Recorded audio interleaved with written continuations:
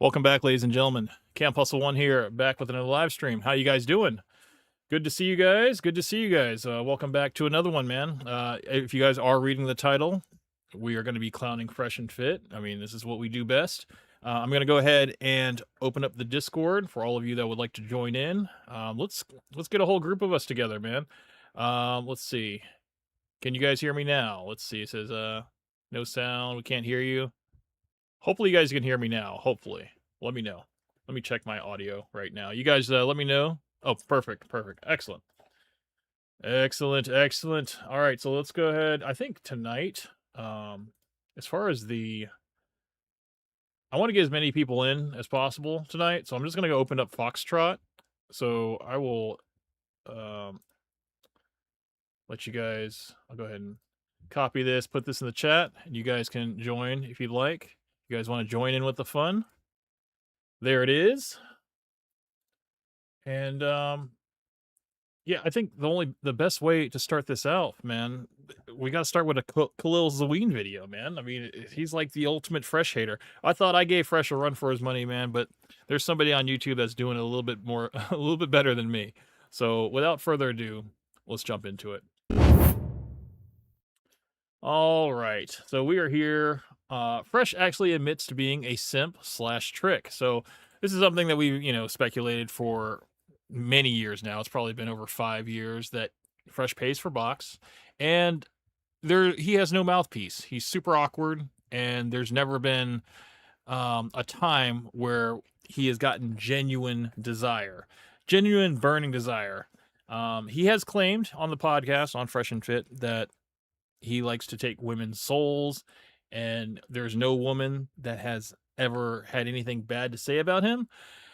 But I was able to bring this up on the podcast and, just cite an example off the top of my head of a woman that basically called him out for stinking and smelling like having really bad BO, which Fresh ended up admitting to, saying that he had sex before the podcast and before he could hop in the shower for like at least 5 minutes and hose off and go to the podcast. He just rolled out of bed, threw on a hoodie, and went straight to it. And he basically reeked.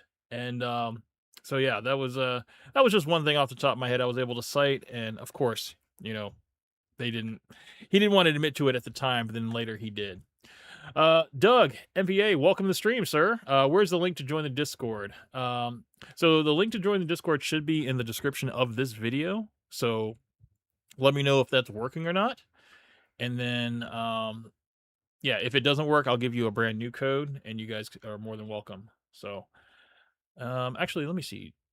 Yeah, I'm pretty sure I put it in the description of this video. So, yeah. So, Coke Benny, welcome to the stream, sir. Looks like Tito's Ghost says I'll jump on in a bit. My kids are still awake. I understand that. I just put my kids to bed, so I guess they were waiting up for me when I got home. So. But yeah, without further ado. Oh, wait. Okay, so Doug says, where's the link to join the live stream? Let me, oh, it should be in the chat. Okay, can you hear me? Good evening, sir. How are you tonight? Oh, man, I'm great. I can hear you loud and clear. Tapping all over Fresh all night. Let's go. It's been a long time coming, man. This is something that, a lot of people have been asking for, and I've been putting it off because literally I was burnt out on Fresh and Fit for a while, man. It just was more the same, but it was actually one of my members that sent me a video that was really funny that we're going to get to. That's actually going to be the final video we're going to get to, and I think that will be a nice way to end it off. But yeah, I mean, of course, I've never had a shortness of content as far as Fresh and Fit go. We got a lot to go through tonight. So just so everyone knows, it's a sociological fact, because they always talk about making a good impression, right? You can never, you never get another chance to make a good impression. First impression, yes. Yeah, first impression. I'm sorry, guys. If you stink, that's the one thing people on a first impression. That's the one thing people never forget. It's a sociological fact. It's true. So the one thing you cannot do, you can have a booger in your nose, you can have a stain on your shirt, you can freaking, have your hair game all messed up, but don't smell bad, guys. People will always associate how bad you smell when they first met you for the rest of your life, guys. Yeah, and it wasn't just the girl that called Fresh out for stinking. Remember, Adrian Broner Asian Brunner, yeah. did it on stream. He's like, bro, you've been all up in my face, bro. I gotta tell you, your fucking breath stinks, man. And it's like, I don't put it past Fresh to not brush his teeth in between meals. He does very little preparation, as we can see. I bet he probably doesn't even wear deodorant, bro. Bro, Safe bet, My have you been to the African continent before? I have never been to Africa. Bro, first off, you're not missing anything. Second off, Africans, they don't wear deodorant unless they're going to the gym or they're like gonna do something athletic. But like in general, people walk around without deodorant. But I can't just say that that's the thing in Africa. A lot of people in Europe don't wear deodorant either. So now I've heard about that. I've heard about your Europeans basically, or mainly French people. Not really. Oh, bro, a subway in Paris, forget about it. You'll die. Mm-hmm. Yeah, I haven't had a chance to go to France, but I have been to London. At least I went to London back when probably more than 20 years ago. Back before all the immigrants and stuff moved there, so it was still predominantly white when I went there, and fairly clean too. But yeah, I've heard that it's taken quite the downturn in the last 5 years, and that's not just England, but all of Europe. Yeah, and then I'll say that I'll challenge you to find a country with worse cultural food than England. England's food is awful. Oh, I've seen plenty of it. What's it called? I don't want to say the F slur, but they have something over there with the F slur. It's called maggots and mash, basically. And it's basically like these little it looks like meatballs, whatever. They call it bangers and mash now. Oh, they call it bangers and mash? Okay. Yeah, I guess that might be a slang or something, whatever. Because I heard a guy on TikTok, man. He's like, I've been on the search for some blah blah blah blah in mash. And I was like, wow, what? Exactly. Like he said it in the first 2 seconds, so of course, it caught my attention. I was just like, how are you not, blocked for this video? But no, it's Did you ever see that video of those two guys? They were on a podcast, and they were two white guys. You could tell they're like liberal and stuff. And one of his friends was talking about the hard R. He's like, "Yeah, you're starting to see more of the hard R online." And the other guy didn't know that the hard R was the N word. He thought it was the retard. And, yeah. R social. He's like, "Yeah, man. The craziest part about the hard R is I used to say it all the time when I was young. All of us people, everyone said it." And his co-host is like, "What?" He's Whoa, like, yeah. Yeah, man, we used to say it all the time. It didn't really mean that much. You know what I'm saying? I used to say it all the time. And he's like, wait, didn't you grow up in an all-white neighborhood? Yeah, all those white people said it. Everybody said it. That's He's funny. like, do you know what the hard R is? He's like, yeah, like R. He's like, no, man, it's the N word with the. He's like, oh. That's hilarious, man. It's like one of those bits that go on for like 5 minutes and they're talking about two different things, but it just that's hilarious, dude. Coke Mini came back. He says, "Speaking of Fresh, have you heard from Sonic?" You know what? Ever since the debates, man, I have not heard from Sonic. I think he's still on that hiatus. I think it's been more than a month now, almost 2 months, I believe, since he's posted anything. And I don't know. I might have to do a part 2 of basically the mindscape of Sonic. Just, I don't know, put a little line out there to see if he's still alive, man. Because the last thing I would want is to drive somebody off the internet. And this guy, he had over 1,000 subscribers or whatever. I'm pretty sure he was monetized, but I don't know, man. Who's to know? He could be going through some personal stuff. Hey, he might have actually gotten a girlfriend. Who knows? But I just don't want to, jump to any conclusions because I'm not the type of person to speak things out, into existence if it's bad. Like I hope all's well with Sonic. I think even though we didn't really see eye to eye on most things when it came to, how men are supposed to be and basically how men and women are different and stuff. Even though we didn't see eye to eye, I think we still had good conversations, and I enjoyed those. So hopefully wherever Sonic is, hopefully he's doing all right. So but yeah, without further ado, man, let's get to Oh, this video. just real fast. If I can ask you 5 minutes, Sure. What you got? uh, what kind of precedent do you think this Lindsay Clancy case is taking on? Like, have you talked Oh, about it at all? yeah, well, so I talked about it with AJ on was it on Thursday, I Just give believe? me a quick synopsis, like It 2 minutes was of your so position. what I think is that it's I mean, of course, I think she's guilty. I don't think she should be even having the conversation of like mental health and stuff like that. Like that's kind of the angle that they're taking it right now. They're like, can she be held accountable because of the medications that she was on and how, she switched between like 13 medications over the course of a year. Um, when during the toxicology after the killings happened, she only had about 4 different ones. And I think the only medication I believe that had kind of like an elevated percentage was the Seroquel. And I mean, for all I can tell you is that she just couldn't get the job done when it came to taking herself out. Because after she got her husband to go out of the house, that's when she committed all that stuff. So I think that it was premeditated, it was planned, and you can call it a psychotic break that she was having, but I think that she wanted to end those kids' lives and she wanted to end her own life, but she just happened to land her on her feet and not on her head, you know?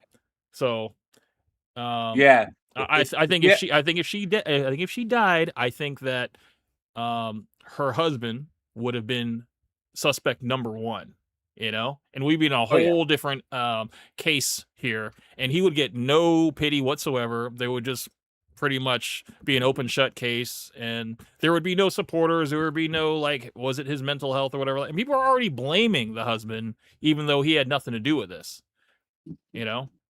So Yeah. It's to the point where guys have to ask themselves, would you rather leave your newborn with the mother or a bear? oh man, Honestly. I Honestly. mean, Or that's go ahead. that's tough, man. I mean, that's Yeah. tough, dude.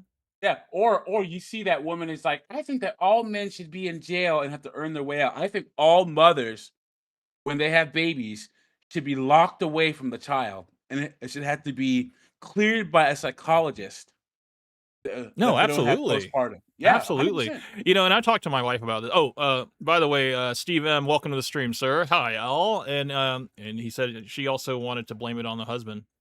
You know, I talked to my wife about this because we have 2 kids, and with both kids, she experienced postpartum depression.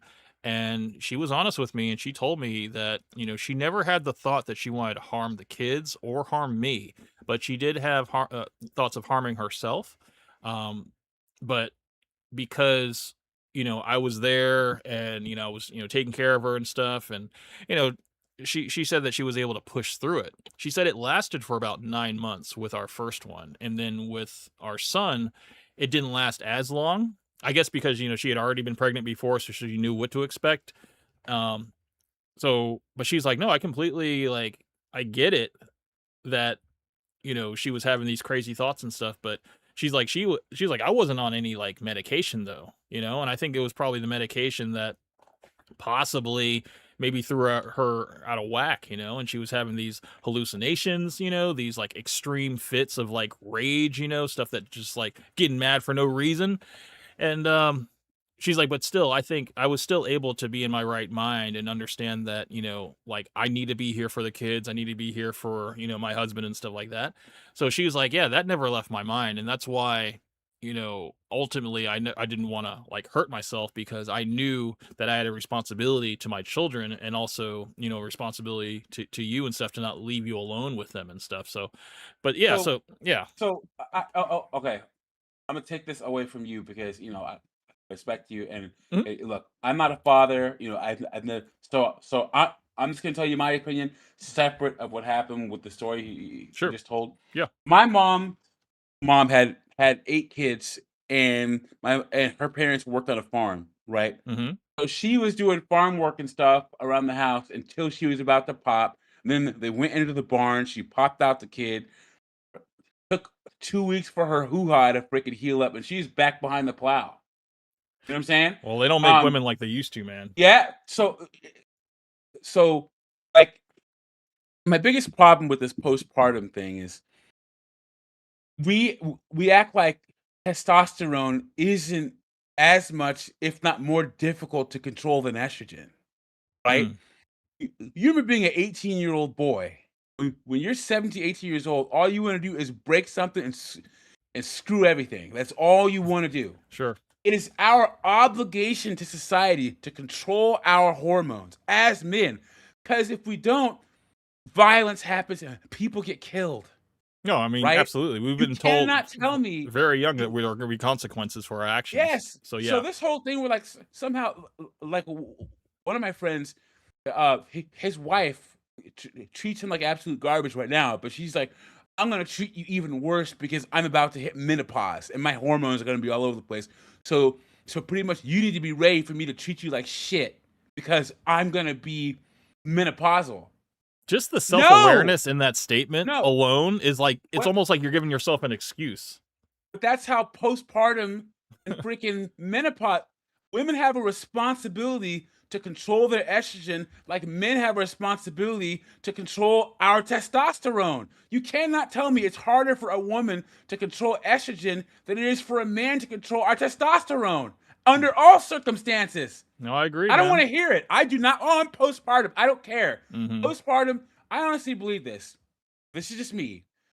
Women who have a child with a man that they respect, number one, and then two, aren't surrounded by a bunch of harpies, don't have postpartum. Honestly. No, that's sure. That's a good point, actually.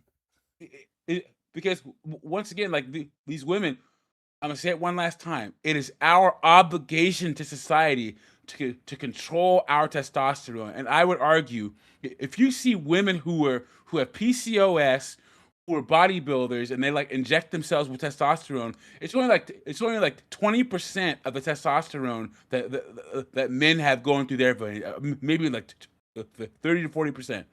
They talk about how it changes their lives. We have it running through our veins all the time, and we have to control ourselves. Women are just finding more ways to not have to control themselves and to take. I think that they just want to be able to treat everyone like garbage and say it's my hormones. Yeah, it's a license to be crazy, and it's another reason why we shouldn't have women in any type of like authority positions. Yeah. Because they're so like emotionally unstable. Like when times get tough, it's like, can they really carry that pressure or really like deal with it with a sound mind? Like according to this Lindsay Clancy case, no. Oh, yeah. So I mean, yeah. But see, that's the thing. You got all these women here that they're taking the emotional route when it comes to supporting her. I'm talking about the people that are dressing up in pink and standing out to the courthouse and stuff with their husbands, their beta husbands, and their children. Which that baffled my brain when I saw that, because I was like, I can't believe you have people out here with children supporting a woman who killed her children. And it's like, that just does not make sense to me at all. But it's like they're going the emotional route, talking about, oh yeah, like, I've been through postpartum, so I understand. I can kind of sympathize, with, but it was like, but you didn't do what she did, So it's like, how can you sympathize with that? It doesn't make sense. It's like, you got to draw the line somewhere, and you have to like look at accountability. It's like, no, she has to be held accountable for this. And AJ made a really, really great point. He was like, he basically said, if I was basically got high and got drunk, whatever, and then got behind the wheel of a car and I basically killed somebody, would the cops be like, well, he was drunk, so he wasn't really in his right mind, so we can't really hold him accountable? No, it's like, that's going to happen because it was something that I did. And I'm not saying that she didn't need the drugs. Maybe she did. But honestly, I think there should have been a little bit more of a support system there, because whatever she was feeling. Wait, for her? No. She had 3 different psychotherapists. Mm-hmm. She had a nanny. Oh, well then. bro. No, If she had a nanny there, I mean, bro. yeah, I don't know. I don't know then. They did everything bro, man. Like I don't feel bad for this woman at all. And like, No, I bro, don't either. this is a straight up litmus test, Mm-hmm. right? Like, honestly, I'm I was riding the fence about having kids, but dude, I don't. This might be the thing that sends me over to get a vasectomy, dude. I'm dead serious. Because my friends are always like, "Don't you want kids?" I say, if I didn't have to have kids with one of these modern women, I would. Yeah. But Yeah. I can't. I can't do it. I can't. No. And unfortunately, man, in America, it's too widespread, like this whole feminist agenda and stuff. Like, dude, I talk to women all day long, dude, and I'm talking about women between the ages of like 18 to 30, and they all are all completely focused on their careers. They have no goals of being like a wife. They're like, that's the last thing on my mind. All they want to do is, make money. I want to get my own place and all this stuff. I'm like, dude, you guys are on the wrong route, man. Yeah. It's like you have no idea. Like, it's going to get a lot harder from here. And the fact that you're putting this off, I'm like, well, so when do you feel like you're going to actually think that you have time to, prioritize a man? Dude, they always say the same thing. Like, oh, probably in my 30s. I'm like, oh, okay. So you're going to be in your 30s when you decide you want to get serious, when, men are probably not going to be checking for you as much. Men are going to be checking for you like in your, early 20s, all throughout your 20s, whatever. But if you put that off, it's just going to get harder and harder, and you're going to become this like person that you can't really deal with, Yep, And honestly, dude, it starts at 25, dude. Once a girl hits 25, and they have absolutely no goals of being with a man, it's just like, well, dude, you really are. I mean, if you're making this choice right now, then there's really going to be no talking you off that ledge, man. Yep. So, okay. Just want to get your opinion. We can get into the man. Let's get roast into it. Fresh now. Yes, sir. So, I mean, Fresh is the low-hanging fruit. I always like to aim for him first, but we are going to get to Myron much later, and it's going to be just as good. So let's get started. Are jokes and for satirical entertainment purposes only. They should not be taken literally and do not reflect the actual beliefs or personal views of those depicted or involved with this production. Think about this, right? So guys, today we got Walter the Goomba low-key admitting that he pays for boxing. He's a huge trick. Now we all know that. We already know that Fresh allegedly pays for box. If you don't believe Fresh pays for box, just watch 2 of my videos. You'll be convinced. All the evidence are out there. It is so clear that Walter the Goomba has a prostitution addiction. He does that. He probably does that every single day. And the funny part about this, Fresh is the one who constantly brings up prostitution. He loves the topic because he's addicted to it. In every episode of the Fresh and Fit podcast, Fresh has to bring up prostitution. He feels the need to talk about that because he's addicted to it.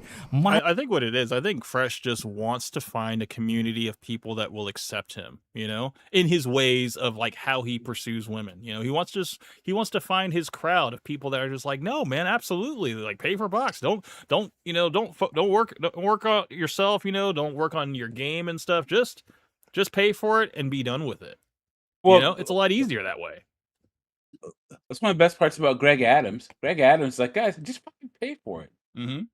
Pay for it. Why not? You're gonna pay for it either way. Just do it the simple way. Yeah, I've always respected him for that. He's just like, what? Kevin Samuels too. He even mentioned that. He's like, look, I mean, there's a lot of guys that are, they work, 60 to 80 hours a week, and they don't have time to go out and date and stuff, So of course, they get an escort, they get a girl for the evening and whatever, they get whatever they get done, and then they just keep it moving, And I mean, that works for them because then there's no strings attached. There's no, there's no stress, it's just the good part that they're looking for. And they just keep, I mean, like I said, if it works for you, it works for you, Remember Charlie Sheen said that you don't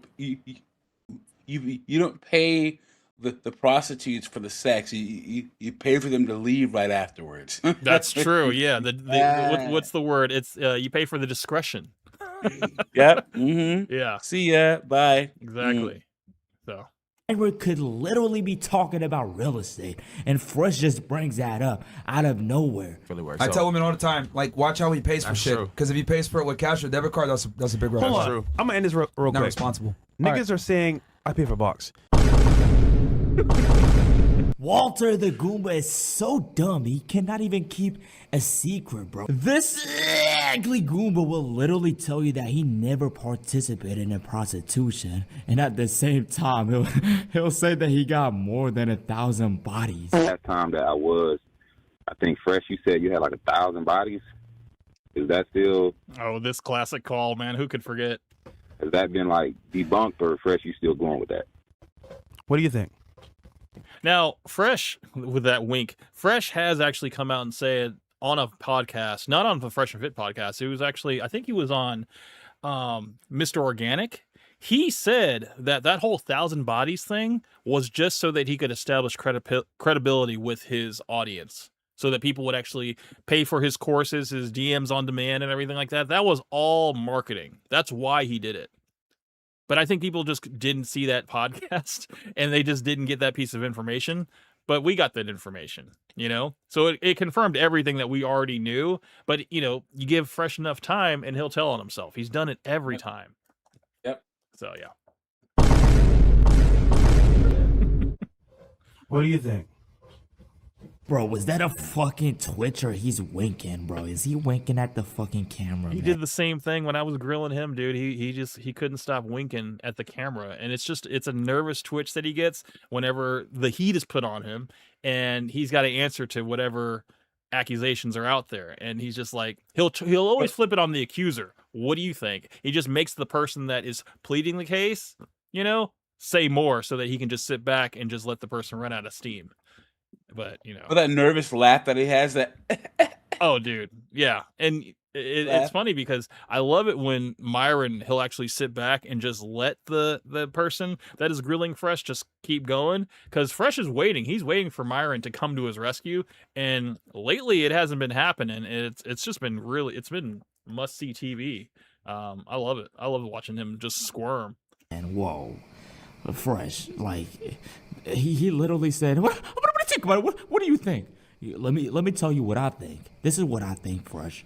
Even if you were GAY, you wouldn't have 1,000 bodies. Even if you were talking about 1,000 bodies from behind, it's still not believable, Fresh. Like, the fact that he wants us to believe this lie, like it is, it's just stupid. It's so stupid. This ugly Goomba pisses me off, especially when he winks like that at the fucking camera. One, Fresh pays for box, which is cap, because if that was true, I would have been exposed months ago, years ago. I mean, come on, guys. Like, I know you don't believe. You're not going to get exposed if you pay for it. We just said that, right? We just said it. You're paying for the discretion. So nobody's that basically is a streetwalker. They're going to come out and tell you you're just going to hit them and quit them, and that's it, man.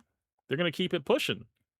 Because what are they going to do if they expose you? That means that's going to burn a bridge. They're not going to be able to have you as their, you know, frequent customer. You know, because I'm pretty sure he has his escorts in a rotation, you know. yeah. Once again, I don't know why he just doesn't admit it, dude. Just say, hey, you know, I pay for Dude, box. it'd be so much easier, man. It's like, Yep. we could all move on. You know? It's like you admit it and you take the power away from it. Then we have to Yep. think of something else, you know, like, well, you stink then, you know. And he's like, well, I Yeah, took a shower today, you know. They could even have a bit on the show where Fresh is like, oh yeah, you know, I have an opening on my, you know, on my, on my list of girls that I pay. You want to join up or something like that? He could even make it into the show or something. but- Totally. He totally could Yeah. spin it in a way to where, you know, he's not ashamed of it anymore. But the thing is, even though he's a degenerate, you know, and before Fresh and Fit took off, you know, he was a self-admitted chronic masturbator, you know, like he just would, he couldn't stop himself, you know. And then after the podcast blew up, he How started. do you guys jerk off? Oh my god, dude.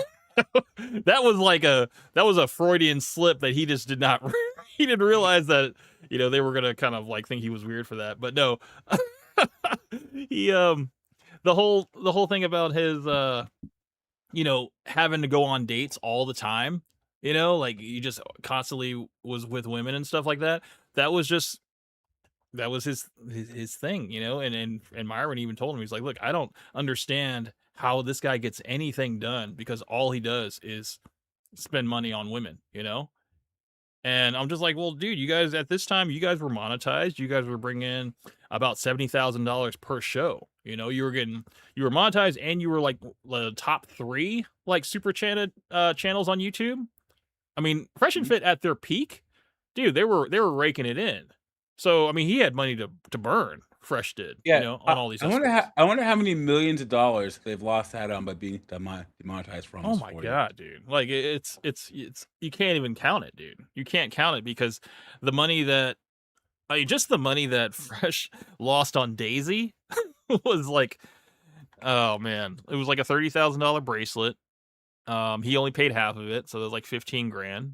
But then like he took her to like $1,000 dinners. You know, the first date he took her on a $1,000 dinner, and you know, of course, you know, trips back and forth to Barbados to meet his family and stuff, and you know, going on yachts and getting girls and stuff. I mean, they claim that they don't pay girls to go on the show, but that was exposed too by one of their employees that Myron fired like on live.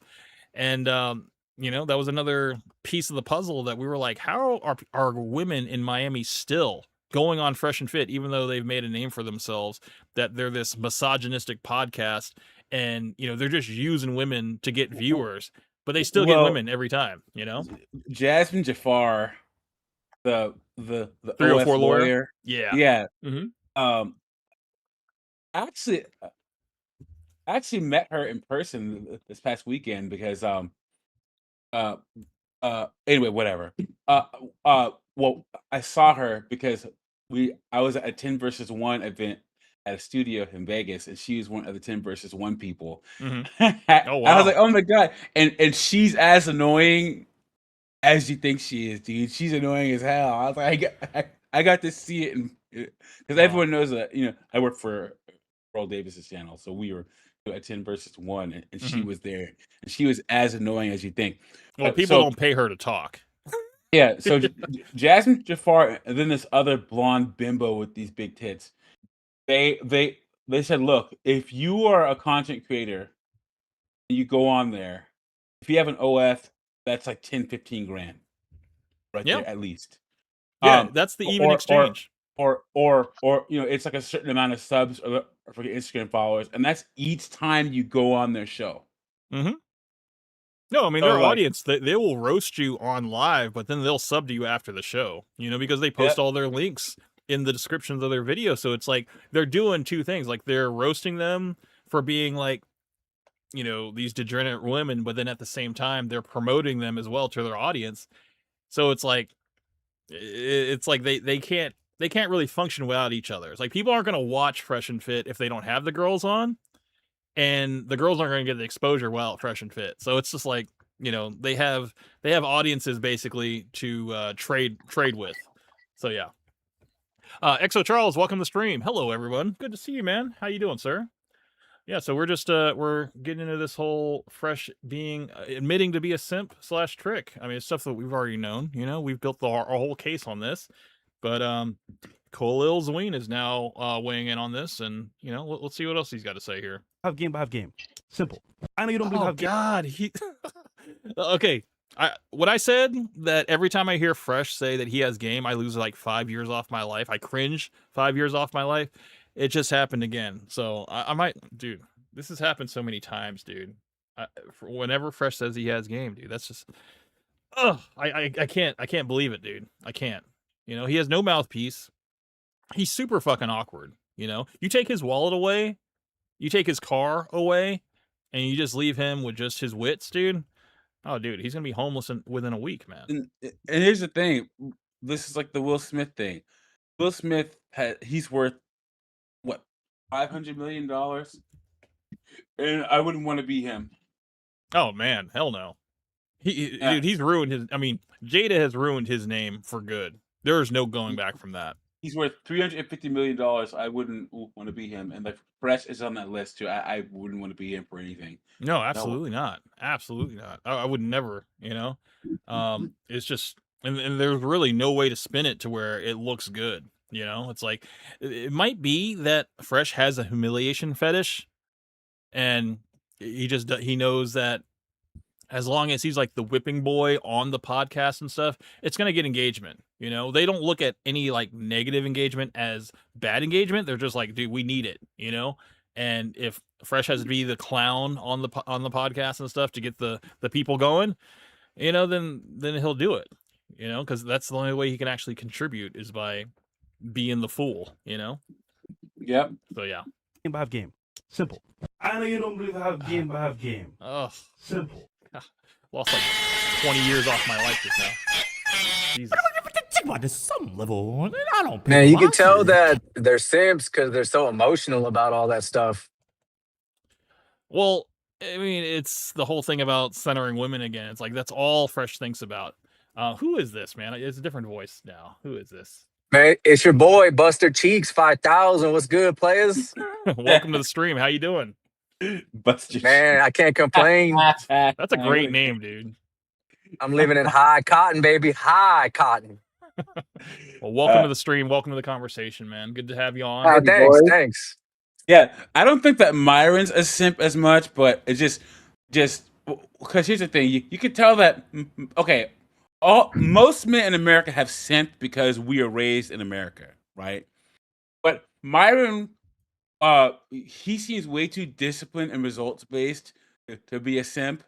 Like Walter just can't help it, dude. He's a you can.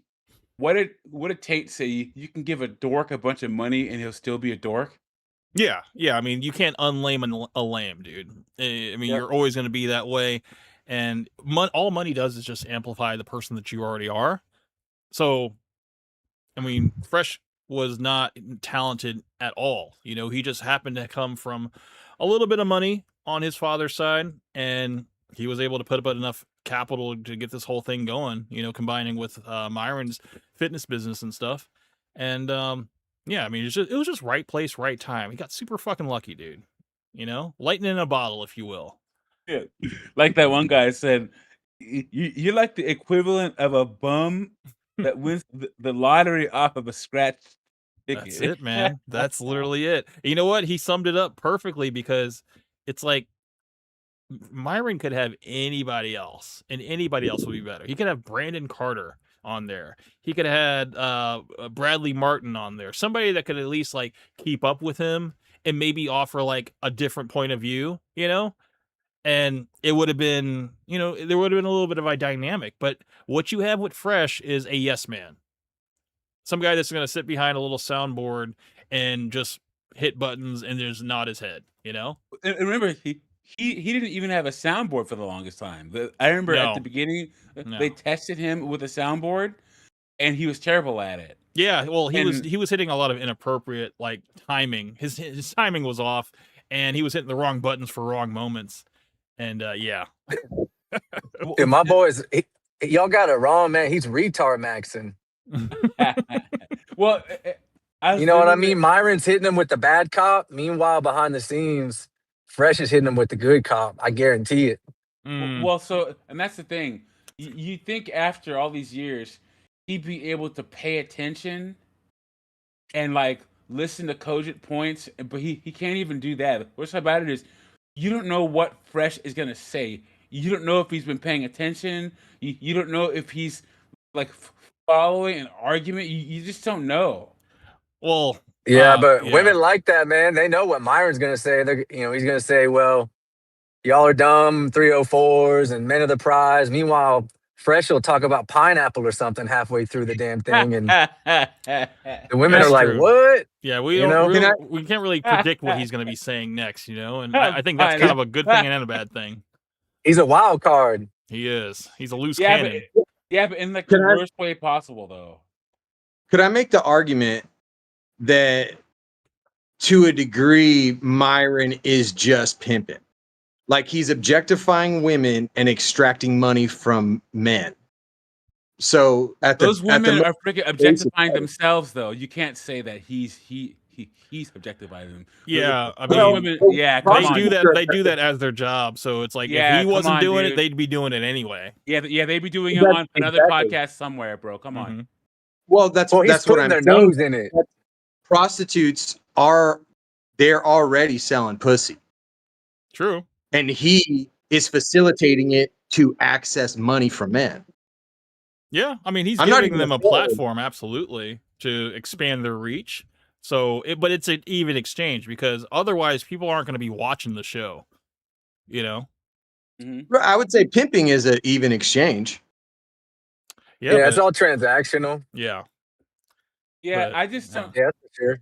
Yeah, and I fresh, mean, fresh. He's just happy to be around all the ladies. You know, he's just happy. Bro, he's to- retard maxing, and I guarantee he's cracking. Well, you know, I Wait. mean, he has the funds to put it up, and you know, he's been getting very desperate lately. You know, he's been asking on wax, like, "Hey, how much do you charge?" You know, yeah, just yeah. not even being discreet about it at all and stuff. He's like, "Well, I'm asking for the chat. The chat wants to know." I'm like, oh, "Okay, all right." Yeah. You know, He's like Kevin Hart with Down syndrome. dude, I had to pause it on this screen right here. It's perfect for that little comment right there. He totally could be like a Kevin Hart with a little bit of downs there. Yeah, a little mongoloid in him, you know? Oh yeah. I'm all So I about got- it, man. A Argument Goomba. that he's because we could argue if there is evidence that he's a simp or something like that. And like I said, I'm not even a fan of this guy. I think it's a hustle, is what I think it is. But let's say that he is a simp.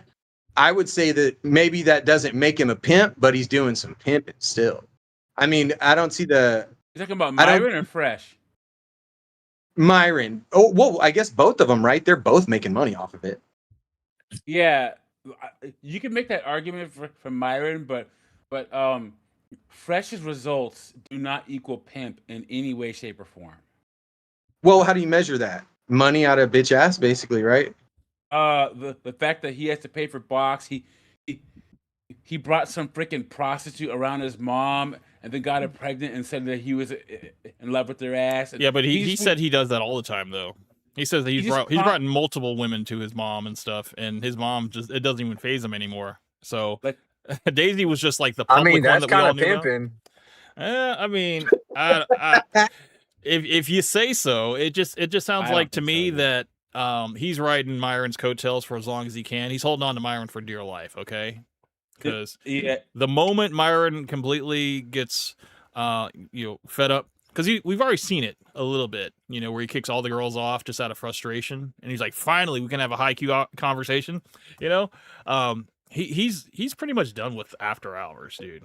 You know? Yeah. It's just a chore Yeah. at this point, and I think he's only doing it because Fresh is like, please man, we got to do this, man. If not do it for our viewers, please do it for me. you know, and Well, Myron's I mean, loyalty. the viewers, The the viewers know the rub. Like, it's like reruns. 304s go on the show. 304s get their nose rubbed in what they're doing, and it's like the same tale. A bitch don't get no instruction. She headed for self destruction. So he's just bringing in the newest lot of self destructors. Yeah. And I mean, what are you gonna do? The only thing you can do is learn to control their mind. Other than that, you're fucking cooked. I mean, it's like Jerry Springer all over again, man. That was why that show was so popular, man. It's like people just watched it for the crash outs, whether it was So- orchestrated or not. It just seemed like, that's why people tuned in every day, Yeah, but Jerry actually had charisma and can actually lead an audience, Camp. Well, I mean, Well, and he also Jerry had would be- closure at the end of every episode. with his final thoughts. Oh yeah, I remember. Yeah, man. Myron needs to take a page out of Jerry's book. That would be nice. No, I mean, You know what I mean? I think that Myron, despite all the funny things that people say about him and stuff, he is the heart of the podcast. Like people will not watch if he wasn't on. People do click on when they think that he's going to be there because they'll put him in the thumbnail. They'll kind of clickbait him and stuff, and then Yeah. it will just be like Chris and Fresh, and when it's just borderline unwatchable. Like nothing comes out of it that's like worth watching. And sure, when I did say this, that, you know, Chris was funnier than Fresh. I'm eating my words on that now, because Chris has completely let himself go, and he gets way too drunk to make even a coherent point or even a funny point. It's just sad at this point, man. Agreed. So, Steve M came back. He says drama and chaos sells. I mean, yeah, sex sells too, you know? Well, I just don't want. So everything you're saying about the after hours, I agree with 100%. But I just see these guys where they're like, oh yeah, you know, are we ever gonna move past just talking about hoes and women showing their ass all day? And we're not past that point, guys. We're not. They can't, dude. They're audience locked, audience captured.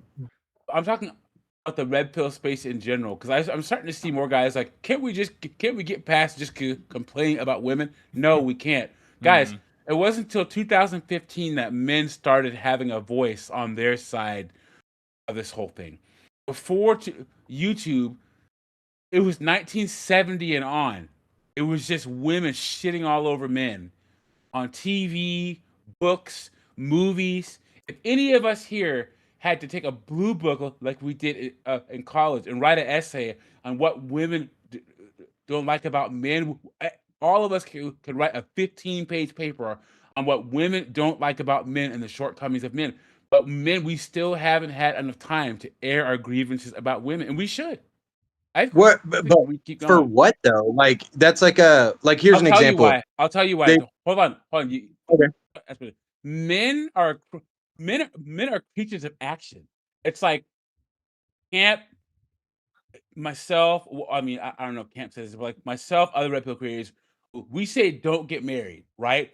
But there's no scenario where, at least in my lifetime, where at least 50% of men don't get married, right? So you want men to make the best informed decision as possible. But before YouTube, it was a one-sided conversation where all women did was talk trash about men, and men didn't know what they were getting into when they got married, when they had kids, when they were getting divorced. So here's the thing. Unlike women who don't act, men, we make decisions and we act. So even if we're just talking trash about women, you're trying to give men more information as to when they make a decision when it comes to women. Men are creatures of action. That's why just the information is good enough for a lot of guys.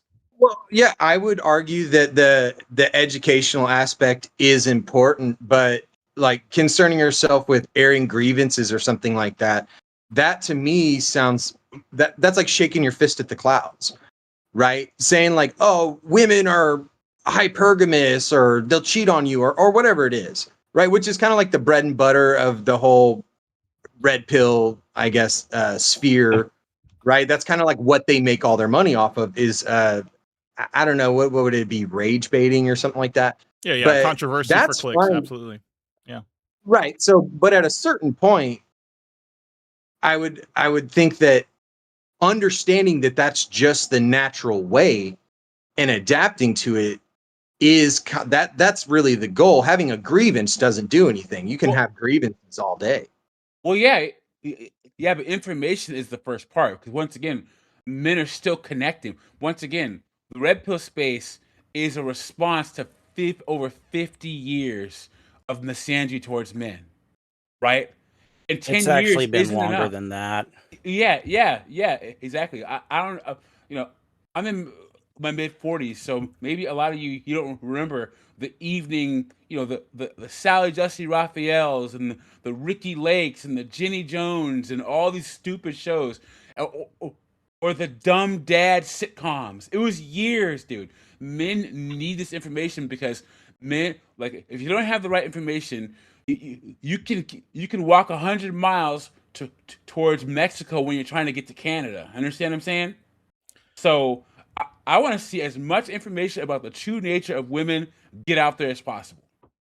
Yeah, but do you think Fresh and Fit is actually having the conversation with women? Because I think when you kick girls out, it's like you stop the conversation, you know? It's like the moment that they get triggered from whatever they're saying, it's like the conversation stops, and then there's no purpose anymore. And I think it's just kind of like it's manufactured that way. It's entertainment, right? And that's what I'm saying. Like the like we're talking about the natural behavior of women. How many red pill podcasts you could pick up every fact about women on a YouTube short reel, right? It none of the information is obscure or hidden anymore. It's it day one of being a red pill guy. If you spend an hour on watching a Fresh and Fit podcast, the nature of women is laid out. They'll tell you. They'll say, I won't, what's the word, supplicate myself to a man until he makes me, until I find a man that makes me. Now that sounds horrible, and then they bash the woman for that. But that's the truth. That's exactly how it works. I think that sacrifices. Okay, so I think that because men under 30, right? They're surrounded by women at the least who say they don't want a man, they don't want to get married, they don't want to have kids. At the most, hate men, right? So they need to keep their heads down, build themselves up, and they need constant reinforcement that is the best decision. So, looking at some of these podcasts and seeing what you're freaking avoiding every once in a while is a good thing. Can you avoid it though? Yeah. Yes. You can stay away from these Miami women. It's hard, but it's possible. Yeah. I would say that most of the facts of life that they put out, that they display amongst, the female guest, or just when they talk, whatever podcast, whatever you want to choose, that's just the way women are. Yeah. It's just the way they are. So all you adapt around it. So if you go the other route and say, I'm going to avoid all that, bro, if she comes up and tells you she has a low body count and she loves you for who you are and all that shit, you're a sucker. You're a sucker. Yes. That woman doesn't exist. So you can play. That's what I'm saying. Most of the time, what happens is it drives men away from women when the facts they're giving are true. They're giving true information, but they're not doing it so that you actually harness the information. They're doing it so that there's this group, this community of guys who can shovel them money indefinitely because they have a voice about what they're upset about. That sounds like some shit a woman would do. Well, but I think Myron is actually working towards keeping men single and not really pushing towards relationships. I think that's more of his goal now. Yeah, I agree. I think that's a problem. Why? Mm-hmm. Well, no, because Myron says two different things. He says, do not live with your woman. Don't eat a woman's box, whatever, all this other stuff, whatever. Just he goes very extreme in here, but then he'll turn around and say that men and women coming together, married people are like the backbone of society and stuff, He's like, yeah, we're better together and all that stuff. But then at the same time, he's preaching the opposite. So it's like, it's kind of leaving men kind of confused, I think, young guys that are still that don't have like father figures or older brothers and stuff to really, get this information from. They're turning to Myron Gaines, and he's basically saying, he's like, women are stupid, and just live with your boys, So it's idealism. One thing I want to see more in this space, I want to see more content creators, because the reason why I'm successful, I'm 45 years old. The reason why I'm successful is because my father said, Doug and PA, you are going to be I'm not married, I don't have any children. But he told me when I was young, you are going to be a husband and a father one day. So that's why you need to be successful. That's why I gained my success, although I'm not a husband and a father. But once again, these guys under 30 are surrounded by women who hate them, right? So I want to see more guys talk about what motivation does a man have to be the best version of himself, minus being a husband and a father. Because a lot of young guys are confused because they don't have the lowest hanging fruit to be successful was to be a husband and a father. That's gone. So how do we empower men to be the best version of themselves without the most traditional, longest lasting reason to be successful? Well, I mean, discover your purpose, go towards your purpose and go towards, the things that you earn skills for, that can basically make you money and successful. And if you can find that career that is not like work to you, but it's actually it's fun for you. You know, like you actually. I mean, it doesn't have to be fun, but it can be something that you actually get to use the skills that and it makes you better and stuff. I think that's good. Find your purpose in life, and you'll be successful. And if you find a woman, that is going to be an asset to you, that's going to want to get on your program and not try to compete with you, but just try to just be there for you and stuff. I don't know, man. I think some guys are just looking in the wrong places for girls. They're looking for love in the club. They're going, to these places like, Brazil, Colombia and stuff. And basically it's like these girls are the same as the women here. They're just better at being more feminine. They can still fleece you for whatever you got. Well, I honestly believe that. So I kind of changed my platform a little bit on this. I think that most guys in America will never know what genuine desire is from a woman in 2026. I honestly believe, especially with social media and the fact that most women go for like 10 to 20% of men. So what you have to do is you have to have something that'll change a woman's life, right? I think the only way that most guys will get genuine desire sex is if you were to go to Colombia, bring a chick back, and she were to need citizenship. You get 3 years of a traditional woman, and the genuine desire would be that citizenship. Now she'd duck out after 3 years, but you would get 3 years of something that some guys, a lot of guys in America, never get, ever. I would say that. I would say she'd be that westernized in under a year. It wouldn't be 3 I would years. even say that that's not legitimate desire. That's a transaction. That's the same thing as a prostitute. Yeah, it's right. It's transactional just more of anyway, a longer though. term transaction. It's You're still gonna transactional get the same anyway. result. That's what I'm saying. Well, kind of, and it's all a transaction. That's why I was actually going to say earlier when we were talking about homeboy, whoever is a simp because he pays for box. Everybody, any box you ever got, you either stole it or you paid for it somehow, right? Yeah. So, I'm telling you but, lies. but besides that, the burning desire thing, it's like, okay, what does that actually take? That takes essentially mind control, right? Or like Yeah, you gotta limerence. control bitches' mind. So if that's the thing, then all of this other stuff, the money, the whatever it is, doesn't matter. Does it help in a transaction? Definitely. But it doesn't matter how much money you have. You could be making $1 million a year and some slick homosexual come along and snatch a girl. Oh, yeah. So Look at Tom Brady. right. Yeah, Tom Look at he's Jeff great, Bezos. man. Yeah, I mean, Will Smith's wife or whatever, right? We were just talking about her. Mhm. So that to me, that's not and the whole idea of finding a woman who's not gonna, that ain't a thing. They're all the same. That if a woman doesn't listen to you, that's like a car that crashes when you don't know how to control it. So either you can afford the car or you can't afford the car. You can drive the car or you can't. So if she doesn't supplicate, right? That's a man problem. That's his own fault. Just like every relationship failure a man's ever had is the man's fault. Because another thing we talk about, like women can't take accountability. And then we sit and complain. As a younger man, I used to sit and complain about that. Like, woe is me, women. How many times have I banged my head against the wall trying to get what? They can't take accountability. So if they can't take accountability, who's accountable? You are. They're not even capable of it. And if you do think they're capable of it, that's some feminist shit. Well, You're that's a also feminist. your ego.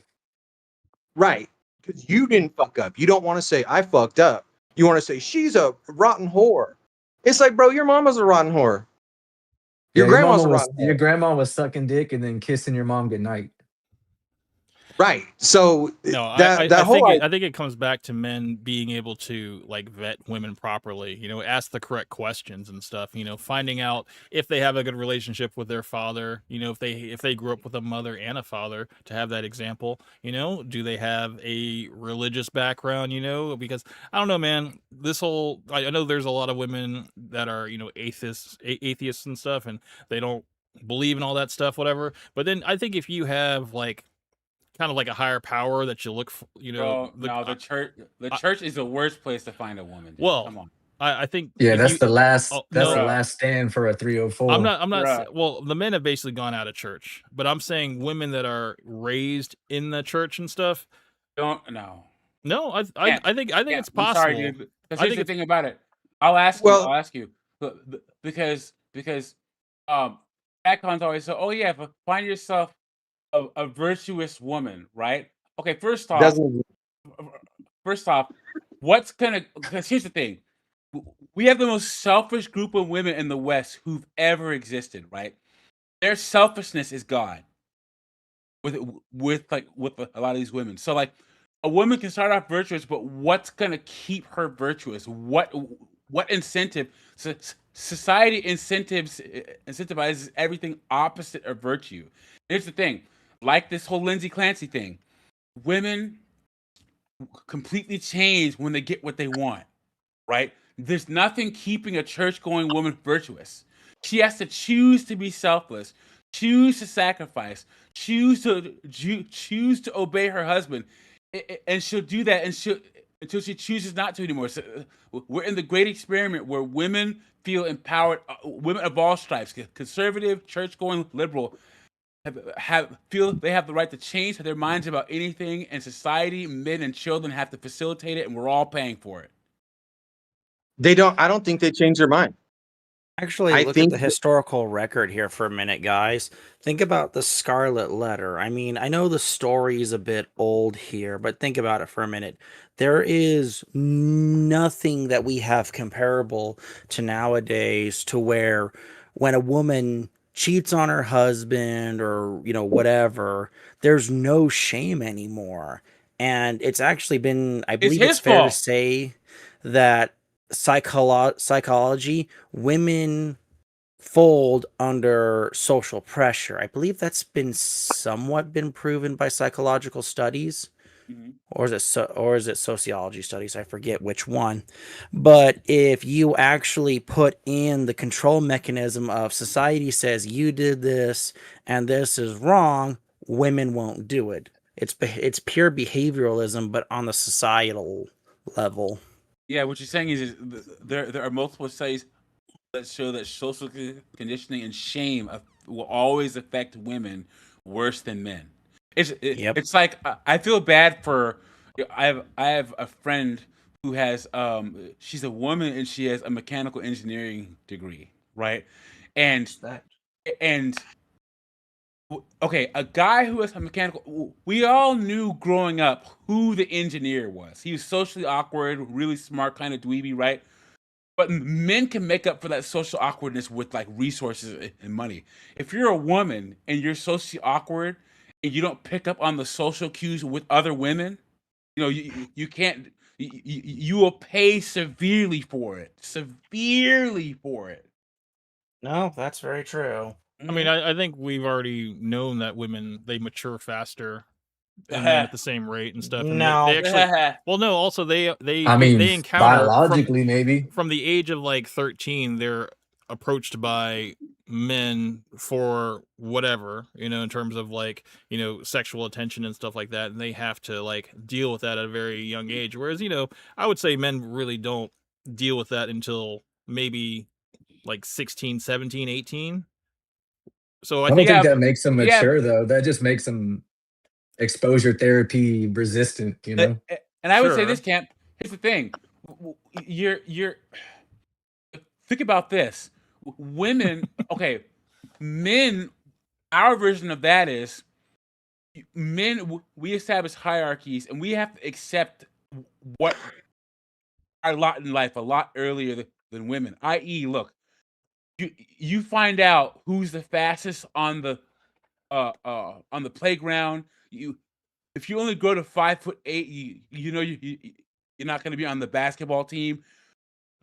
Society constantly tells boys and men that they're not good enough in, in whatever areas, and women they don't have to face that until their looks go.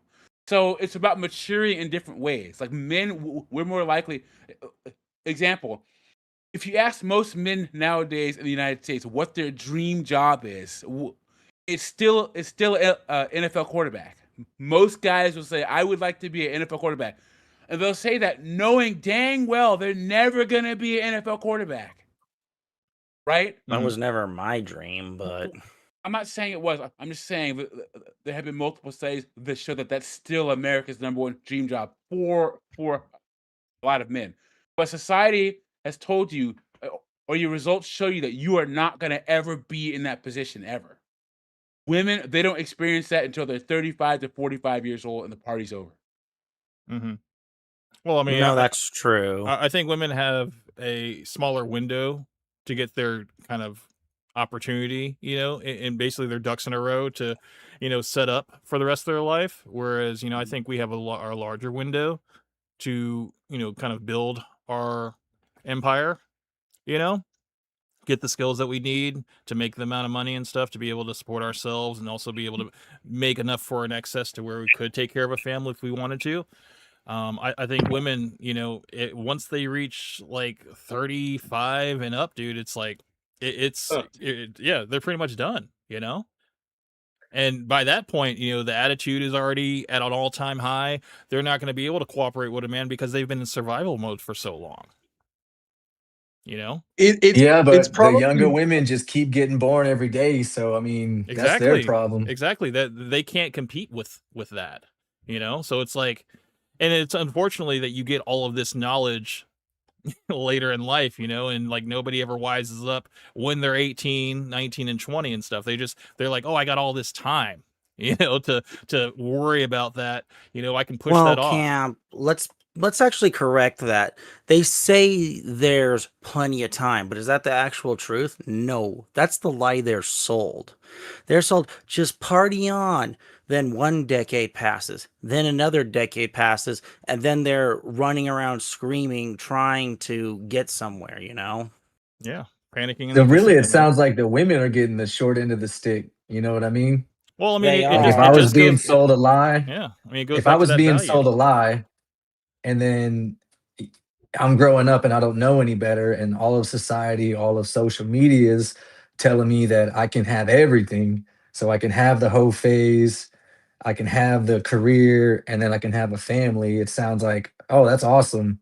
And then I find out later, because I'm an emotional driven creature, so why I'm not a creature of logic. And then I find out later, oh, I can't have everything. I mean, I'd be upset too, even though it's not. They can try to say that it's a man's problem. It's not.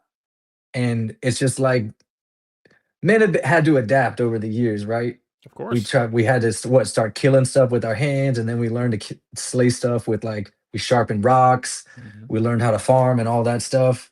So it's just a matter of time until this generation of women just fizzles out and the pendulum starts swinging the other way. It's not going to be like this forever. No, eventually they're What going to happened have to to go Doug? with what works, I would argue that it fundamentally is going to be like this forever. Like earlier, Doug, I think his name was saying that women have changed over time. It's like, nah, dude, what is it? Genesis 2, the second oldest thing ever written down, right? That Western society looks at on the regular tells the same exact story. So, I mean, the same thing with the old women, right? Okay, we have old women. You're telling me you couldn't do nothing with a fleet of old women? You couldn't get nothing going? Like, that's a guy problem.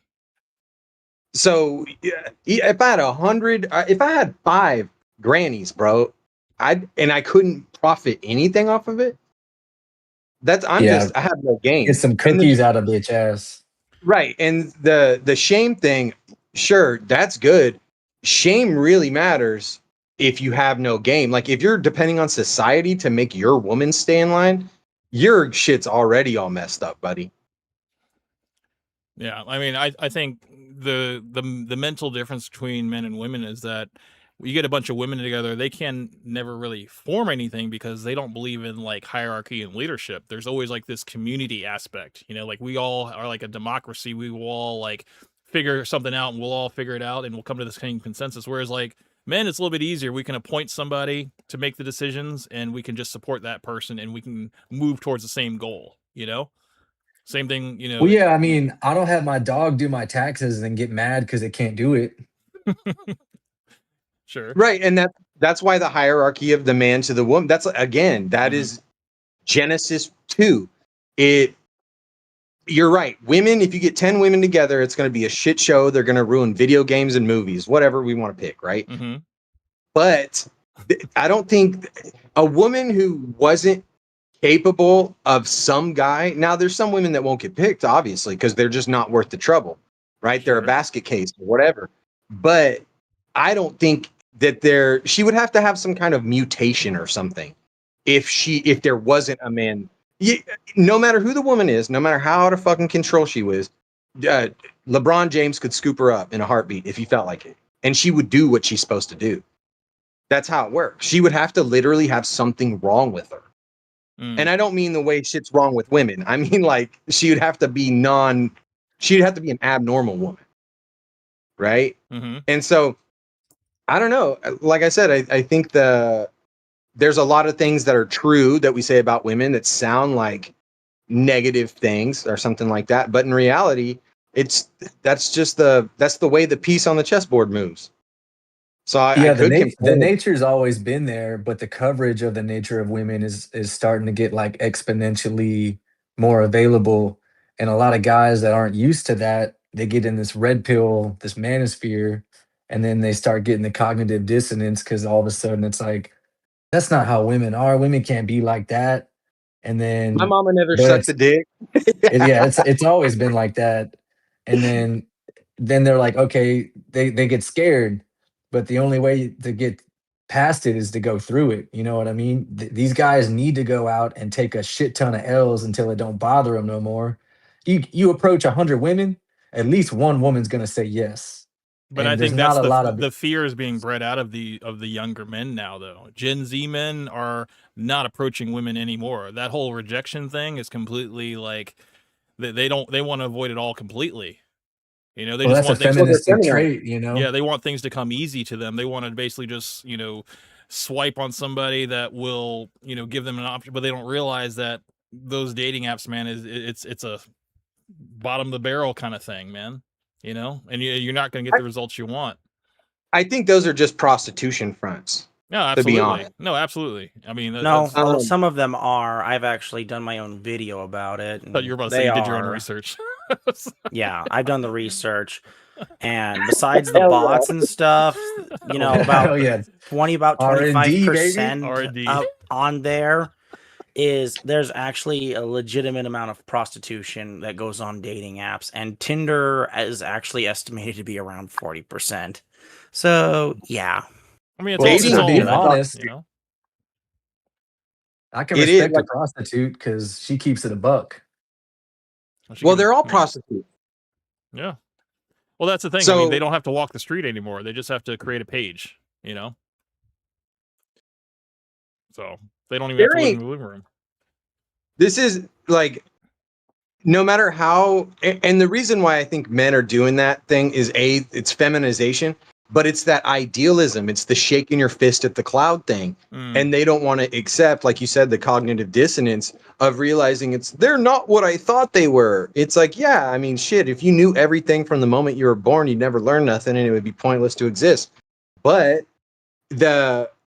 if there's a woman out there, if you have, it's just a game ratio. Like however high your game is equivalent to whatever women you can get.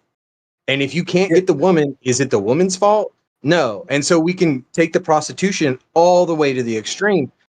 You're a dad 5,000 years ago selling his daughter off, who's a virgin, to a king. He's pimping her. She's just a really high paid prostitute. That's all that's happening. So unless you believe in this, like, again, men are romantic because we're idealistic, because we're the ones that write poems and shit. Unless you think that some woman, your mama don't even love you for who you are. So some lady you meet, your wife ain't going to love you for who you are. She'll love you for what you can give her, but she ain't going to love you for just being you, right? That's what dogs and children and women get. So, I mean, to me, the whole thing is kind of just odd that we would eat. And I felt for that shit forever. where I was like, oh no, she tore my heart out. You know? Yeah. Yeah. Yeah, That's I so mean, gay, dude. you gotta experience that, like with everything. I'm sure at one point every boy that ever played football was afraid of getting tackled. But you know what? You get tackled, you realize, oh, I'm not dead, and then you start to learn the game. And it's the same thing with this. Yeah, you come back And I stronger. think that message needs to be pushed a lot. Not this. Sure, you can analyze women all you want, and you can do it from the rafters, and you can talk about it, and you can talk about your friends about, yeah, women are hypergamous and they don't think logically and all this other shit. But you got to get on the field eventually, and you got to get knocked down. And you got to get your hands dirty, and then that's really how you learn the game.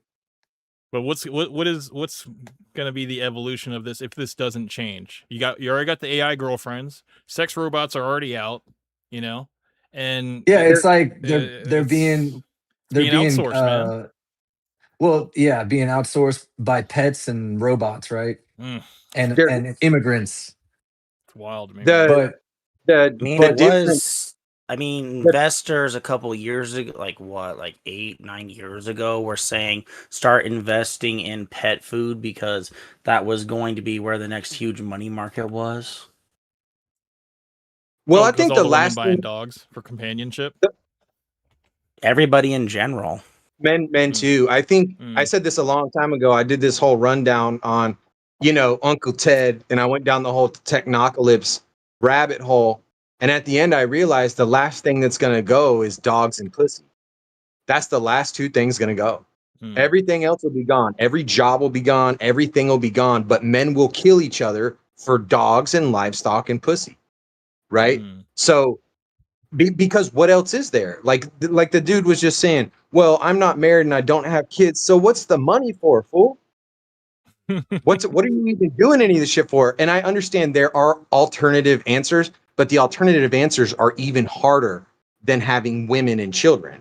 I ultimately think that the whole job, what you're here to do is you're here to multiply good. You multiply good by having children that you raise right. That's a human male's job, is to raise offspring to have an advantage over the previous generation.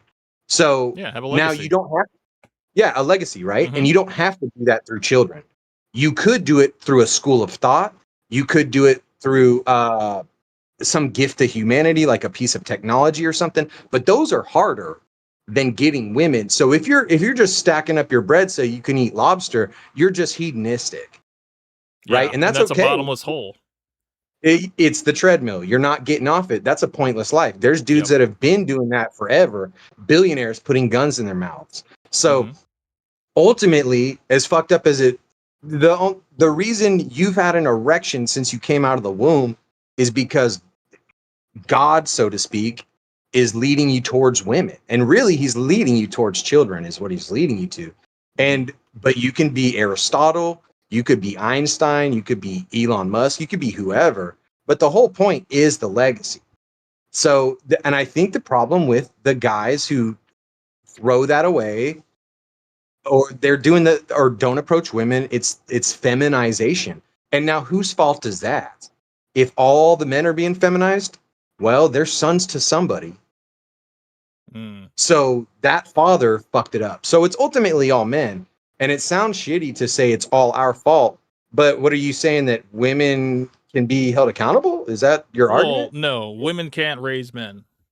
They can't. Hell no, I don't Men dude. need to even have Guys, men need to have an example. They I need mean, to it's have we're just like talking my drill about instructor said. Your mama didn't make you into a Marine. A drill instructor putting his blood, sweat, and tears, he makes you into a Marine. Semper Fi, Devil Dog. Semper yeah, Fidelis indeed, brother. we're talking about toddlers with tits, y'all. Mental toddlers with tits. Mm. They're not battle strategists. They're not fucking the Red Scare, nothing like that. They're literally mental children. I don't want to oversimplify it, but I mean, you can get like analysis paralysis, and then you learn every single nuance of every single behavior of every single woman. Like maybe some of that stuff will help you, but then a lot of that's just fucking noise. Yeah. Like you And gotta get it in will keep there. you from taking any action. You're absolutely right. You'll basically be You know what I second mean? guessing Who are every you more action you afraid make. of? Yeah. a bitch in the club or a black belt that you're about to roll with that you know is going to choke you out 10 times. Like, That's true. it's not even a comparison, but we You're turn them more out. afraid of the you're more afraid of the black belt, but you're grateful for the damn lesson. Mm-hmm. Yeah, exactly. And every rejection is a lesson. So like it's really Just perspective. I attitude. mean, men are fucking logical creatures. So I think the red pill needs to give more of that. If they're given all this information, because like, Rolo will say, get a six pack and chase excellence. Myron says that too. This bitches ain't shit guy, he actually is like giving out some pretty good advice about how to work a woman's emotions, just like you'd work a kid's emotions, right? Women don't want, vanilla, vanilla, vanilla, vanilla, vanilla, vanilla, vanilla. You got to learn that's part of the game. That's controlling the bitch's mind. Is like she can't even if she runs out on you. Okay, there's a lesson, but she ain't gonna run out. Like I had a dog that was like super restless. So me and that motherfucker would go run, and I'd run that dog's dick into the dirt. And then when it came home, it was like, damn, I'm just gonna go lay down. But a lot of these guys, like Homeboy was saying, they just want to swipe right and they don't want to put the work in. And if that's the case, then that's on them. Women women will put the work in for the men that they want. They'll break the rules for the dudes they want, and they make the rules for the dudes that they don't want. I agree with You know what I that. Absolutely, mean? absolutely. But Absolutely. They'll do anything. it's like a They'll do anything. convenience thing, dude. You got guys that just want things too easy. They want women to approach. They want women to propose to them. Yeah. And it's just like it's completely backwards, man. It's like the drive has been bred out of the younger generation, and they just give up too easily. Yeah, there needs to be like a red pill thing that's like, hey guys, you're a bitch. I don't think it's fair to say it's been bred out. Because in nature versus nurture, I think it's more accurate to say it's been nurtured the heck out. Nurtured, Because bred, when okay. I mean, we need to make this distinction because you have to remember, what have men been basically told for the past at least 20 years at this point? Don't approach, don't make a woman feel scared, give her space, don't do this, don't do that. And it's like, have you not seen, any form of forensic files? Have you not seen any show that talks about how police investigate murders, arson, and anything? Our world is not this nice, shiny, bright place that if you stay within the rules, nothing bad will happen to you. That's one of the biggest jokes of our time right now. That if you stay within the rules and you do this and you do that, and you'll be safe. And it's frankly one of the biggest jokes I've ever heard. Well, look, as bad as feminism has become, it's a drop in the bucket of the biological hardwiring, the operating system that's in a man. And if you give a man enough time, like I was a huge fucking simp. I would be jumping in bitches' frames like my life depended on it. And it wasn't until I went into the fire that I realized, oh shit, yeah, this isn't working. And then I just took it on as data. You know what I mean? And so maybe some of these guys aren't cut out for it, and they're gonna get weeded out. Well, And that's gonna they're leave. not. That's what we were saying. What's going to happen with these sex bots? Like dude. So I heard about sex bots and I looked into it. Crazy sex bots cost nothing. It's unbelievable how cheap incredible sex bots are. It's fucking it's crazy. It's like for like for $2,000 you could have like the ultimate fucking sex bot, right? Customizable and everything. Yeah. Right. And so for some guys, that's going to do the trick. Especially maybe for the dude that's on his change the world with technology grind. That might be his move. His NFL prospectus might be able to be maintained because he's banging a sex doll or whatever. But ultimately, Yeah, the guy that makes that Elon bust. Right. So, but all that's going to happen is those top guys. I think really what's going to happen is the guys who have access in game, it's going to get easier. And for the guys who don't, it's going to become impossible. Right. So Absolutely. I think it's just a natural. That's how it's always been, though. If you're weak and dumb and fat and slow, 1,000 years ago, none of your fucking bloodline's still around. No, you died in a ditch. You came Right. to the front Yeah. lines. And Yeah. so really for the dudes who understand it, like they're on the inside of the crypto pussy deal. Those guys are going to be balling. The pussy wealth gap is going to get way, way bigger. Right. It used to be, well, we need one guy for every woman because there's 14 of us in the tribe and half of us are related and we need to make the tribe bigger. That's cool. But like 10,000 years ago, as soon as there was a king, there was dudes that were slaves and there's dudes with 5,000 wives. Mhm. Right. And I think it's going to get even worse. And ultimately what it comes down to is like, let me ask you this question. Can women be satisfied? No, they're No. well, no, it's a momentary thing because they're emotionally driven creatures. Yeah, Right. they're always Okay. going to want more over time, I think. Which is And that's the yeah, natural order. Yeah. That's the natural and order. that's where a lot Okay. of guys mess up, you know. They mess up. They get married and then they think they crossed the finish line. They think the game is done. The game is never done until you're in the ground and your game is done. So you could argue that satisfaction is a measure of gratitude, right? Mhm. So if the man's not grateful, if you have a marriage and it's your bicycle or your car and you don't change the oil on that shit and your engine blows up, you are not grateful for it. And it fucking, now you pay alimony or whatever, Mhm. right? Yeah, it's like a form of neglect. Exactly. You're neglecting it. That's what I did. That's what I've always done, right? Mhm. The neglect is a lack of gratitude. So if women can't have gratitude, essentially, because gratitude is how you become satisfied.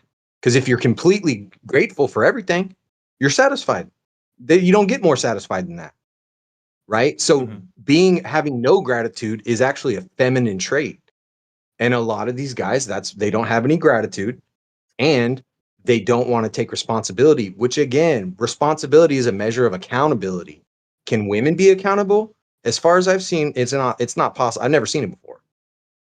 Right. Right. So that means that not having responsibility and not having gratitude are feminine traits. And that's the exact problems that men nowadays are facing. And so it's the feminization of men. Again, it's men's fault. I remember I used to talk about my marriage to groups of guys. And, for a while I was like, oh man, she's a bitch, blah, blah, blah, wham, wham, wham. And then one day I was like, oh, no, it's my fault. It feels better if I take responsibility because then I can do something about it versus just being cursed from God. God, I did everything right and it still didn't work out. Why me? That's so gay. That's so gay, right? Yeah, In reality, the moment you can confront it and figure out how it broke down, then you can build off of it, responsibility gives you agency, There it is. Yeah. right?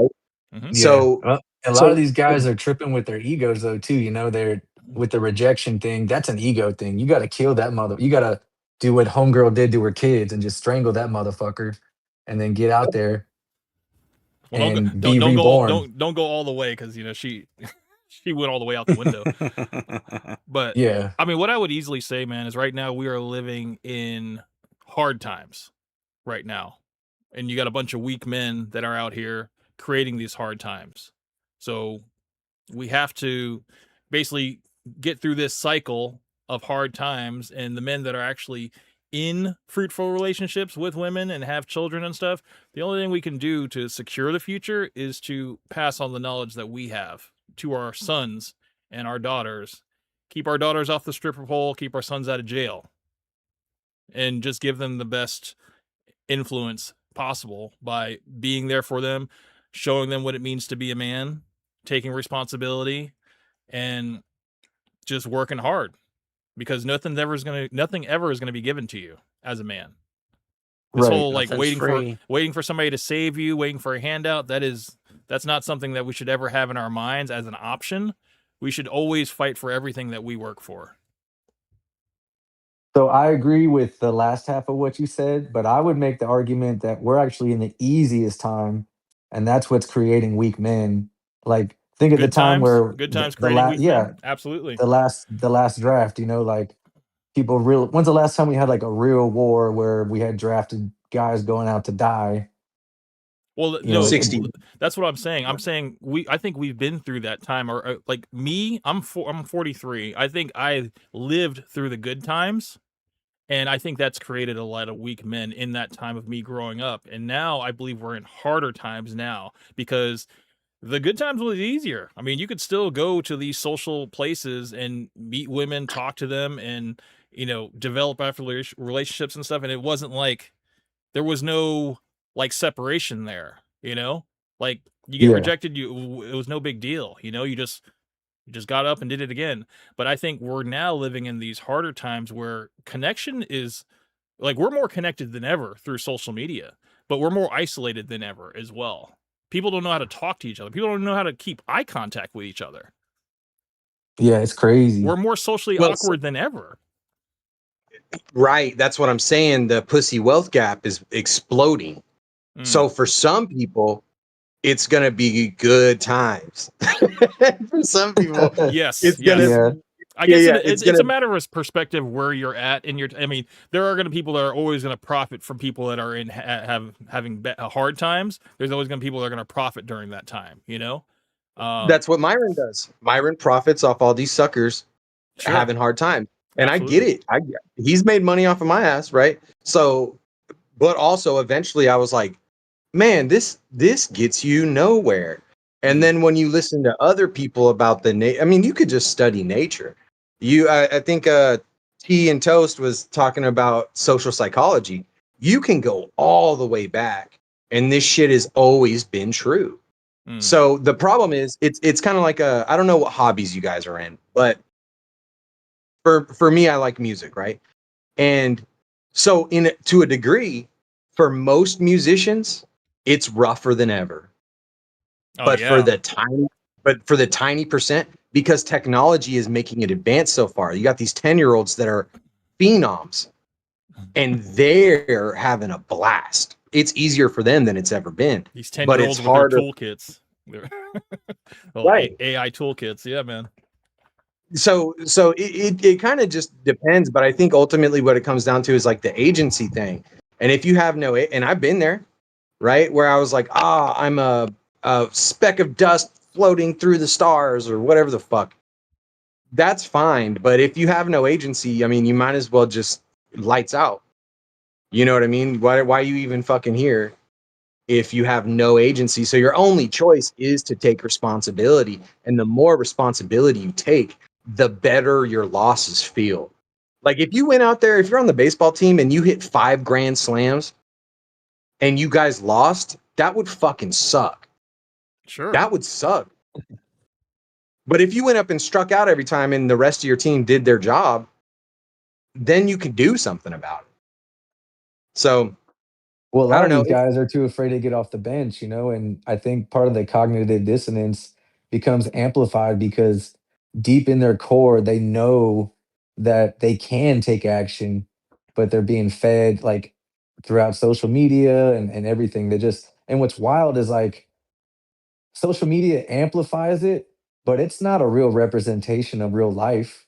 Again, like if you would just have a spine and a set of balls, like if you had a mustard seed of spine and balls, as it says in the good book, then you would see that in real life you'll have much better chances of interacting with people and have more of a success rate than just looking on TikTok, looking on Instagram and like seeing all it's all glamorized, but a lot of those people aren't have like those Instagram models and shit, they're having a bad time in their heads.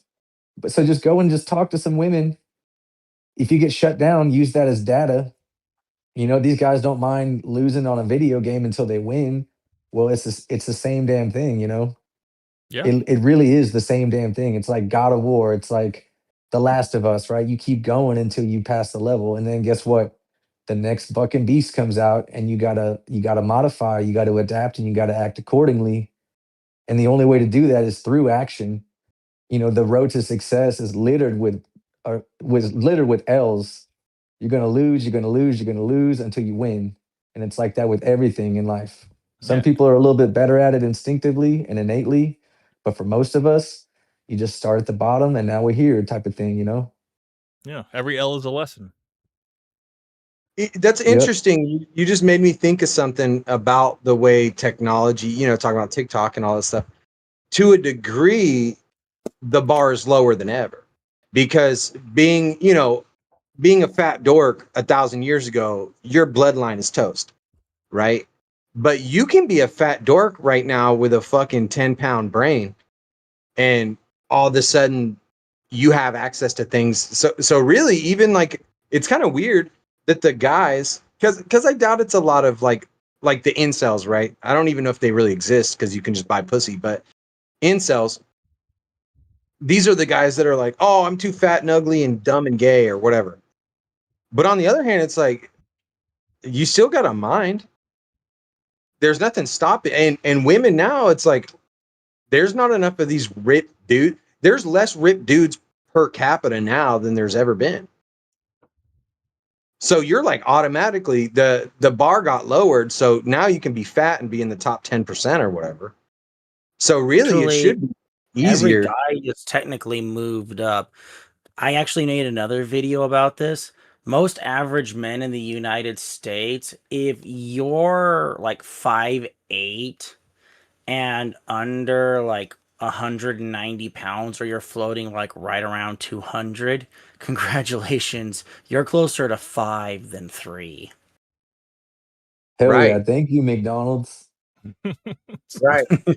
Well, exactly. That makes so much sense. So to a degree, it's easier just because men have gotten so much weaker. Yeah, there's a lot of people that are willing to quit, stay inside, and just whack off all day. So it's like you got people that are already opting out. So it's kind of like thinning the options. Thinning Yeah. the So I mean, competition. Better to say. so short of like, like Morpheus says, I can only show you the door. You got to open it. I mean, you can take a horse to water, but you can't make that motherfucker drink. Mm-hmm. Like if I could, I'd grab all these motherfuckers and we'd go out to a bar and I'd have them approach everybody just to see what it feels like to get rejected. And then, yeah, the first time it's probably going to be fucking devastating. They're Mhm. probably going to want to throw up or their legs are going to start shaking. But I guarantee by the 50th time, they're going to pray that they say no. So they'll be like, oh, okay. Yeah, I'm still alive. Mhm. And then all of a sudden it's like, oh, it's not that bad. I'm not going to get sent off to the fucking Serengeti and get eaten by a goddamn tiger. These bitches are dumber than ever because they've been brain rotting all of their time. You know what I mean? They've been just being spoon fed this stupid code that they can get everything.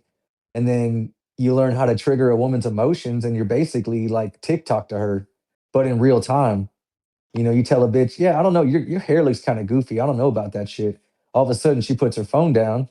What'd you just say? Or like, yeah, you're drinking a fucking like martini. What are you, a fucking widow? Like that type of shit. Mhm. You got to learn little things like that. And guys, again, like exposure therapy. Like the first time I rolled in jujitsu, I was fucking terrified. I'm like, I'm seeing these 300-pound dudes, 250, fucking shredded as fuck, just turning these motherfuckers into pretzels. And I'm just like, oh my God, there's no way I'm gonna survive this. And then you realize, okay, you learned something. Okay, don't give them you back. And these motherfuckers are just giving the bitches their backs. They're just like, here you go. Go ahead and rear naked choke me, or here you go. Go ahead and heel hook me. But it takes exposure therapy. Like that's the only way. And we There, are like to your point, we're men of action. Mhm. So that's the only way forward. You can't do it from your those desktop. Yeah. those dudes are sore losers. So what you just described is simply ego death, right? Like, and a problem with that is dudes aren't learning philosophy. The core concepts that men have been raised on for 2,000 years, they don't teach them anymore. And if you think that, I know you guys have all seen these sophisticated dudes or women, right? And they have a master's in something and they think they're smart, but they're still fucking dumb. I've met surgeons who are stupid people, right? Which is crazy to say, but that's a possibility nowadays. The idea that we're not, if you don't understand, I guess, enough of how the world works, then you're gonna have this huge fucking ego. You're gonna think that you know shit. If you think you know something, your ego resides within you. Yeah, it's But if you know, book smarts versus like real world smarts. Right. It's Yeah, Who was competence without the? humility. I'm trying to remember who was that. I forget which martial art he invented. It was. I'm not talking about Bruce Lee. It's one of the older Japanese martial arts. The master who created that, when he died, he actually asked to be buried with his white belt because he wanted to be to be remembered as a student forever.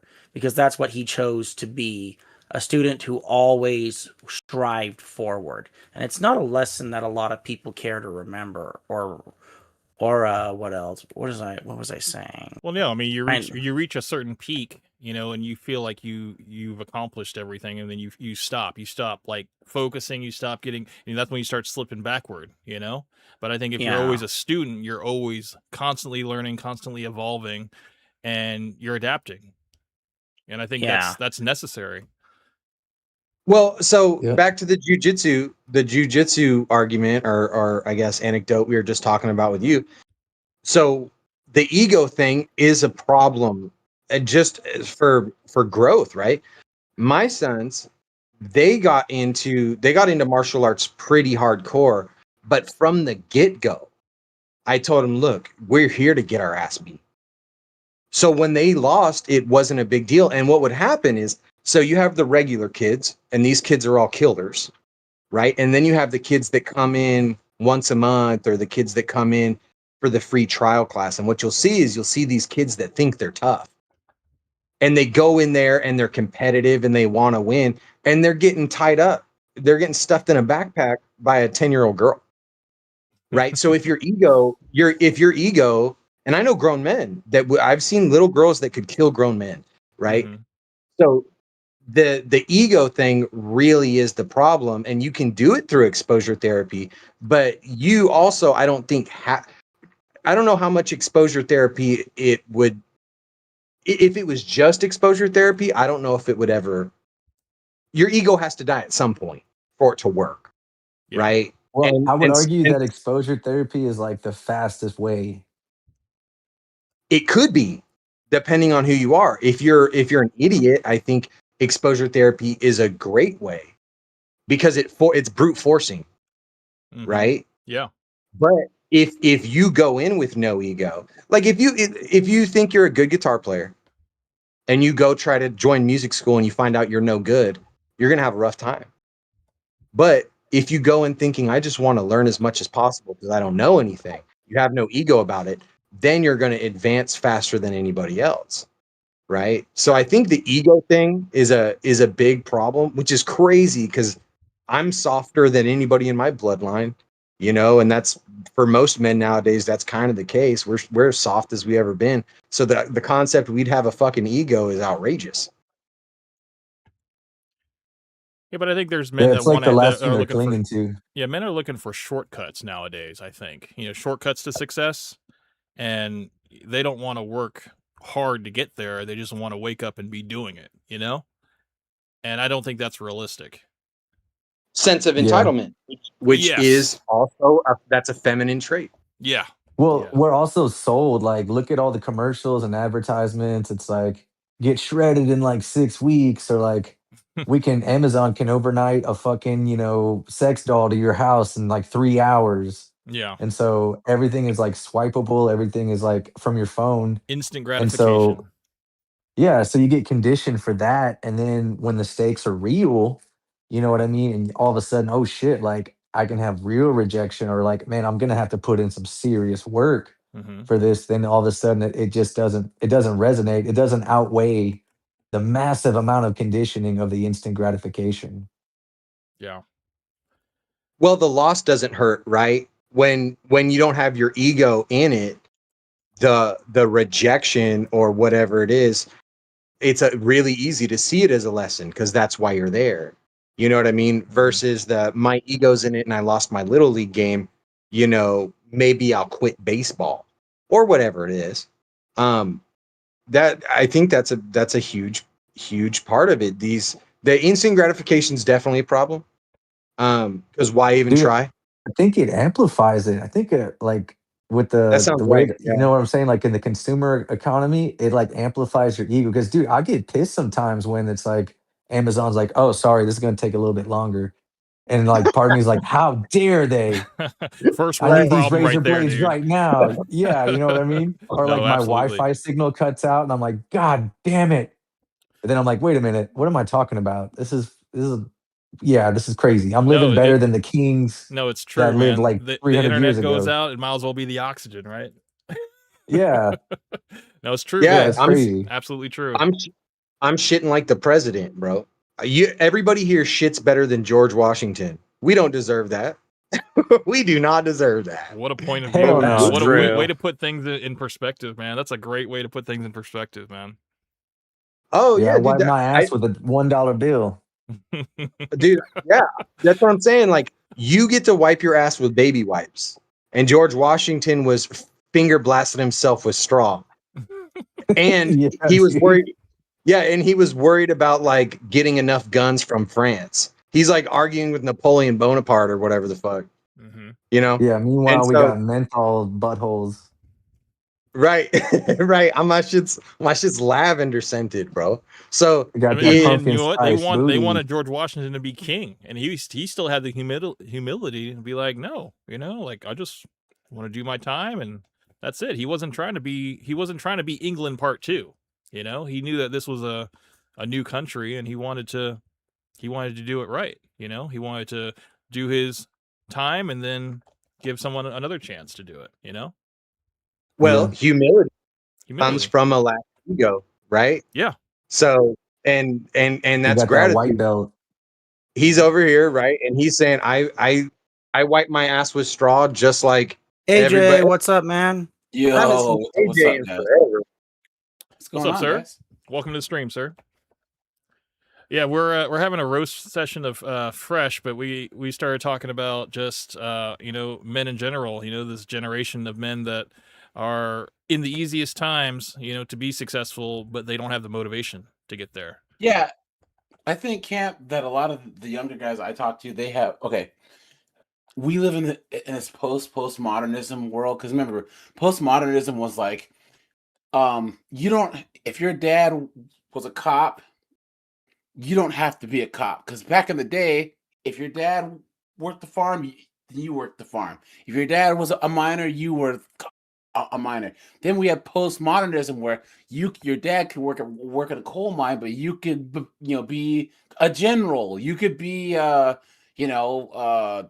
movie star, right? But Mhm. now we have postmodernism, where they say that you can do anything you want. But here's the thing about men, right? That's a very unstructured way to think. You can't give men need structure, and men need a path. Men need A, B, C, D, E, path A, B, C, D, E, F, right? Women like this whole I can do anything. That's why they get degrees in underwater lesbian studies degrees. You know what I'm saying? But men need a masculine figure to say, look, these are the pathways to success. Engineering, the military, start your own trucking business or whatever.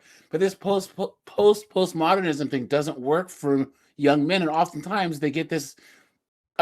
What's it called? The analysis paralysis. Mhm. Young men don't want to fail, but they have so many choices that they feel like if they make the wrong one, they're going to fail. So they're stuck because they don't Mhm. want to make the wrong choice and fail. So we have young men who can do anything they want. Literally, there's enough information out there. There's enough ways to build connections where you can do anything you want. But that's a lot of pressure, and that's a lot that really messes up young men's minds. And You know? the more time they hesitate, automation is coming for that entry level job. Yeah, So facts. Yeah. they have to Yep. get a skill, get something that's future proof. Or maybe work with AI instead of trying to compete with it. Because AI is just a tool at the end of the day. A lot of people Yeah. are just like they're acquiescing to AI, and they're like, well, I need to find a new career path because I can't be a musician anymore, I can't be a designer anymore, because there's people that are just getting on these Claude AI, Chat GPT, and basically replacing me. And it's like, Well, I well, think you can stay ahead of it. there's a thing that I think all the men on this panel, we feel ashamed when we're made to feel like we're incompetent or ignorant, right? You know, yes, there's things that we don't know, but can you imagine, guys, all these young people graduating from high school not knowing how to read? That was shameful. You know what I'm saying? If Oh, you yeah. didn't know basic math, if you didn't know how to change a tire, if you didn't know basic things, if you didn't know things that most people should know, you would feel shame. You know what I mean? And that's not a thing anymore. And that's what AI and all this stuff has done that's worse than anything else. These young people don't feel any shame at the fact that they can't read. Yeah. They cannot read, not just cursive. They can't read. My nephew, he just turned 21 today. Happy birthday, buddy. But he doesn't know anything about. Guys, can we agree that there's like a basic amount of knowledge that every man should know? I'm talking like World War II, Vietnam, how banks work. You know what I'm saying? There's basic things that men should know. You know, and these young men don't know any of that, and they feel no shame. How is it that our grandparents and parents and great grandparents went to school with withered old books? Like my mom grew up in the Jim Crow South, and in a in a small town in Alabama with withered old books, but she graduated from high school knowing more than what these kids know now. You know, and that's because there's no shame. There's no people can walk through life.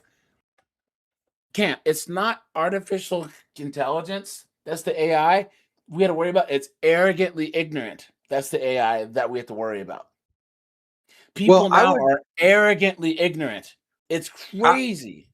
I would say that shame isn't the principle. I would say shame is like a marker for the principle, because you're talking about fishers, bakers, and smiths, right? So why is that a thing, right? The reason why the economy has always worked the way professions have always worked the way they do was because a father's job, you feel shame by disappointing people who love you.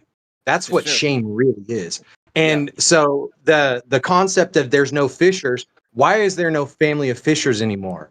Well, because the dad didn't take his kid out onto the fishing boat and didn't have time to bond with the kid, didn't teach the kid shit. So ultimately, it's still a failure of fatherhood. You feel shame but because hold on, it's but hold on. If the mom got knocked up by Nug Nug or Cletus, the meth head, who shouldn't have been she didn't vet the man right to even be a father in the first place. Oh no, no woman is capable of vetting shit, dude. That's a fantasy. Exactly, but that's what the original, patriarch, I would say Christian-based patriarchy system of you go from your father's house to your husband's house comes from. It's the men of the family who are supposed to vet the men that are around your daughters, right? But that's long gone, right? But my point is, no. Yeah, absolutely. It's not the failure of the father when there's a small group of men who use women and government to redistribute wealth from the rest of us men to themselves. And the first thing that small group of men did is use feminism, right? Infiltrate the church and other things and destroy the family. What can a man do nowadays? Let's just say that his wife just leaves him for no reason. He meets a woman. He's doing everything he's supposed to. He's a stand-up guy. His wife looks around and says, "You know what, Camp? I'm not happy," and leaves him and takes his kids to another state. He prioritize happiness over the family. Yeah. How? See it all the time. What can he do? How is he failing when he's spending 80, 90 grand? Because it ain't measured in grand. It ain't measured in money. It's measured in he didn't change the oil on his marriage. That's what it is. You're giving accountability to these women that you're saying are not capable of making good decisions. That makes no sense. It doesn't. But here's the thing: they make the decision to leave the man for The man no reason at all. There's no duty there. There's just happiness that's prioritized. Bro. Okay, here. All right. My friend, and this is anecdotal, okay? He met a girl, she got pregnant, didn't tell him for like a year. He reached out to him and said, "I need you to sign this paper because I'm putting our son up for adoption to this rich couple. He emptied out his retirement to fight to get his son. He lost, and now his son is now 8 years old, and the court let these rich couple have his son. What did he do wrong? The system is set up to destroy men. That's how it works. Hey, I totally understand it. And the men who don't get I mean, destroyed, why is considering that? the mother of the woman who actually created the adoption system, that was kind of her idea in the first place. That's not Yes, surprising. but who empowered these women to do this? One of the major feminists, the suffragettes, was a wife of a Rothschild. How do you think that these women got so much power and influence? They were backed up by rich corporatists who said, "Look, we can double the workforce, which means that we can pay people less, right? And then women who aren't married spend more money." Okay, How so do when the Mhm. watch this. When the rich corporatists ruin your marriage, whose fault is that? Is that your fault? Who takes responsibility? It's not you get cooked, obviously, but it's not your fault. Great. Then you can go through life thinking that bad things that happen to you aren't your fault. How much No, agency? listen. What I what think is you're hold on. misconstruing AJ's point Stop. here. What is marriage about? Marriage What is about makes a good woman. What's that? Huh? A man leading a woman. Marriage is about duty, honor, and respect. Those three things make a good relationship and a good marriage. Okay? Duty, honor, respect. 1, 2, 3 equals love. That's not emotional love. But the reason why marriages work in the third world and used to work in the past is because people dedicated themselves to something greater than themselves, the family, the community. Now, which which sex do you think understands duty, honor, and respect more, men or women? You just destroyed your own argument, bro. You're putting it in the hands of the people you think don't have those qualities. Listen. I'm They listening. did listen. No fault divorce is what gave a woman a way to not have to understand those things because it gave them an easy out. You realize what no fault divorce does is okay. Get If out jail you free card. yes, if you Yeah. would you sign a contract with me, a business deal with me, knowing that I could just walk away from it at any time and then you'd be stuck with the bill? And whose fault is that? Mine or yours?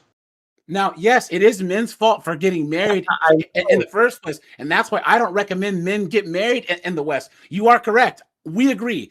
As it stands right now, until the laws change, men should not allow the government into their lives. You can do a religious marriage, fine. But as far as a legal marriage, why would you sign on to have a three-way with the government?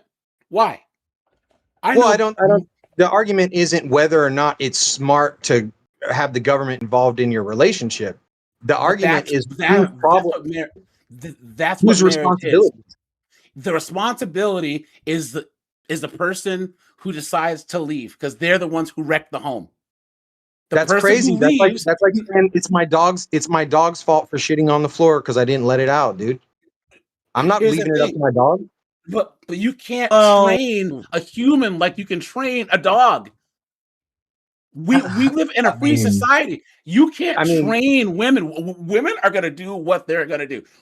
That's just how it works now. We can't just see that you have the whole your men need to step up.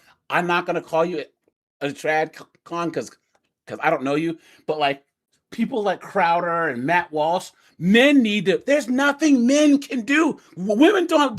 These women don't have to listen to us. They don't have to listen to us anymore. Society is set up to where they can do whatever they want, whenever that they want. And the best thing that us men can do is just mind our own business. Choose who you want in our circles, right? And just don't play a losing game. My advice to all you men is walk away. Wow. Make yourself the best version of yourself spiritually, emotionally, social, economically, and then choose who you want to have in your circle, and that's it. Because there's nothing else you can do. I've Right. seen too many good men get destroyed in divorce, or too many good men that have done everything that they're supposed to do. They got good degrees, they got great jobs, and their wives won't give them children, so they have to get divorced. What can men do? Step it up. You can step it up. You How? just said that How? women don't. You just said women don't have to listen, right? They don't. Okay. Do dogs have to listen? Women aren't dogs.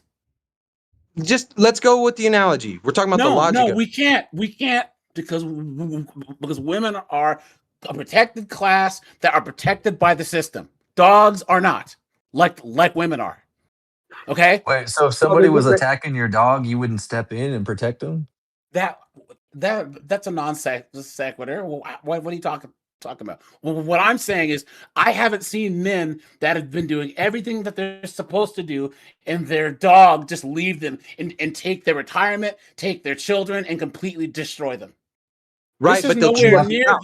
the same thing. What I'm saying is, here, question for you. If women file for divorce 80% of the time, you're trying to say that 8 out of 10 times a woman has a good reason to break up her family. You think that women work off of good reasons? No, okay, exactly. So why are you Exactly. blaming? So why aren't you blaming the people who don't have good reason instead of those who do? Because I don't blame Baker for fucking my taxes up. He doesn't do taxes. He bakes. But men and women get married. What I'm saying is that marriage used to work, and it works everywhere else in the world because there's structure and there's no incentive to leave.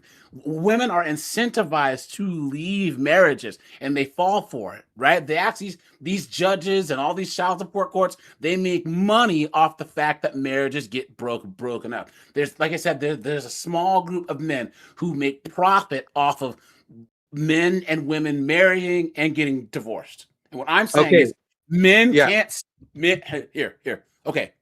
Women can walk away from divorce for walk away from marriage anyway. How can a man step it up to make sure that a woman just won't one day just decide that she's gonna leave him and take his kids? You don't get to. Just like exactly. You don't get to, just like you don't get to choose if your dog runs away. So what I'm saying is, so how can a man step it up then? I make the doghouse so nice that the dog never wants to leave. See, and now here's the problem. Is this how it works? No, because immigrants who come here, Asians, Jews, people, the most successful people in America, right?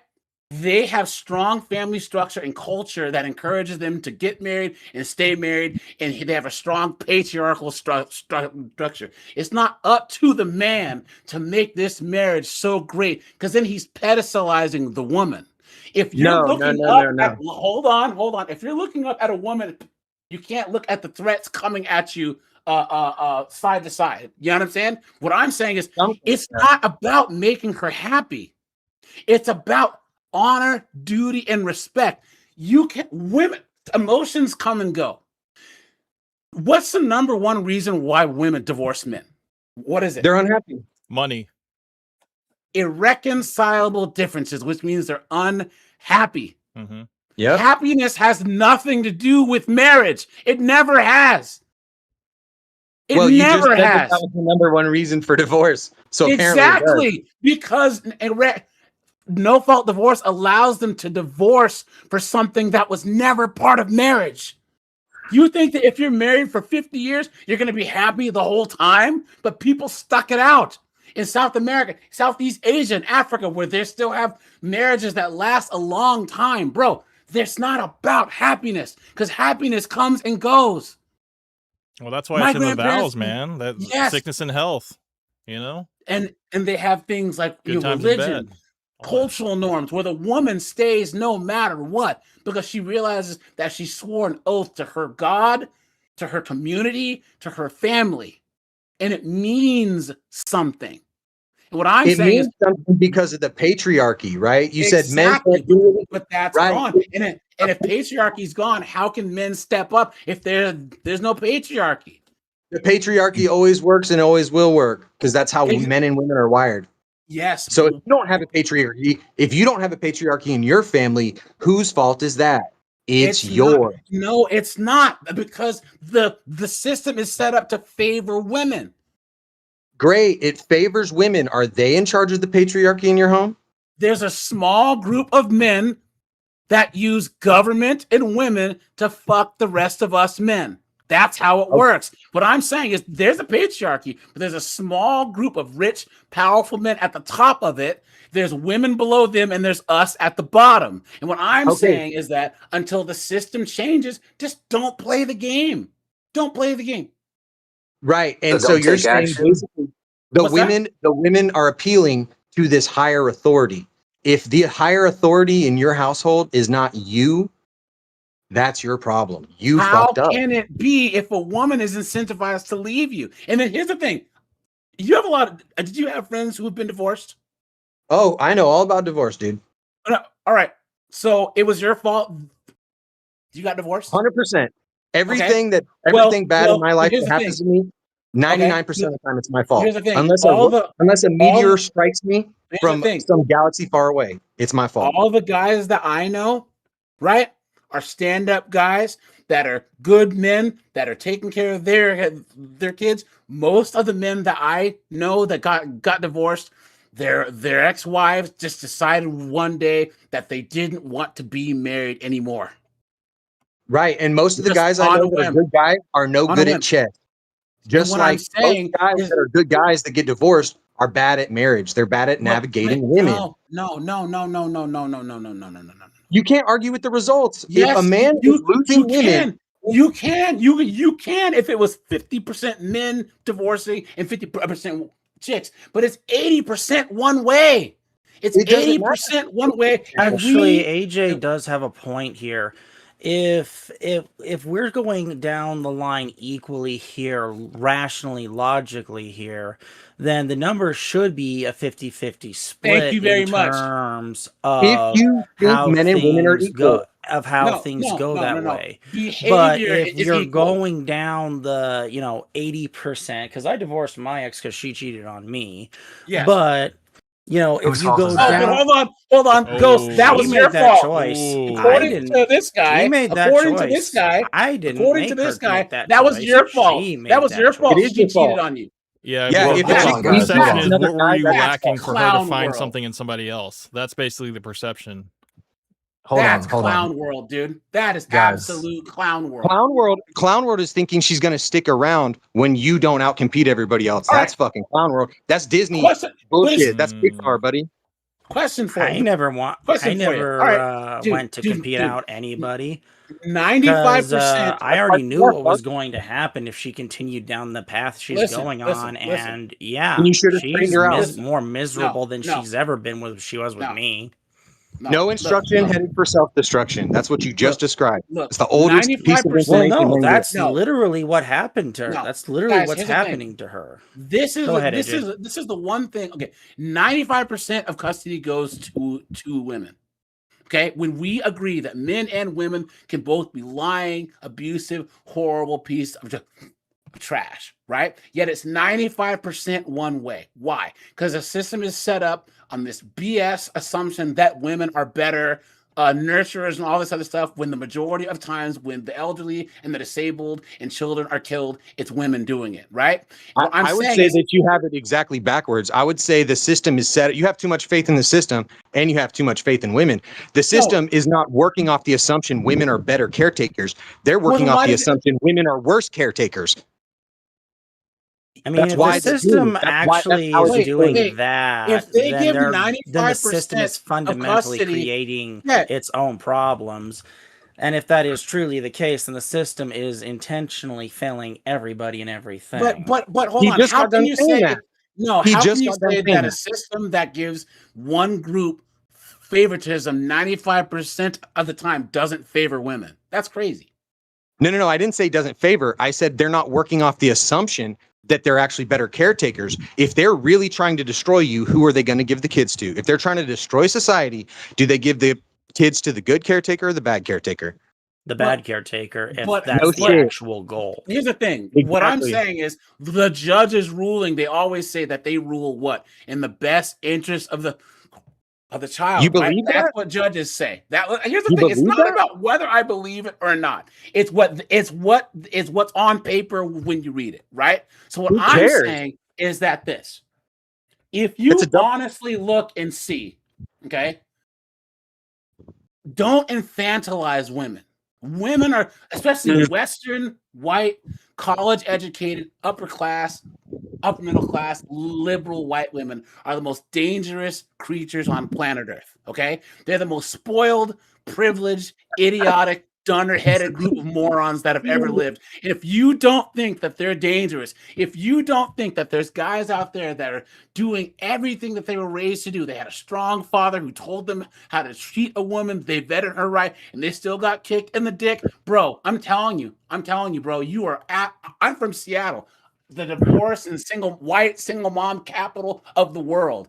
I have seen guys that are pillars of the community, who are men that are admired, that have done everything that they're supposed to do, in this feminist, fourth wave, wokey woke, bull ring wearing, tatted up idiocy.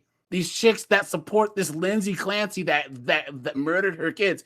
These chicks are the ones out there, right, that are destroying men's lives. And what I'm saying is, men don't need to step it up. They need to step away. The Great. best Okay, thing let me men can do is step away. Step away. let me get a full response. Let me get a full response on what you just said. So, in what you just said, don't infantilize women. They're dumber and more No. useless than ever, even with their college education. You did say something to that No, effect, I and said you they're also evil. said if I said they're evil. good. I didn't I say they don't were think- dumb.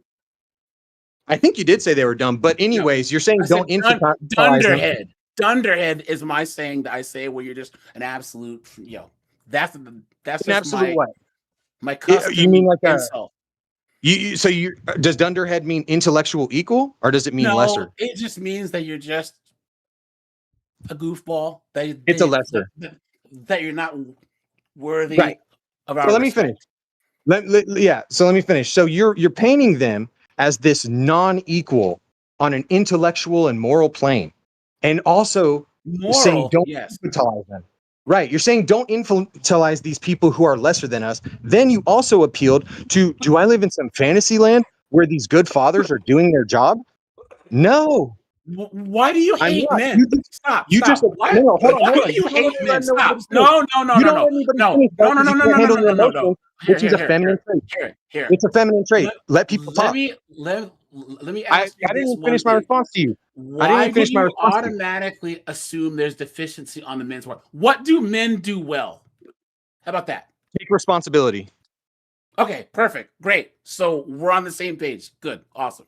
Okay, sorry. Right, dude. So get your emotions in check, because that's not how debates work. Okay. So We're not what I was debating, we're saying- having a dialogue.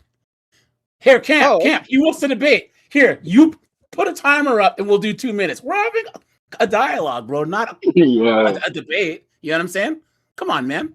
We don't have to talk about emotions and all the we're having a dialogue where we disagree and some of us speak over the other ones. But point is, Yeah, you appeal to what we can fatherhood. do, we can have you can finish your point, and then if we but disagree, I think let's he let and him I let him finish his point. agree on a lot of things. I don't disagree with you. It just, to me, my spidey sense, I just think that we have enough of a narrative of men bad, men this, and that's my mistake if I think that that's what you're saying.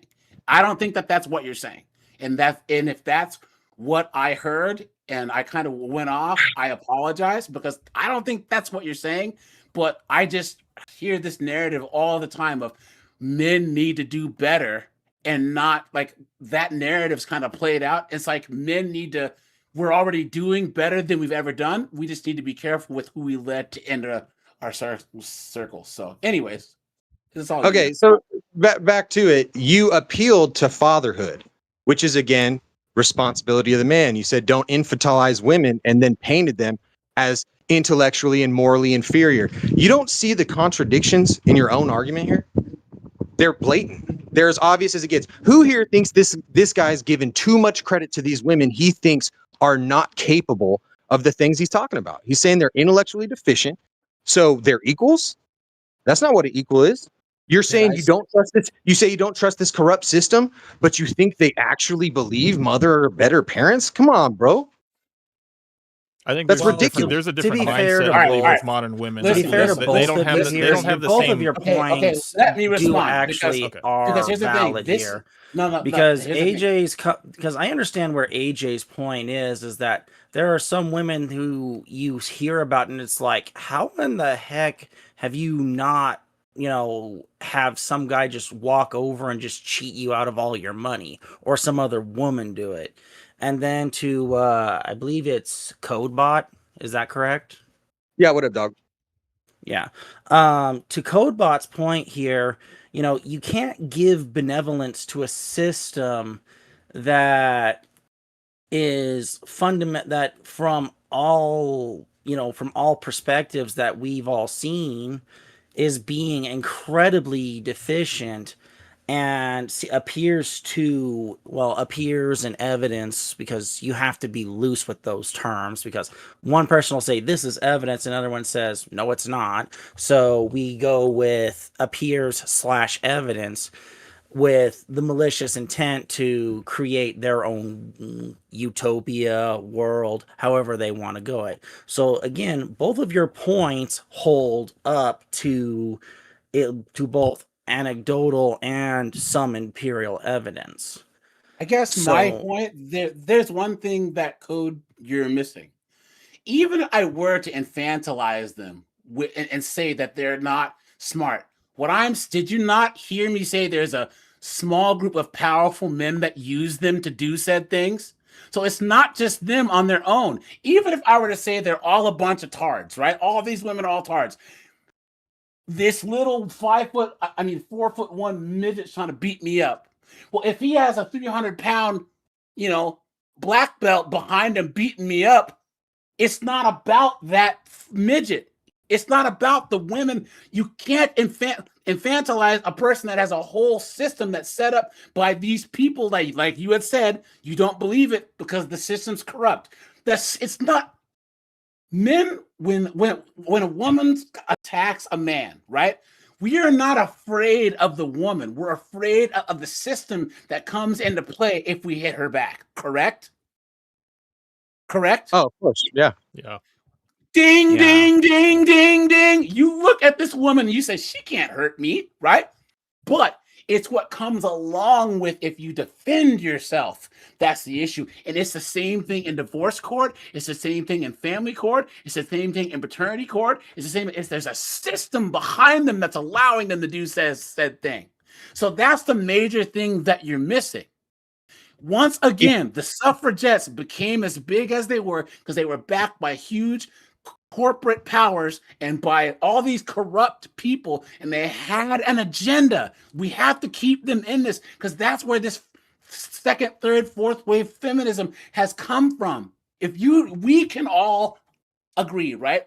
Olive branch, that there is an agenda right now against men. There's people out there that don't want to see strong families, strong traditional values. They don't want to see this because that is going to make us win and not them. We can agree on that, correct? Yes. Yeah, and how would they accomplish that? They profit by keeping us apart. Yes, and that's all that I was trying to say, is that a lot of these women are so dumb that they think that they're winning when everyone loses. And that's why I say when men win, everyone wins. If everyone on this panel wins, think about the people that you could help if you were super rich and successful. When women win, women win. If you were to give Camp $7 million, he'd be, oh, wow, I'll have some more kids. I'll buy a bigger house. I'll help out my family. If you give most women money, they're going to buy bags and trips and Benzes. That's how it works. That's why, like you had said, a strong patriarchy does work. But right now, the patriarchy that we have in society is basically rich women at the top because they profit off their rich husbands, rich men, women, and then us men at the bottom. And that's just how it works. And what I'm saying is there's no laws, there's no men's rights activists, there's nothing that's going to make this change until enough men walk away and the system has to change. Because men are What's that? That requires the men. You just explained like 3 different ways where it's the man's responsibility. Yes. You yes. understand that, right? Yes, I agree. And that's why my solution for all you guys who never watch my channel, who don't know who I am, I call it men minding their own business. Now, MGTOW is more of an active way to live. I always say men minding your own business. Guys, chicks, don't look at them. Don't help them. Don't focus on yourself. Be the best version of yourself that you can be. You know what I'm saying? And if later on down the line, you make an educated, informed a decision and you decide to marry or have, fine, hallelujah. But what I'm saying is until then, you cannot get caught up in this foolishness because the system is set up for the regular everyday working man to fail. It is. I got a question for AJ. Hey, What's so up, dude? you're saying be the best man, don't fuck with women, build yourself up. But I didn't hear you say anything about learning the game. So you can build yourself up as much as you want. So you can go to like level 50 What is the in your game? career. It's learning how to work a woman's emotions to where she doesn't want to leave you. Why? You're, Okay. so Why hold should on one you have second, to one do second. that? It's imperative. Like you Okay. said it yourself that they're blunderheads, right? So I'm of the mindset that women are not evil. They have a nature. And their nature is that of like similar to children. And how do you keep a child occupied? You can't just make them happy all the time. They get bored. That's why when a homeboy was saying that his wife cheated on him, it wasn't a dig at him. I was honestly asking whose fault is that? Because women get bored very easily, just like children. So if you make a woman, I would, I don't want to assume, but I would venture to say that whenever y'all meet your chick, they're not just falling for the nice guy. They want the bad boy, right? Unless they're in their beta phase, right? They want the beta bucks. So the way that you meet your woman is the way that you keep your woman. And a lot of guys tend to get lax. So they'll say, oh, well, I got my woman, I got my trophy wife or whatever. And then they're like, I won the game. And then they try to put the car on cruise control. And then they wonder, well, what happened? Well, you gave your woman too much of one flavor. You gave her vanilla or whatever it is. You gave her chocolate, chocolate, chocolate, chocolate, chocolate, chocolate. But women are emotionally driven creatures. So you can't just give them chocolate. Sometimes you got to give them the Neapolitan. Sometimes you got to give them the Rocky Road. Sometimes she don't get ice cream. And then she's occupied with you. Women need the little bit of drama. That's part of the game. It's a congruency test. They're going to push up against this wall, not because they hate you, but because they want to make sure that you're standing tall, you're standing firm. And so that's why a lot of guys, when they get a woman, they get soft, and then 10 years down the road, she wants a divorce because she's not happy. That basically means she's bored with your ass. And again, Well, that's why I said, whose fault is that? Well, for the You reason weren't why hip that I to it. say that I shouldn't be wish a it were thing that is because, easy for me. guys, there's goat herders in Lebanon that don't have to do that. There's a Brazilian guy in Rio that works at a pineapple stand cutting pineapples, and he has a loyal wife that married him and loves him and won't leave him. Right? My dad didn't have to worry about doing that. My granddad didn't have to worry about doing that. In the West, we're the only men on earth that have to deal with what you're talking about. Hell no. Let me. I gotta. Well, technically, it's a bit half and half if you want to be technical. You go to Africa, you go to Vietnam, you go to freaking Mongolia. They don't have to worry about keeping their freaking wives happy. You think guys in Saudi Arabia who herd camels for a living? Mahmed, I must worry about if my wife is happy. Get the fuck here. We're talking about traditional marriage was not about that. And what I'm saying is most men want what our fathers had, and what our grandfathers had, and what our great grandfathers had. That's Yeah, why. that's a traditional time that doesn't exist And anymore. what I'm That's why you saying got to is learn the that game. no, you don't have. Here's the thing: when you say men have to, you lose me. Men don't have to do shit. That's the best part Yeah, about these you're right. feminists. I agree. They don't. Yes, But it would be in their best interest. Yes, these especially if they want to keep their marriage together. How? Right? No. They just don't get married. How is that a solution? Because if just don't show up to the game. If you're trying to force behavior change, you can't just sit there and just say, well, if you do all the right stuff and you Yes, give her right. some lip attitude here, it's very much like playing a game. Do you sit there and win a game by repeating the same strategy over and over Exactly. again with the same variation? No, I mean, that's It's like very me playing powerful. Magic the Gathering and I'm running my main deck and it's like, you know what? No, I'm not going to do that. I'm going to reach for my vampires. I'm Yeah. just going to slaughter you. You Listen, if have you're to play different strategies to win. And as it or stands you're right in the parking now, lot if of a you, to casino. AJ's point here, it's better for men to walk away and let women in society suffer until they turn around and Thank on you. their hands and It's never knees gonna Yes. happen. beg. Thank you. It's never gonna happen. Because You It's guys just happening now. It's happening now. It's actually, if you less let hold on. society break Ghost, down enough, exactly. it will happen. Less white men, young white men are joining the military. Men are dropping out of the workforce. The thing that scares society the most is men walking away. Every day there's some new report about young boys sitting in their parents' basement eating Cheetos and playing Call of Duty. They're scared. If someone's taking something for granted, you take it away from them. And that's what men, guys, this is already happening. Gen Z men are not having it. They're not. They're done. They're finished.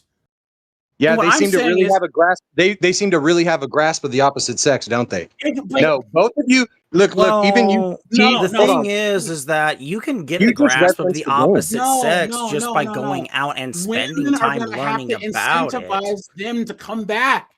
Women walked away from the table first in the 60s and the 70s, and they expected to walk away from the relationship table, bang Chad, and then us men were just gonna wait around until they came back and said, "Man." Now men are walking away and finding out that they're perfectly happy on their own. This is the cheapest time to be a bachelor. I thought we just talked about how men weren't happy. It's like no, what you're describing is almost like a child like taking my ball and going home. Like exactly, because if you bring your ball to the court, you'll get your head caved in. And what I'm saying is, I don't believe in this male loneliness epidemic. Do you guys know how many married men that I know who wish that they were part of the male loneliness epidemic right now? There is no male loneliness epidemic. Men are perfectly happy being lonely. The only reason why they thought it up is because women are lonely now. For the first time in history, women are reporting being lonely. So they said, we can't just focus on women. We have to tell Oprah and all these people that it's about men. What I'm saying is, with all the men that I talk to and the stuff, men are perfectly fine. And even if these questionnaires, which we can say that kind of the whole psychiatry thing is a little odd, but if you ask Camp or CodeBot or Ghost, are you happy? Is a different mental response than a woman asking, "Are you happy?" Right? Men, we're just fine, just coming home, working a regular job, you know what I'm saying? Working on our old Chevelle and being just fine. What I'm saying is, this is the only battle that we can win by not doing anything. It's the craziest thing that I've ever heard. The best action is no action at all. Live your life, guys. Get your money game up, be in shape, and then decide who you want to have in your circle. And you're gonna win. Like take responsibility for your decisions and actions, basically, is what you're saying. Yes, but you just don't add a woman to it. You don't add a woman to it. If you don't want a woman, that's fine. You know what's happening to all these guys that are part of this male loneliness epidemic? The other guys are having more success. Let them have it then. Well, the question is what is your definition of success here? No. I mean, if your definition of success is, oh, they're getting laid, then yeah they're having success. Yeah, but if your but that's if that's your definition. So I mean, are they having success at, getting Samantha at the club and hoping they don't get the claptrap? Sure. Yeah. But in the end, going to the club is not exactly winner's circle, in my opinion here, guys. What I'm saying what would be the ultimate form of success for most men? And I would say this comes down to biology. You're here to reproduce. Now, if you just want to stack your money up, well, good, then you're winning. Right? So you played the game long enough correctly to do that. And you would also say that a man that's more successful, at least in that regard from biological imperative, would have more kids. And to the point earlier, you even said if You were playing Magic the Gathering and your main deck wasn't working. You bust out the vampire deck. That's exactly what he's saying. You're not playing the right deck if you're losing. And also, he was appealing, AJ was appealing to the goat herders and stuff like that. It sounds like there's a patriarchy behind that. There's a guy leading his children. Yes. Yeah, But here's that's the man's responsibility. But the patriarchy is enforced. It's enforced. It's not enforced here.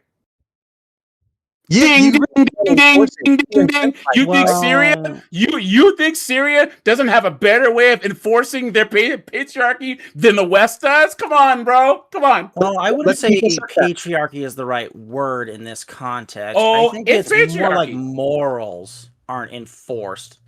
But, you know, if you want to look at it as patriarchal enforced morals, I mean, you could interpret it that way. I mean, to be perfectly honest, historically, that's incredibly accurate. Yes, they literally have patriarchy in the laws of Muslim Middle Eastern areas, and that means that the men get their way. And what I'm saying is that we don't have that here. Right. So what you're telling me, what you've told me so far is that you need a patriarch for you to be able to control a woman, and that there's this. Can't control a woman. You did just say that. You just said that, right? No. And did I say laws? I said laws. You said it doesn't matter if it's a law or whatever. However, yes, it does, because laws are enforced.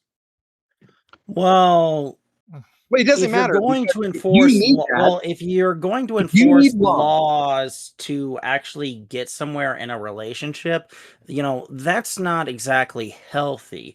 However, if you need society to have standards to have a relationship, or at least hold back negative behaviors, you know, saying that a man who can't control a woman's negative behaviors is kind of an oxymoron, because who here has an absolute hold of all of their positive, negative behaviors? It takes discipline to do that. And you look at some things here, you know, it's just, how do you do that? And it's just, for men, it's discipline. And for women, you know, you can do discipline the same way, but, you know, it's very much, what do women respond to better? Do they respond to discipline better? But listen. Back in the day, there was feminism, and then, which basically destroyed the cultural norms that you were talking about, that allowed women to be disciplined by men. I'm not talking ass beating, but what I'm saying is, there's certain cultural groups like Asians or whatever who tend to be more married, and that's because they have those cultural norms that weren't affected by the feminist movement in the 60s, the 70s, right? Where they were saying male authority is not a thing. We've had a complete social breakdown of the norms that would do what you guys have done, and then you add to the fact that there's no fault divorce, and that's where the laws come in. Men and women used to have certain relationships. I mean, marriage was more of a stable thing because you just. That's not me, but I want to say, because I was going to finish my point. So you're basically appealing to some legal authority or some social authority for why you're not. That's why you're not able to do it. To me, that sounds super lame. No. Well, the thing you have to remember here is that women work better socially than men do, because you can throw most men out into the wild. Dude. I mean, go to that whole what was it? The island with Bear Grylls. And, you know, there were enough YouTubers who actually spoke about that. And, you know, the women ran this whole community thing, and ultimately they had to be saved, what, 2-3 times? Yeah, three times, yeah. Yeah, 3 times just for them to be competitive in this situation. Yet the men barely needed any help. Yeah. But I guess the dog needed help with the taxes. So basically, if you have society where norms are held in place here, yes, correct, and values are enforced, you know, it's you know, you can say that it's weak, but again, you know, going back to the sociological evidence here and even the anthropological evidence here that is known to exist. Well, it still exists. You have to go find it. I mean, I learned about it in my Mediterranean studies class when I was going to university. But, you know, women work better when they function within society's norms. So if you take away what society outlines as bad and just says, go run wild, what do you get? You get a bunch of women who run wild. Yeah, you And, can't. you know, this is where the Shaggy song comes in. What do you do when the hangover hits you? Well, a lot of the women are going, I don't want to deal with the damn hangover. I don't want to put up with this. I don't want to put up with that. It has to be somebody else's responsibility. And most guys look at this and say, well, you have 5 kids, none of them are mine, and you expect me to come in and pick up the slack here. And you know the guy says, well, where's my benefit? And you know, it's, oh, you get me and these kids, and it's like, you know, this is not my benefit. None of this is a benefit to me. Where is my thing benefit? Guys, is this? So I'm black, and look at the black community, right? Why are we so cooked now? It's because there's no cultural respect for male leadership at all. The black community is fundamentally a matriarchy, right? That's why I always tell young guys, never date a chick that never had a father, because he's been socialized to respect male authority, right? That's something that you have to be taught from a young age. And since time immemorial, the women have taught their daughters how to be good wives and good helpmates, which is a woman's charge on this earth, is to be a helpmate to her husband, right? You cannot take a wild woman and break her like a horse. You can't do it. You can't. Can't you turn a hoe into a housewife. Exactly. And what I'm saying is, you can try and step up all you want, right? And it's not going to work. And the majority of women in the West right now are wild horses that you're never going to break. What I'm saying is, it's sad that once again, a Ricardo in Mexico City can work at a papaya stand and get a perfectly sound, reasonable woman and be head of his household, because of those cultural and societal norms are still strong. Those traditional patriarchal values are still strong. And what I'm saying is, if I agree that if it's up to me, I wish that we can do the Fred Flintstone and bop a chick upside the head and drag her into the cave, but we can't do it. We just can't. You know what I'm saying? You know what I've noticed about all your arguments? You always appeal to the easy way out. You say it's society's fault. It's the lack of the law's fault. If I can't fix it, did I not say there's a small group of powerful men that use women and government to redistribute money and time and power from us men to themselves? Did I not?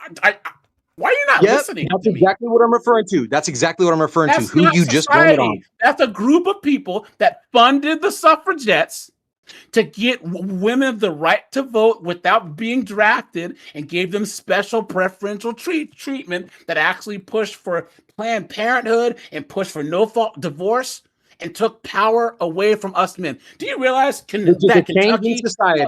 Listen. Which is a change. Society. No, but right? You admitted that there was an agenda to it. It was changed for a reason. Oh, it didn't just change randomly. So it wasn't society. It was changed but it was people changing society. Great. I'm just saying you're still appealing to the fact that it's appealing to us, that small group of nefarious people that have done this to our society. That's who I'm appealing to. Which is you the seem same to not point be able to track. No, because society is some nebulous woman word that they use. I'm saying that there's a small group of powerful corporate and political society, like a secret society, men that use women and government to affect society. No, they're not secret. Yeah, they're not secret. They're not. Whatever, bro. You just said it was society No. They've influenced. No, they Roll back guys. the tape. Did I not say that there's a small group of powerful men that use women and government and have influenced society? Correct? Did I Yep, say that's it what I was said. society? Yeah. Did I say it was society? No, I have What are you told you referencing when you say specifically. society? What are you referencing? Society when you say meaning society? cultural norms, gender norms, marriage, That's what I'm referring to. relationships. Exactly. What I'm saying is, I didn't say that it was society's fault. From step one, I've said that there's a large group of rich, specific, political, and corporate men that And it changed benefit. your ability. It decreased your ability to control a woman. It has Well, decreased the average Yep. man's ability to have control in their by design. well, I mean, if you think about it, when they passed VAWA, you know, that law basically made it a lot easier for police to break down your door when anyone reported any form of DV. So Yeah, Ghost. But here's the thing. They passed a law in Kentucky where if it's custody, the man gets automatic 50-50 custody now. And the divorce rate dropped by over 30% because women don't have the automatic power anymore. So when men when men got you some talk power more back, than anybody and you cut people off the whole time. So I'm just going to ask everybody: is it just me or actually, did AJ use asked me to hold on. yeah. And he interrupted me when I was talking about society. So there we go. And what I'm It's saying all is straight, you were right? wrong. Okay, I listen, wasn't saying it's all society's fault. Just like I didn't infantilize I didn't say you said it was all society's fault. I said that was one of the things you're blaming. No. Is it me or did But I'm AJ not. use a lot of But I'm words not to doing that. disagree to end up agreeing? I don't know because you're not listening to what I'm saying. I have a perfect grasp of what you're saying. It just doesn't make any sense. Okay. That's Steel why you're man having my struggles argument. saying you don't say society, but you do say society. I need you to steel man my argument then. Steel man. If he's gonna do that, you gotta let him do it. Yeah, go for it. Go ahead. Okay. The argument is that the resistance put up by so many different factors, like the death of the patriarchy and society and the wild nature of women that just so happened to pop into existence with the suffragettes, even though it's been that way since the dawn of motherfucking time, right? You're saying that's why for you it's not worth it because it's so insurmountable that you couldn't put up a fair fight. You couldn't do anything about it. You cannot overcome that problem. Sounds about right. Guys, is that anything close to what I've been saying? No. Thank you. See, you're not listening to me, bro. You're not. You know what? Here. You know what? You're so wrong that I'm just gonna step back because you're so wrong. You're just not even. You're not even. You're not close at all. Okay, let's ask the other people if that's what it sounded like. Camp, did it sound something like that?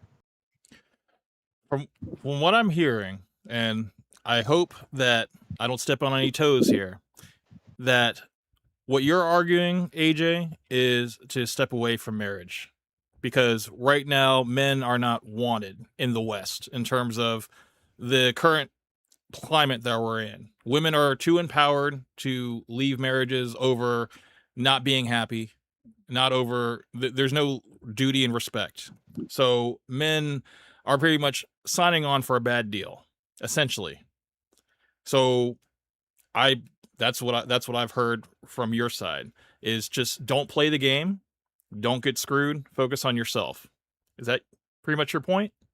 That's about 30%. Where I was starting was. So was I so far off? Camp? Yes, you were. I wasn't even close. Off. He never said none of that. Off. You were completely off. Well, okay. I wasn't asking you. You're gonna say that. Okay, so I would say. Hold on.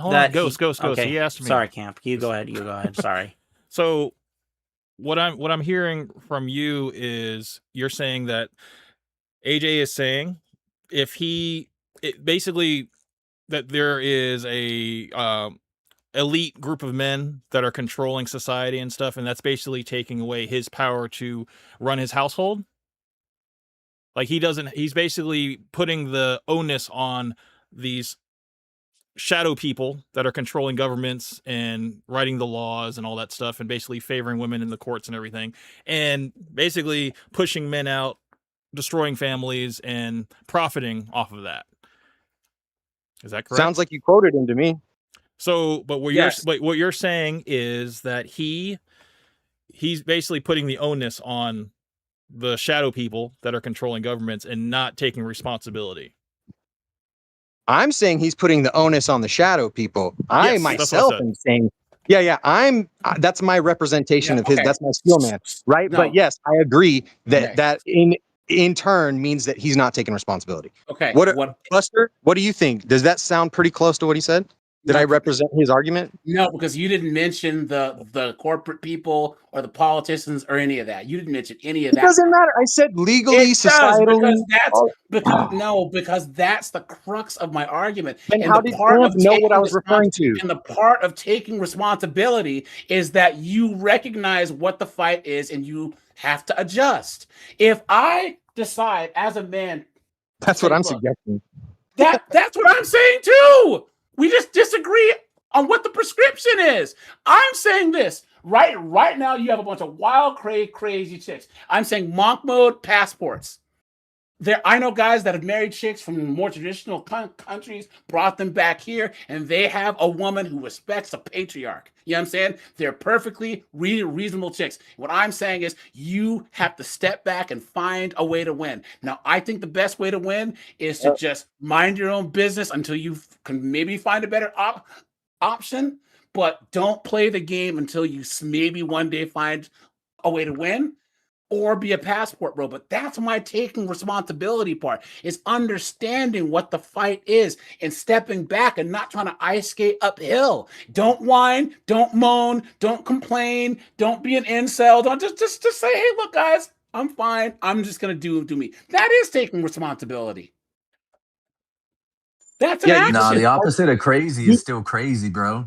No, it's not. Tong Su said, know yourself and know your enemy, and in 100 battles, you will never be in peril. There you go. Yeah, that's all. You just described learning the game. You just described taking responsibility and learning the game. That's your prescription. I just said take responsibility, choose yourself first, and then you decide who you decide to let into your circle. Whether that's a woman, getting married, having kids, fine. But you need to figure out what's going on out here and make an informed decision first. That's all. That's what I call men minding their own business. That's why I disagree with Fresh and Fit and the whole, you got to be rich, you got to bang 50 chicks. That's all bullshit. That's all crap. Because none of that stuff is true. What I'm saying is I know too many men who are frustrated, who don't understand that the system is not set up right now for a man to be able to have the lives that even Buster Cheeks said it the best. We don't live in the same way that our fathers and grandfathers lived, right? So instead of trying to do what they did in a different system, take a step back. You know what I'm saying? Get the lay of the land first. Put yourself first. Be the best version of yourself. Then make a decision. That sounds like taking responsibility, right? Yeah, it sounds like learning the game and taking responsibility. So how are we arguing over the last 20 minutes? I don't get it. We agree, bro. We agree. I think what initially has set me off, and I'll apologize to you, is once again, I just don't see men as an automatic detriment. When I see, titans of industry, guys that are okay. My good friend, and I told Camp this story. This dude, he's a PhD in engineering. He's he makes $300,000 a year. But one day his wife decided, even though when they first met that they were going to have kids, right? 6 years in, I'm not having kids. So they spent the last 6 years arguing, and finally he divorced her. He chose himself, which is what you would say to do, Code, is be responsible and take responsibility, and he left. And now he found a woman that he can hopefully have kids with. But he did everything right. And apparently she just not. Decided on but see, there you go. She has a bunch of these feminist friends she met at work that have nothing to do with him, that put it in her head that she's not a brood mare, all this other stuff. Right, man. That's a red flag. That's again. So I agree with trying to how can you maximize control your somebody's potential, behavior? right? Wait, Ghost, hold on. Let him speak because he was in the middle of saying All something. right. Go ahead. Yeah, so look, AJ, I agree with every man not only should maximize their potential, but they have this innate sense of agency to do that, right? But how do you best convince people from a foreign land if you're going to try to overpower them? You got to learn their language, bro. So, okay, become a millionaire, have a house, all these cars. You still don't know the nature of women because you've not spent any time with women. They're going to take everything you got. So it doesn't matter in the short run. Yeah, okay, I've got $1 million. I'm super happy. I know in outside of the woman scale because I haven't done any game and I haven't learned how a woman operates and really understood their behavior. And the only way to do that is to spend time on tools like with any craft. Like I can read on race cars all day. And then somebody's like, all right, we'll put this engine together. I've never touched a tool in my life. I've just read the magazines, right? You have to put the time on tools. You have to do the internship. You have to, that's how any skill is learned, and you can fake it until you make it and all that stuff. But you have to get your hands dirty. So I just think that there's a piece missing in what you're saying. Yeah, okay, take my ball and go home and be successful. And then, oh, now I'm successful. So now I'm a fucking target because I'm rich and I don't know the game. And I've seen a lot of guys get taken out that are rich and they did the same thing that you're suggesting. It's not like you said, not MGTOW, it's whatever the acronym is, but it all leads to the same road. You have to understand your opponent. MMA fighters, what if they just, they study their opponent. This motherfucker's gonna hit me with the right hook, or he's got long arms, so he might eye gouge me. If they went in there blind, what are their chances of succeeding unless they're just a savant, right? And then what percentage of dudes are savants with women? It's very, very low. So that's what I mean by the game. And to answer part of Toast's question, controlling a woman's mind is about understanding what makes her tick. So just like children, they get bored very, very quickly. So you have to understand the different array of emotions and you have to identify the triggers that they have, all the congruency or shit tests that they give you.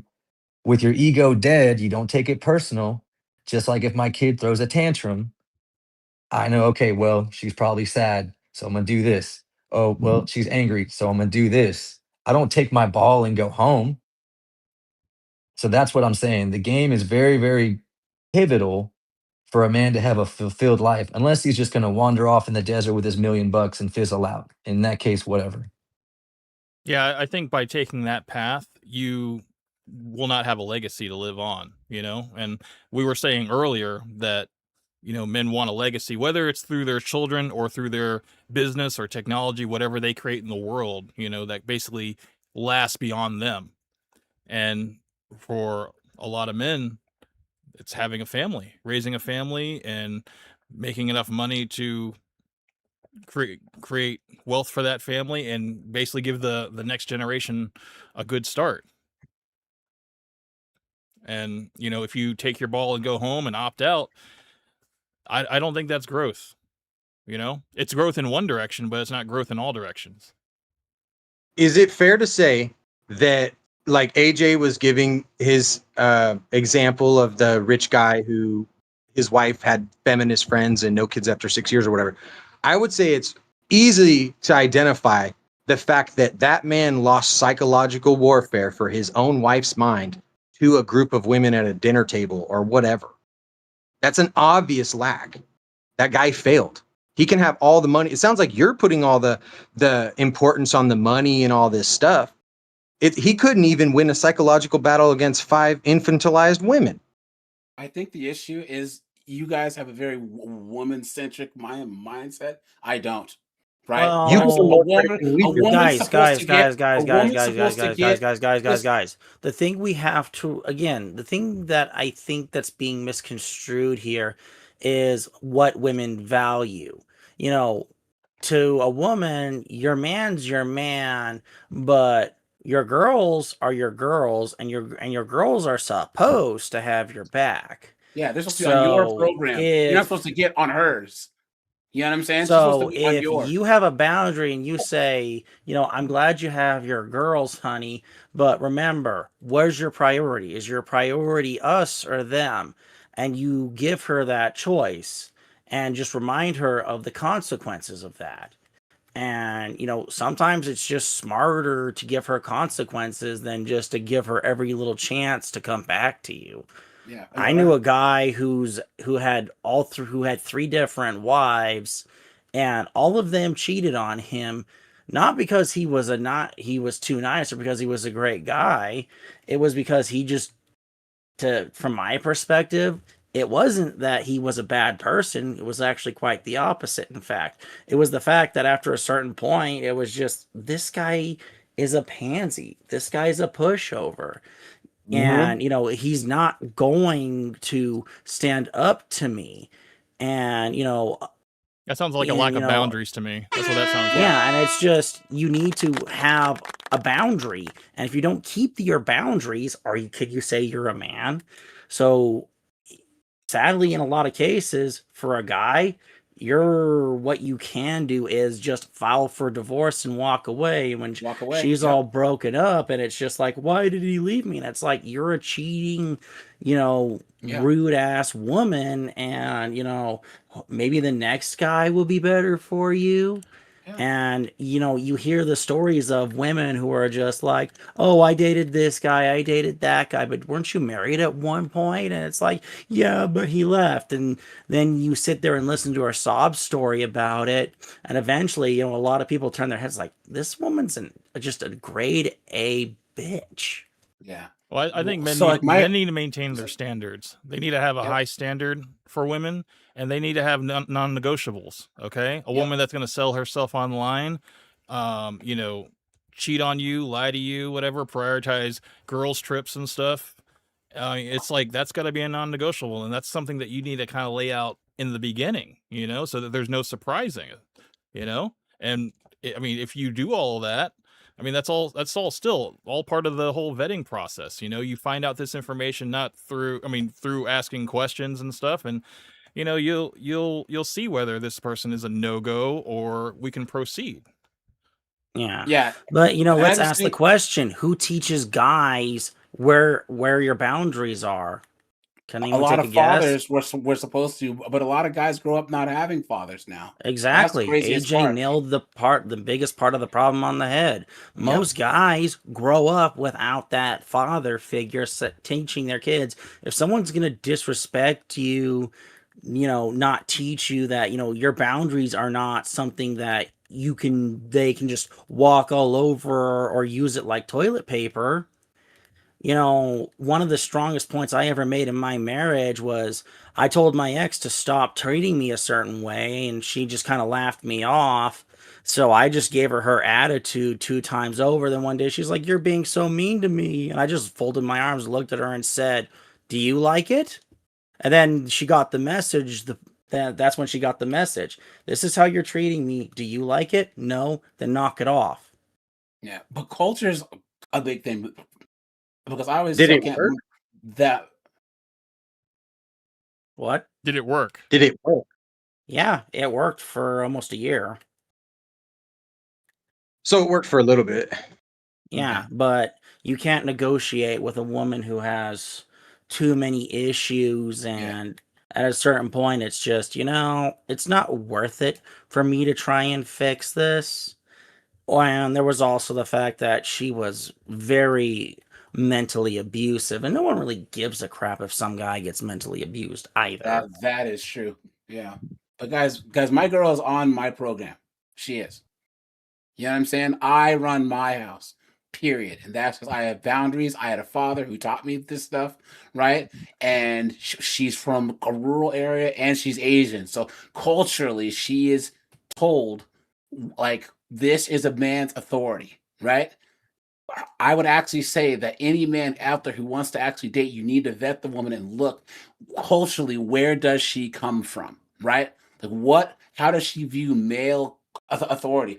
What does she think her role is in a relationship? And a lot of guys don't understand this. They think that, like, these LA chicks, these Seattle chicks, these New York chicks are the right way to go. Like you could even go to more rural areas where it's more traditional or where it's more conservative, and you have maybe better luck there. But these guys, they believe this women are sugar and spice and everything nice and this happy wife, happy life, and don't understand that girls don't respect guys that they can just run over. And culturally, a lot of these girls now in the West are taught to just shit test guys, bowl them over, right? And like Codebot had been saying, you have to be the head in your household. You have to be. That's the only way that you can be successful, because it's a competition between all of us men. And if you're the one guy out there who has a woman in your life who's not a feminine asset, you're going to get cooked. All the effort that you're wasting on some loud, quarrelsome woman is effort that you could spend on being more useful and successful to all of those around you. So. No, I agree, man. I think, again, maintain your standard, don't negotiate, and just, as long as you keep true to what you're looking for, what your goal is, and, focusing on yourself in the beginning, you got to be able to be strong on your own. I think a lot of men, they feel like they need to be in a relationship in order to feel whole. You need to feel whole in yourself first, before anybody else can get on your program. You need to have goals and direction and stuff in life. And, I think once you achieve that, you'll The way that go ahead. I see it is that society is moving. Okay, us blacks, we are the canary in the coal mine. So anything that happens to us first happens to white people second, right? The single mom thing, the ratchet loud chicks, and all this other stuff. This happened to us the 70s, the 80s, the 90s, and now you see it's happening to you white dudes. And what I just don't want to see society end up where the black community is. You know what I'm saying? Because we are cooked. We are cooked, and that's because there was, things that happened where, the black family was destroyed on like documented evidence that the CIA and other things were actually trying to destroy the black family. Fine, whatever. But I just don't want to see society adopt wholesale what's happening in the black community. Because if that happens, How do you avoid that, AJ? Unless you understand the strategy of your opponent. well, first of all, I don't date black chicks, so I don't consider myself part of this said community. This don't involve me. I removed myself, and then I decided to make the best decision for myself, and that was to be with the woman that I'm with now. What I'm saying is that I accepted that this is not the way it's supposed to be. I had like an aha moment. It said, I don't have to deal with Octavia who's trying to run me over with the car. You know what I'm saying? And has a weave and, and is screaming and yelling at me. I don't have to deal with this. I'm going to do what's best for me and the legacy that I want to live. And once I did that, all new doors opened up for me for success. And what I see is there's a lot of young white men that are still dealing this happy wife, happy life, tradcon, who aren't even doing what Buster's doing. Buster's saying, learn the game, but you have to understand that a woman is your opponent that you have to learn about. Buster, how many guys, if you said that to, they would call you a misogynist for saying that there's a game that I don't care what AJ they call has me. a It doesn't point make it there. any less There's true. a lot of guys who would be like, "Bro, you hate women." Yeah. I've even had those are my own feminine. friends tell me I hate women, and it's like, I don't. Buster, Those are are you feminine trying to guys. say that women are They can evil call and then you me have to learn the whatever they game? want. And it's not that I hate women, I just understand them. I love Yeah. women, but I understand them.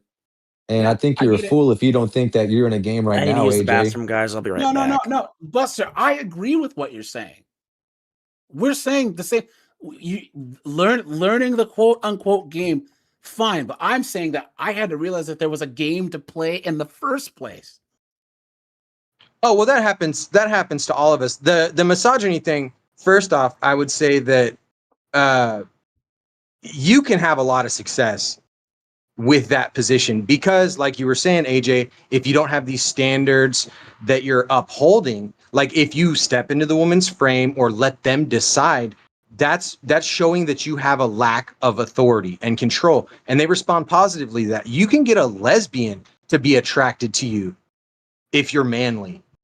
That's a real thing that happens. Yeah, So sure. it all comes down to, it sounds misogynistic. You know what? I have a response for that, okay? If you say it's misogynistic, what's more misogynistic? For me to say that women have no identity and they're equal to men, or to say that treating a woman like a man is bad for her. If you held your sister, your little sister, or your daughter to the same standard you hold your brother, you're going to have a rough time, because she cannot operate at that level. It's actually a disservice. It's actually cruel to treat them like that. Just like it's cruel to send a woman as a frontline infantry. It's cruel because she's not cut out for it. Like it's cruel to smack your dog with a newspaper because it fucks your taxes up. So I'm actually more compassionate towards women because I treat them, again, if you have a child, right? If I'm going to treat my 5-year-old son like an equal, so when he disrespects me, we're going to fucking duke it out. That's insane. Code, you Right? don't No, I'm think going to that, treat him like that a I 5-year-old. said that you don't think that I said that Buster was a misogynist, do you? I didn't say that. I was being sarcastic. Okay. No. I was gonna say, No. whoa, don't No, you come brought on up a now. good point. No, Yeah. Okay, You guys brought up a good point where it does sound misogynistic, and that's what these feminized men think. They're scared.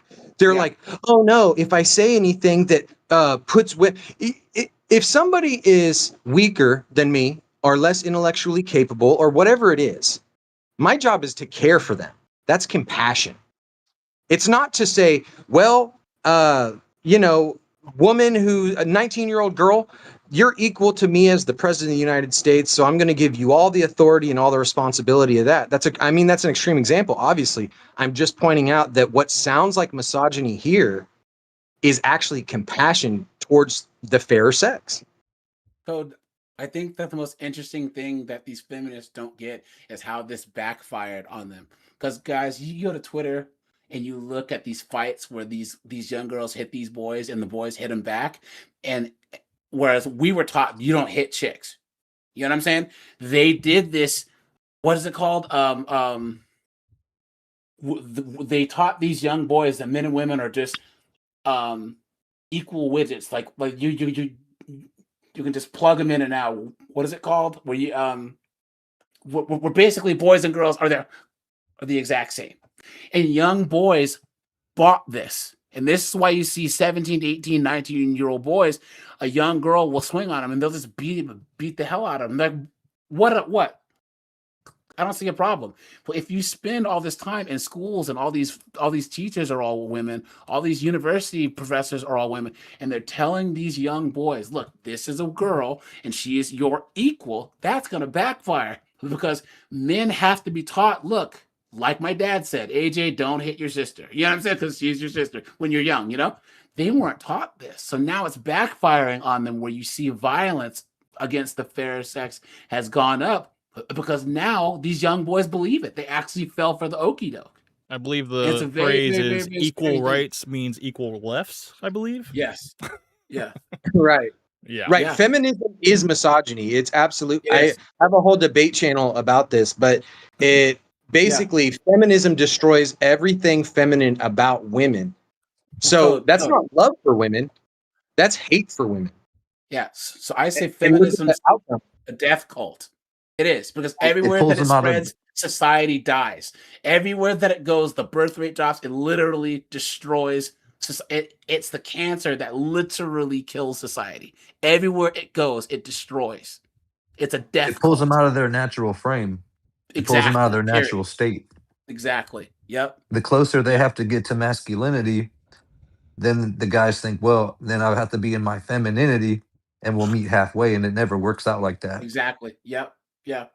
My dad divorced my mom, but he's with a new woman now, and her oldest daughter, makes like 180 grand a year. She's marrying this guy that like makes way less than her, and he's a total beta, right? And they go, "Well, AJ, how do you feel?" And I'm like, "They're gonna get divorced in like 3 years. Are you serious?"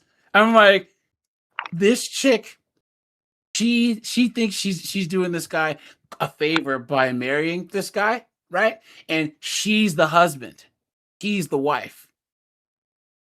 And that's not going to work. It's not going to work. And of course, my dad's girlfriend's like, "Oh, you don't know what you're talking about." And I said, "All right, then. All right. Yeah, It these absolutely. feminists are going to get mad. They're going to see that women give other women bad advice. Yeah. They're not logical creatures. They're emotionally driven. It's never going to change. So these women are going to be yapping like little Pomeranians. And then the other women are going to get snagged up by these misogynists like myself. And then the other women that are yapping around are going to be 35, 40 years old with 9 cats, 3 dogs, all their families dead. They're wondering where all the good guys are at. Yeah. So it doesn't bother me what people call me because actions are going to speak louder than words. You can have everybody in the world say this person, this, that, and the other, but it's the way that they act. And the thing with misogyny is like it's so you call it misogyny, it's like natural order, natural role playing.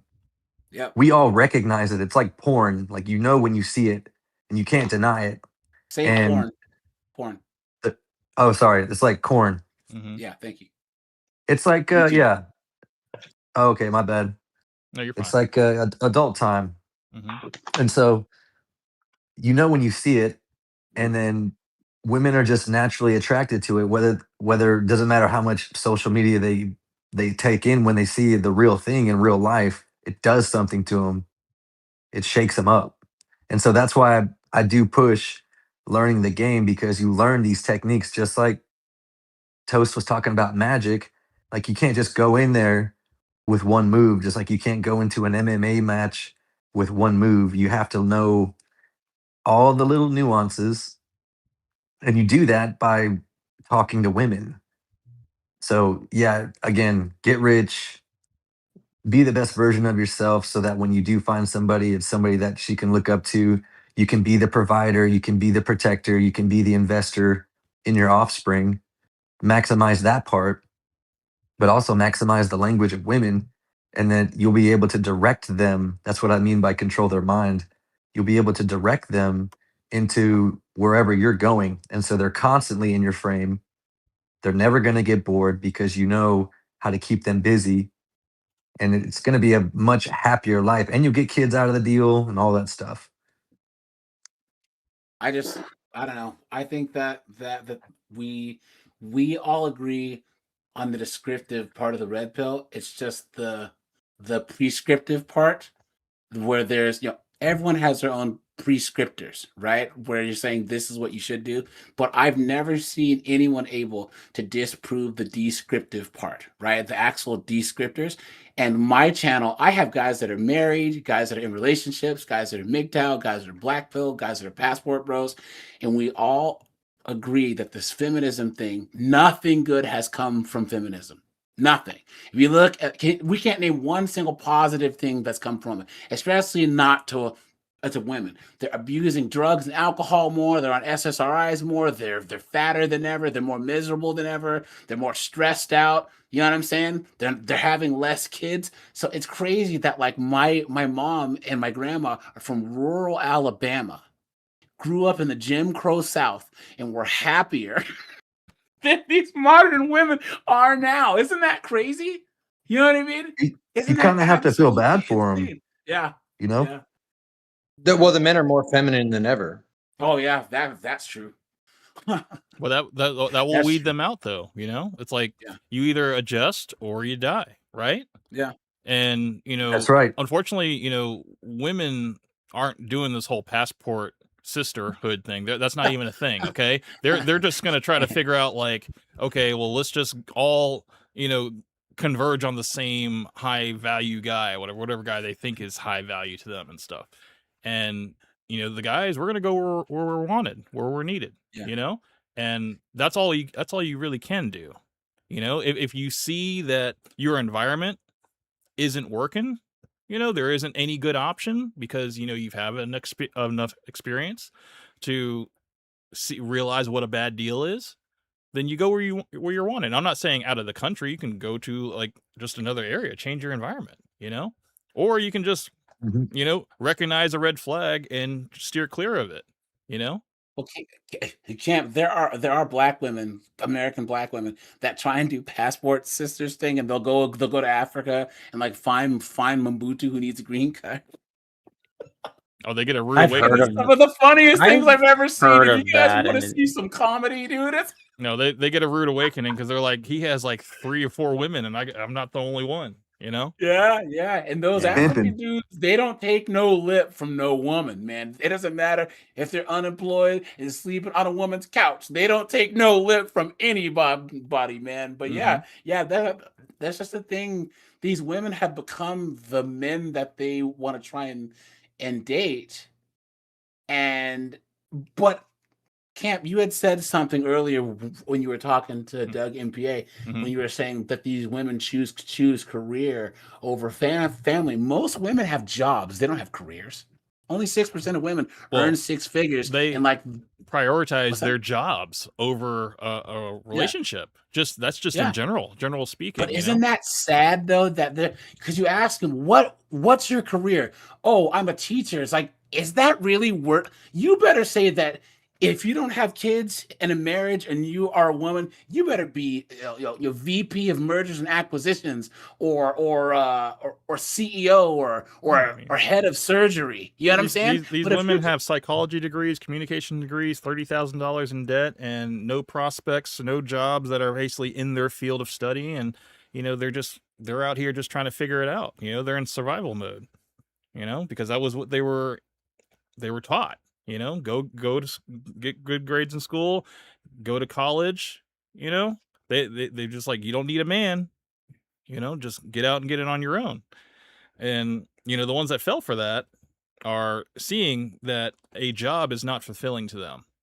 Yeah, they're seeing their counterparts basically, get paired off in college, and they're seeing that, wow, like they're realizing like way too late, 35 plus, sometimes in their 40s, and they're like, okay, I'm ready to settle down. I'm done with this whole like trying to chase this CEO position and stuff like that, because it's not fulfilling to me. I just want to have a family and all this stuff.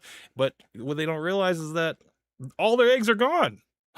They got scrambled eggs right now, and there's no hope. And yeah, dude, it's sad because women really have to prioritize relationships in the beginning in order to have any type of shot. But unfortunately, OF has become a thing, and easy money, they'd rather have that security of the financial security of the money than the security of a relationship. They think there's too many variables in trying to lock down a man, because they have this fear that every man is a dog, every man will cheat and all this stuff. And it's like, no, you just basically choose men based off of how they make you tingle. And and women are horrible. They're horrible at selecting men, so that's a man's job. Yeah, that's facts. Yeah, no, absolutely, absolutely. But that's what I'm trying. That's what I was basically trying to say, is that these younger men that are trying to wait for women to come to them and basically like accept the woman's proposal. I'm like, dude, this is never gonna work out, dude. You don't want a woman to choose you. You choose the woman. But Well, the woman has to desire exclusivity. The man can't prompt exclusivity, because then all of a sudden he says, hey, I don't have any options. You're the best that I can do. And that doesn't satisfy her hypergamy. Yeah, that's right. Yeah, absolutely. Because I think a woman wants a man that is wanted. That's 100%. Yeah, absolutely. I mean, but that's I see. I understand that on an inherent level. Like I have the power, but I don't use it. It's a choice. It's a choice to be monogamous. It's a choice to be loyal. But having that option will keep a woman in line. 'Cause Yeah. Yeah. mhm, absolutely. You guys- I honestly do believe, like I don't have a problem with OnlyFans. I don't think prostitution is a bad thing. First off, I would say that OnlyFans, that's kind of like the softest form. It's almost not even prostitution, but it is. You know what I mean? But I would also say that I think polygamy is kind of like an edict from, you could call it God or nature or what, like, just if you break down the anatomy and the biological functions we're capable of, it just makes more sense, especially when you consider the concept of women, what is it called, social selection or whatever it is, where they look at Pre-selection. consent. Right, they look at consensus and they determine from that what value is. That's why the LeBron James, that woman wants LeBron James, even though she gets 1% of LeBron James, because there's 99 other women, versus getting 100% of, Joe Blow or whatever. Well, Yeah. Code, you are correct, because that's what's going on now, anyways. Mhm. You know, when the majority Forever. of men, when polled, say that they're single, but the majority of women, when polled, say they aren't, these women are all banging the same dudes anyway. So you are correct. That's the scenario that's going on. It's just informal. You know what I'm saying? Oh, Locke, yeah, Locke, of welcome course, to the yeah. stream, sir. Locke the Bounty Hunter. What's up, dude? I've seen Locke before too. AJ, me and you spoke before. We spoke on Devil's Advocate, like, man, it must have been a year ago or something, but it's good to see you again, man. I always have fun Yeah. talking to you. Yeah. Oh, thanks, I think- man. Hey, I'll- Camp, What's up, can we guys? turn on the Fresh and Fit now Oh, so we can Yeah. roast the living shit out of these guys? Yeah, guys, that kind of did take sorry. a little bit of a turn. Oh, go ahead, AJ. Go ahead. I just want to say, guys, that like Fresh good and Fit times. were eight at the table. They were the first to do that style podcast, but Fresh and Fit, they were the first ones to actually blow up. And then it was like Pearly Things or whatever. But oftentimes the first is the worst, and they really, got lightning in a bottle. You know what I'm saying? But here's the thing. Fresh says he has money or whatever. But I don't know any of us on this panel or any guy who would switch places with Fresh. Facts. I would rather make as much money as I make, right? Which I do well, and have respect from guys like Camp, guys like Locke and Ghost, than be Fresh, where you're just a meme. You know what I'm saying? I mean, You're just a they're like walking- lolcows at this point, man. Come on. Yeah. Yeah. They feed So- off the disrespect, man. But yeah, if you guys want to finish this one, we can finish it. I got until like 3:30, so I got about 15 more I'm gonna minutes. Jump off here in a little bit too. So, but All right. yeah, Camp. The reason why they're trying to make women wait to have kids is because the fertility industry globally makes $55 billion. 55 billion, and by 2034, it's gonna jump to 90 billion.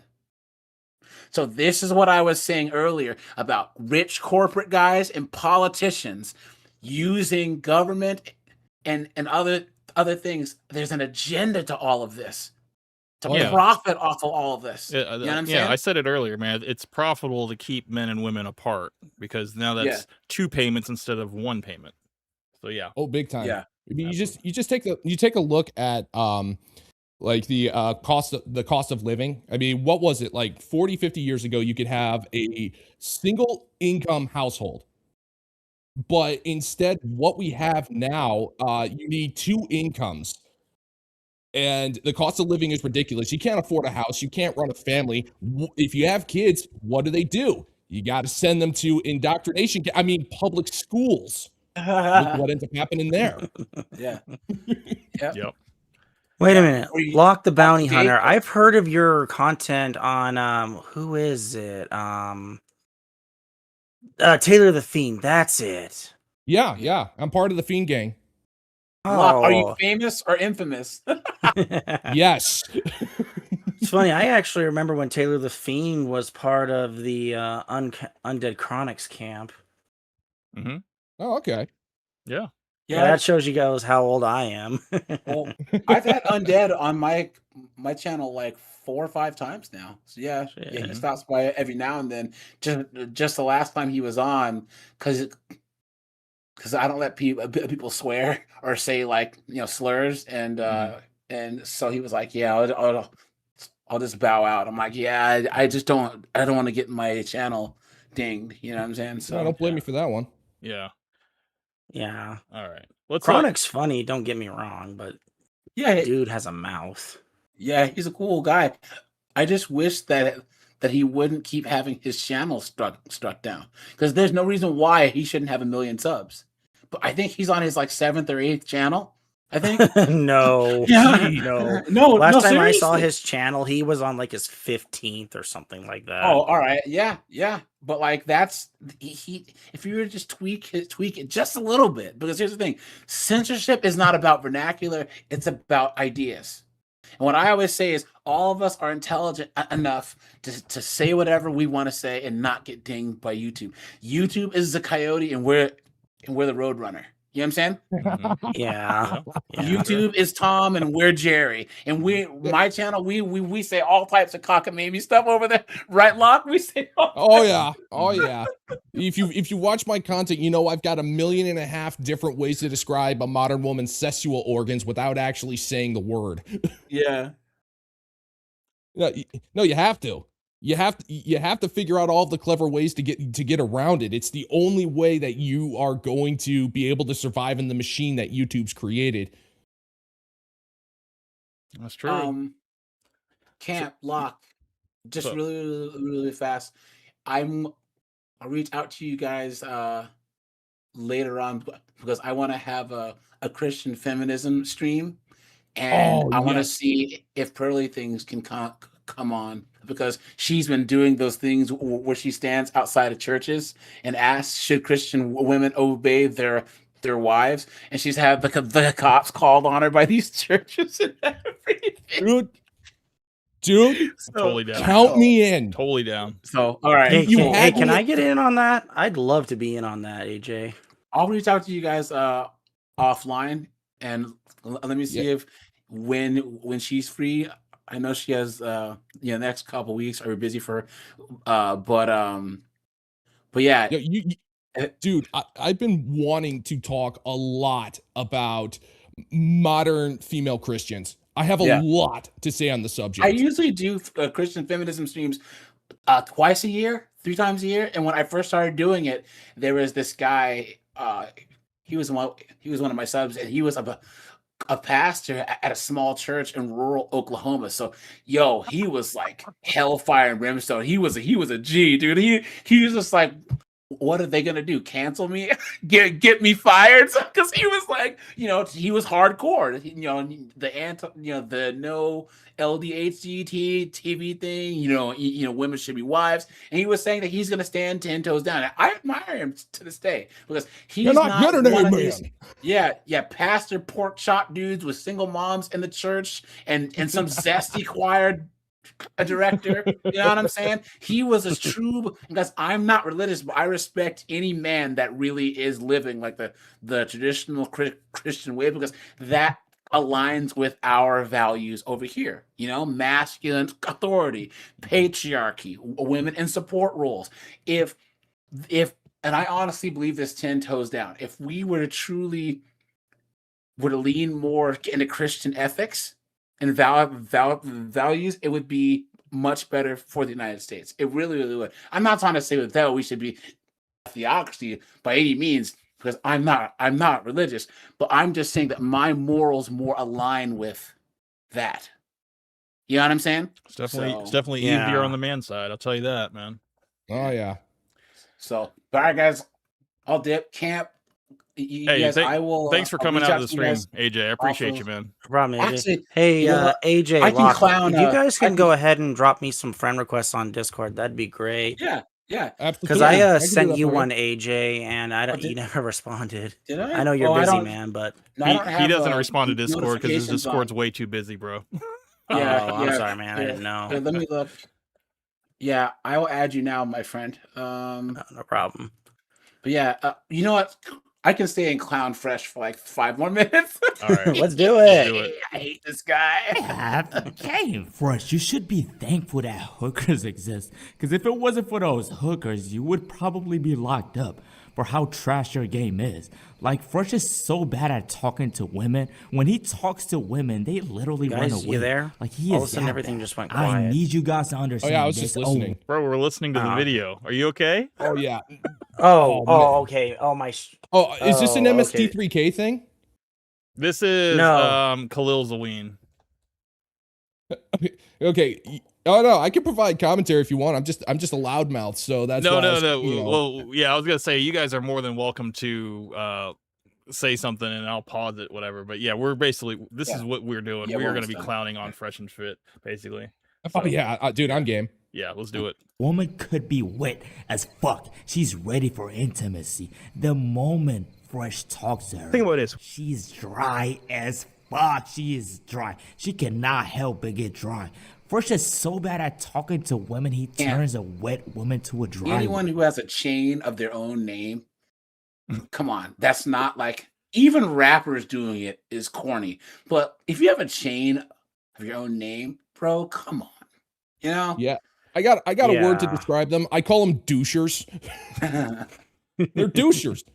I mean, they yeah. get high off the smell of their own farts. He's Look, the only this chick CEO. He's the only CEO I know that has a T-shirt that says CEO on it. So Yeah, and look, this chick next to him has her name on a necklace, so that Oh, just shows God. how feminine Insufferable. that is. yeah, there you are. Yeah, that's Although I not gotta a baller admit, move. the amount of contempt she has just on her face for him is amazing. Yeah, that's a look that says, "I hate that I want you." Yeah, Right? But the money went through. Oh the yeah, check you went know, through, so. she wants them. one. Fresh, get on your knees and thank the Lord for hookers. This Goomba said I have a game. What am I think about this? I have game. That's what a joke you are, Fresh. Now here's a video of Walter the Goomba. Dude, I cringe 5 years off my life every time he says. Every time I hear that troll has game, my brain just goes, no. I've got more game, and I'm trying to my hair is regrowing. Jesus. Yeah, he says he has 1,000 bodies, and then Myron says he has 600. But guys, Camp, what do you always say about Myron? He's in the closet. And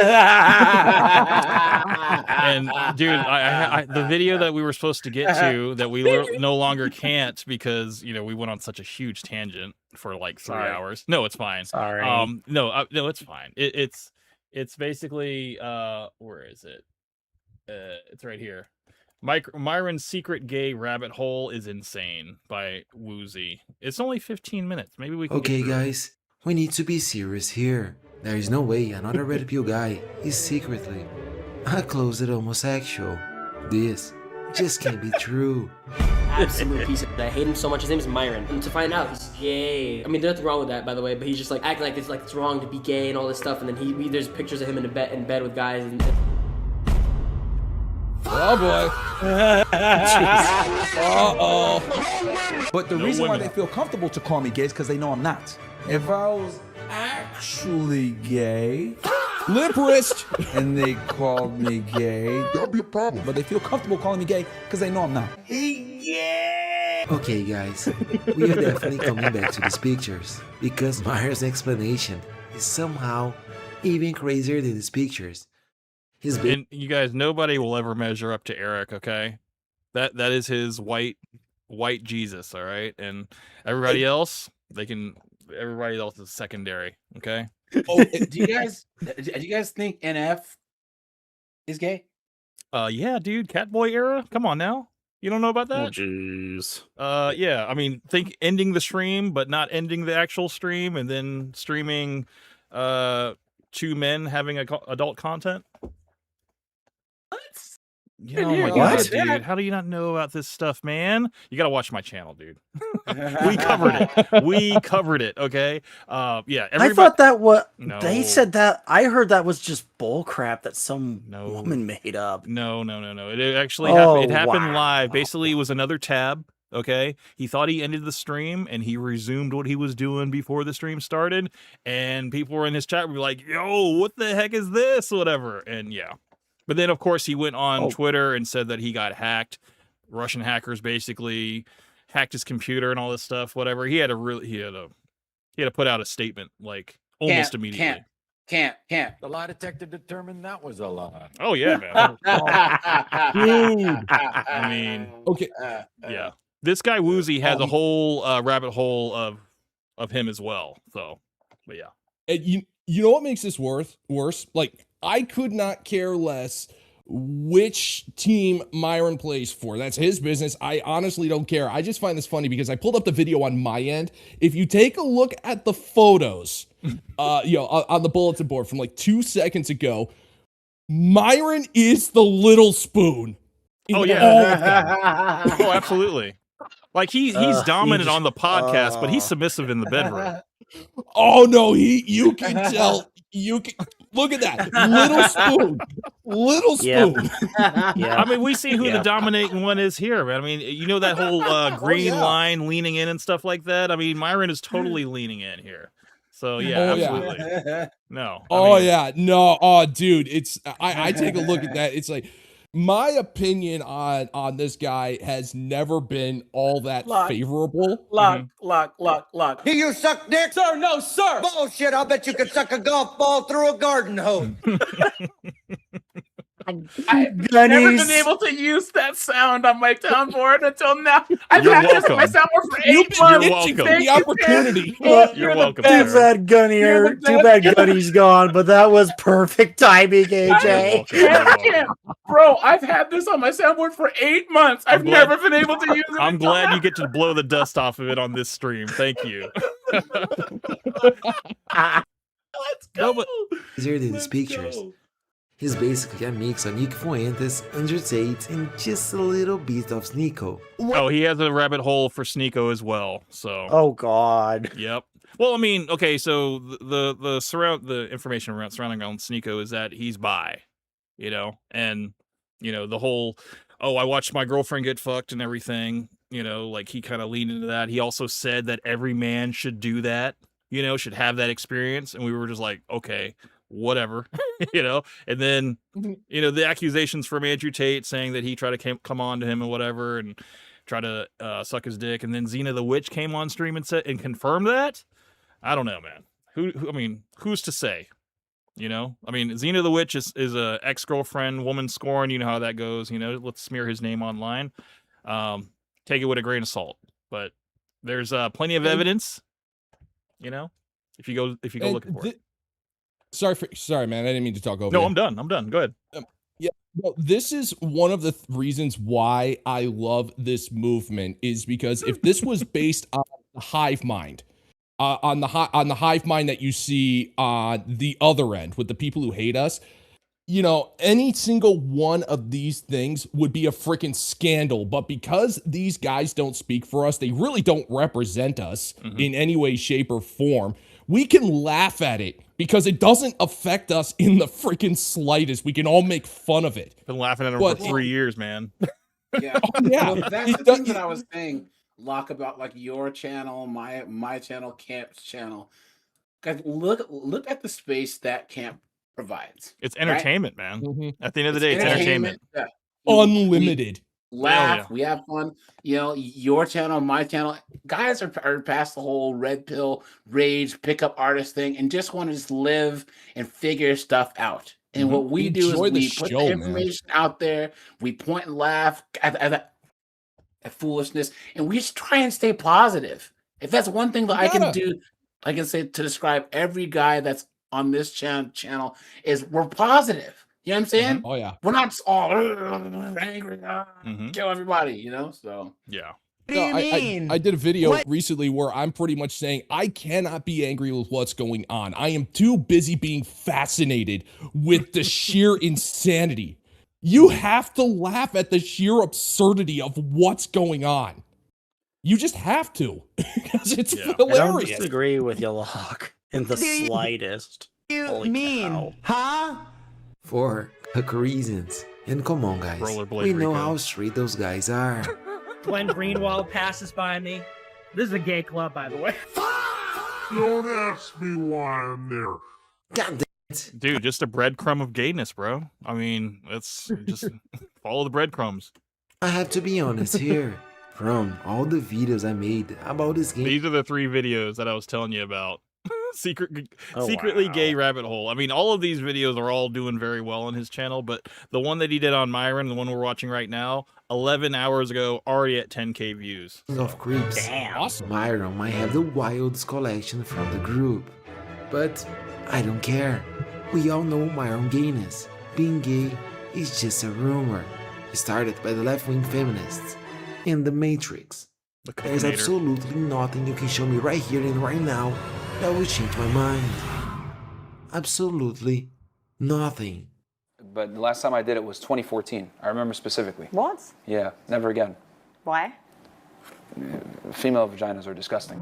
This legendary clip, dude. Legendary clip. That was basically the shirt that I had defaulted when I went on the show to basically like troll Fresh and Fit. I was like, look, man, make a t-shirt that says Fresh and Fit on the front, on the back, female vaginas are disgusting. And dude, AJ played that when you went on there. It was wonderful. Yeah, man. No, it was good stuff, man. But I mean, that's the thing. It's like the thing that this video is doing, it's collecting everything that we've talked about over the last 3 years, all into this one compact, like 15-minute video. So this is an anthology of Myron Gaines' gayness, man. So hey, it's who great. else was talking this way was EDP, right? You remember he was these F's and da being gay. Guys, look, He shoved a broomstick up his butt. Yeah, the people who are the most anti-gay, where they're just like, I'm not.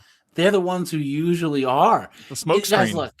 Yeah, if you're I mean, not, remember all those pastors from the 90s? It's a Yes. sin. Next thing you know, there's scandals breaking. I think they're flying Jesse Lee in Peterson, right? underage, male prostitutes from Indonesia, or whatever. I remember hearing about Yeah. that. Ugh. Oh yeah, no. When you actually look at that type of world, it's disturbing the stuff they get up to. Yeah. Yeah. Like when you start digging and scratching the surface, like let's just say those are the skeletons in the closet that you see, and this closet is a freaking walk-in. Yeah. Mm-hmm. All right, guys, I got to dip, but yeah, I think See you later, like AJ. Camp says it the best. Myron is in the closet, and Camp keeps up with this. This more than nigga's I a do, but homosexual. when he told me that ex-girlfriend of his said that she and Myron never banged. She was a ever. beard. She was a beard, yeah, man. She was basically a shield for the not gays, bro. That's all it was. Yeah, and here's the thing, like any guy who's not gay, like okay, let's just say you have a coworker who's gay. Oh well, but just be actively just like have this much vitriol, bro. That must hit home. What does it say? If you throw a brick into a pack of dogs, the one that gets hit yaps. You know what I'm saying? And Myron's been yapping for a long time. So, all right, Camp. I appreciate you, AJ. guys. Have a good night, bro. Later, dude. Good seeing you. Have a good night, AJ. All right.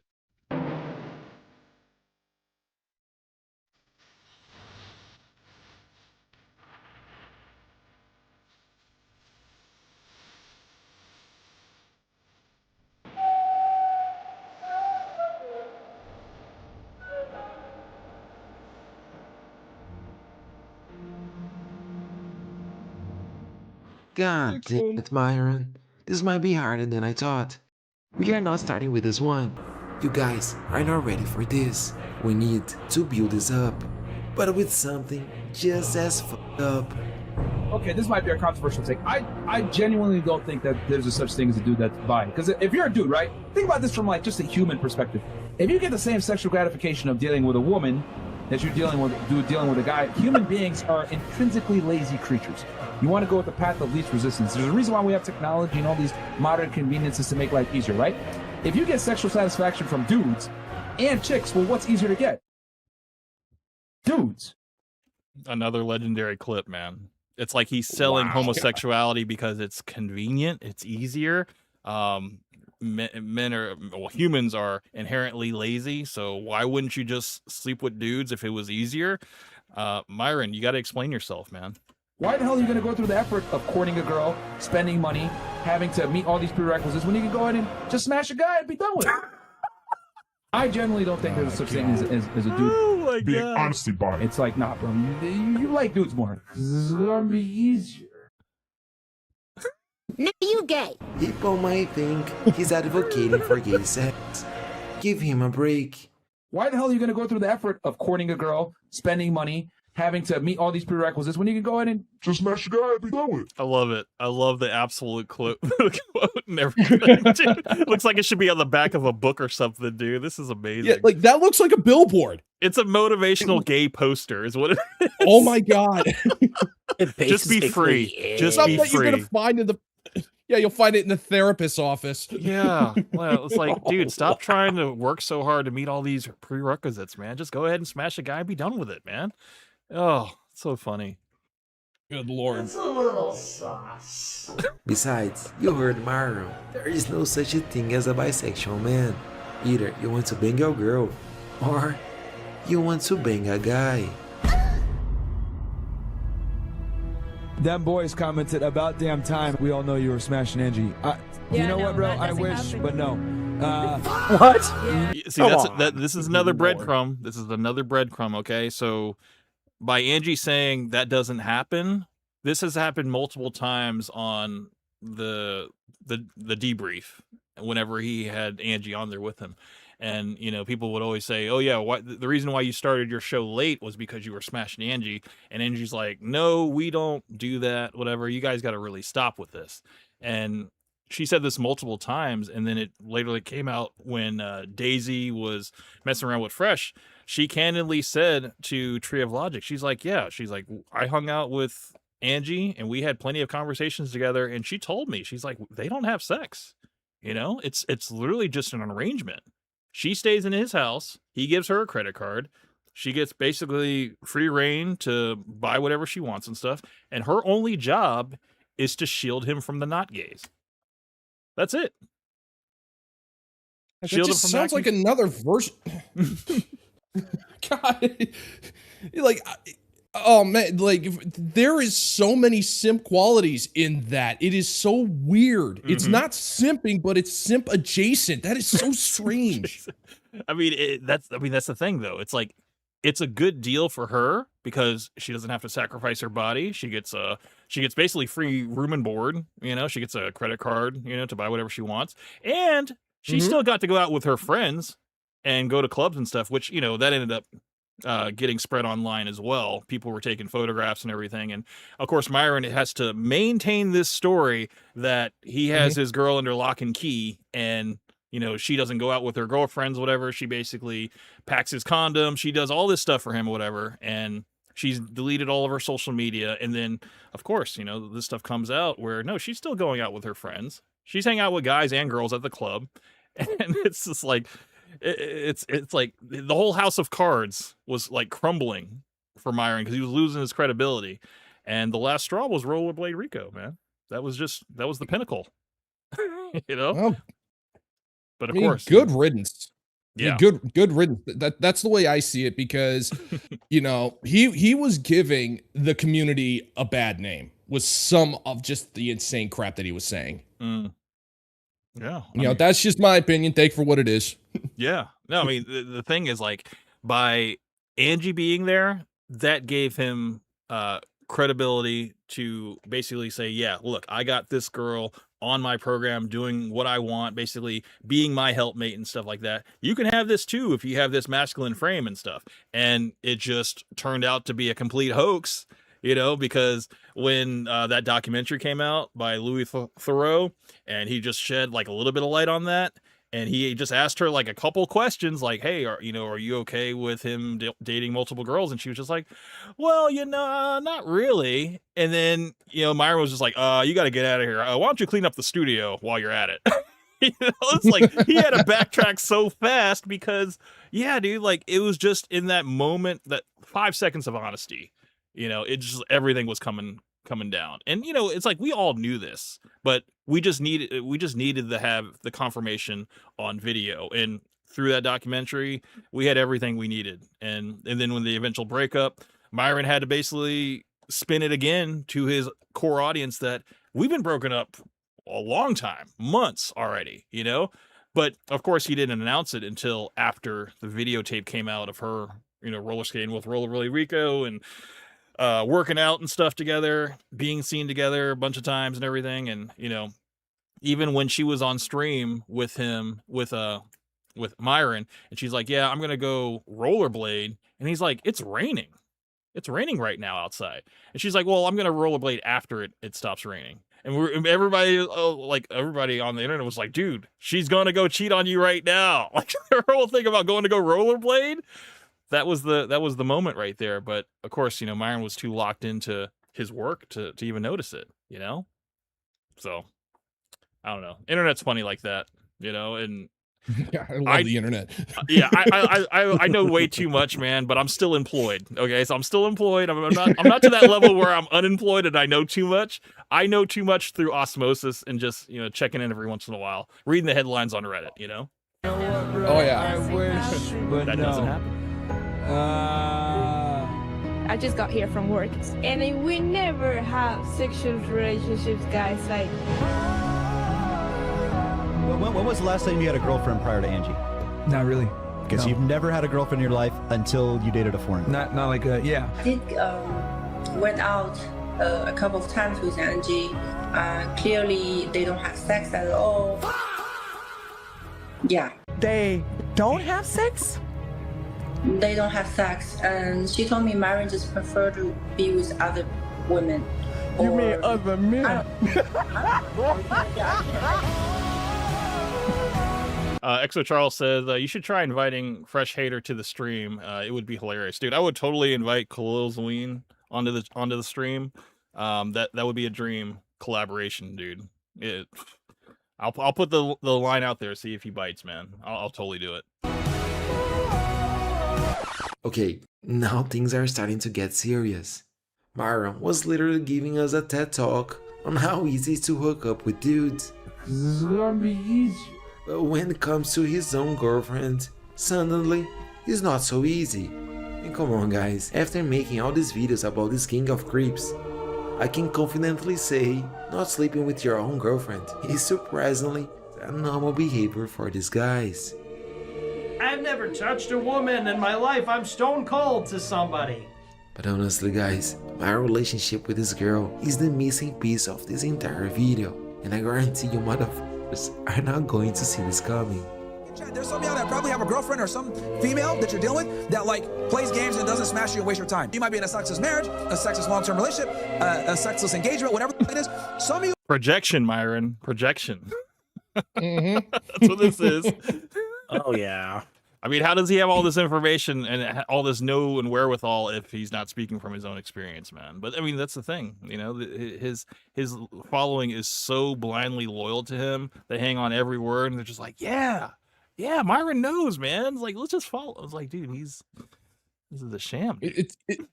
That's a freaking cult. That is the cult. It really that is cult. That's the cult-like behavior. Yeah. We're seeing a lot of cult-like behavior everywhere. It's not just one side. It's kind of surreal.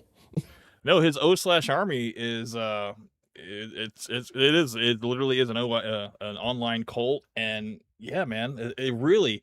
I think even if Myron did come out of the closet like publicly, I don't think that would affect anything. At least with his cult. The OSS Army. I think they're still going to ride or die for him, no matter what side of the fence he plays on. So yeah, probably I affect mean, the viewership of the podcast, though. So that would honestly, I don't think he cares. He does not care about after hours, bro. That's where the women are. He don't care about that. I know he doesn't care. He can let that go down in flames. He can let Fresh and Chris host that, and he'll be completely fine with that. He'll just stay on his own Myron Gaines X channel, dude. He's fine with that. So, I mean, are they still getting the numbers that they used to? Because I really don't. No, dude. It's No. dramatic. It used to be over 100K. Like within like the first couple hours, it's barely scratching like 6K. Now there is justice in this world. No, it's. I mean, honestly, dude, like they are literally running on fumes, and they're. I keep saying this, but they keep proving me wrong. I'm like, dude, they're gonna be done within you know, like a couple months, dude, because it's like there's no motivation there, you know, like you can see it a couple times on After Hours. You'll see Myron is completely checked out. He did a whole episode. I had to cover this. He did a whole episode where he said nothing for like the entire podcast, and then like the girl like finally like I guess pointed it out to him, whatever. She's like, Myron, are you gonna say anything, whatever? And all he was talking about was about women voting or something, and then it shut her up, and then that was like the one and only thing that he said. But then basically Fresh was hosting the whole thing, and it was one of the top 2 worst episodes ever. And everybody in the chat was just screaming like, Myron, wake up, Myron, do something. And he was just sitting there like quietly quitting his own podcast. It was amazing. I remember you showing that, Camp. It Absolutely was like, amazing, dude. Get the frick. It's like, dude, do something. No, I mean, and that's the thing. It's like you got. I mean, it's almost one of those moments where it's like, pull a string, you know, wind him up, do something. No, I mean, it was just the fact that the girls were getting bored of, you know, Fresh hosting this whole thing, and they actually outwardly say it. They're like, Myron, are you going to say something? You haven't said anything this whole, and then he finally says something, you know, and it's just, I don't know, but you know, again, I just don't think he cares too much about the whole After Hours format, you know?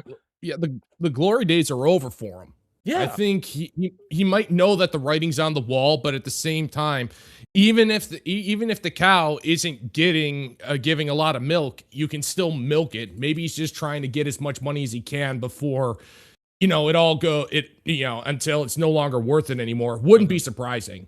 Yeah.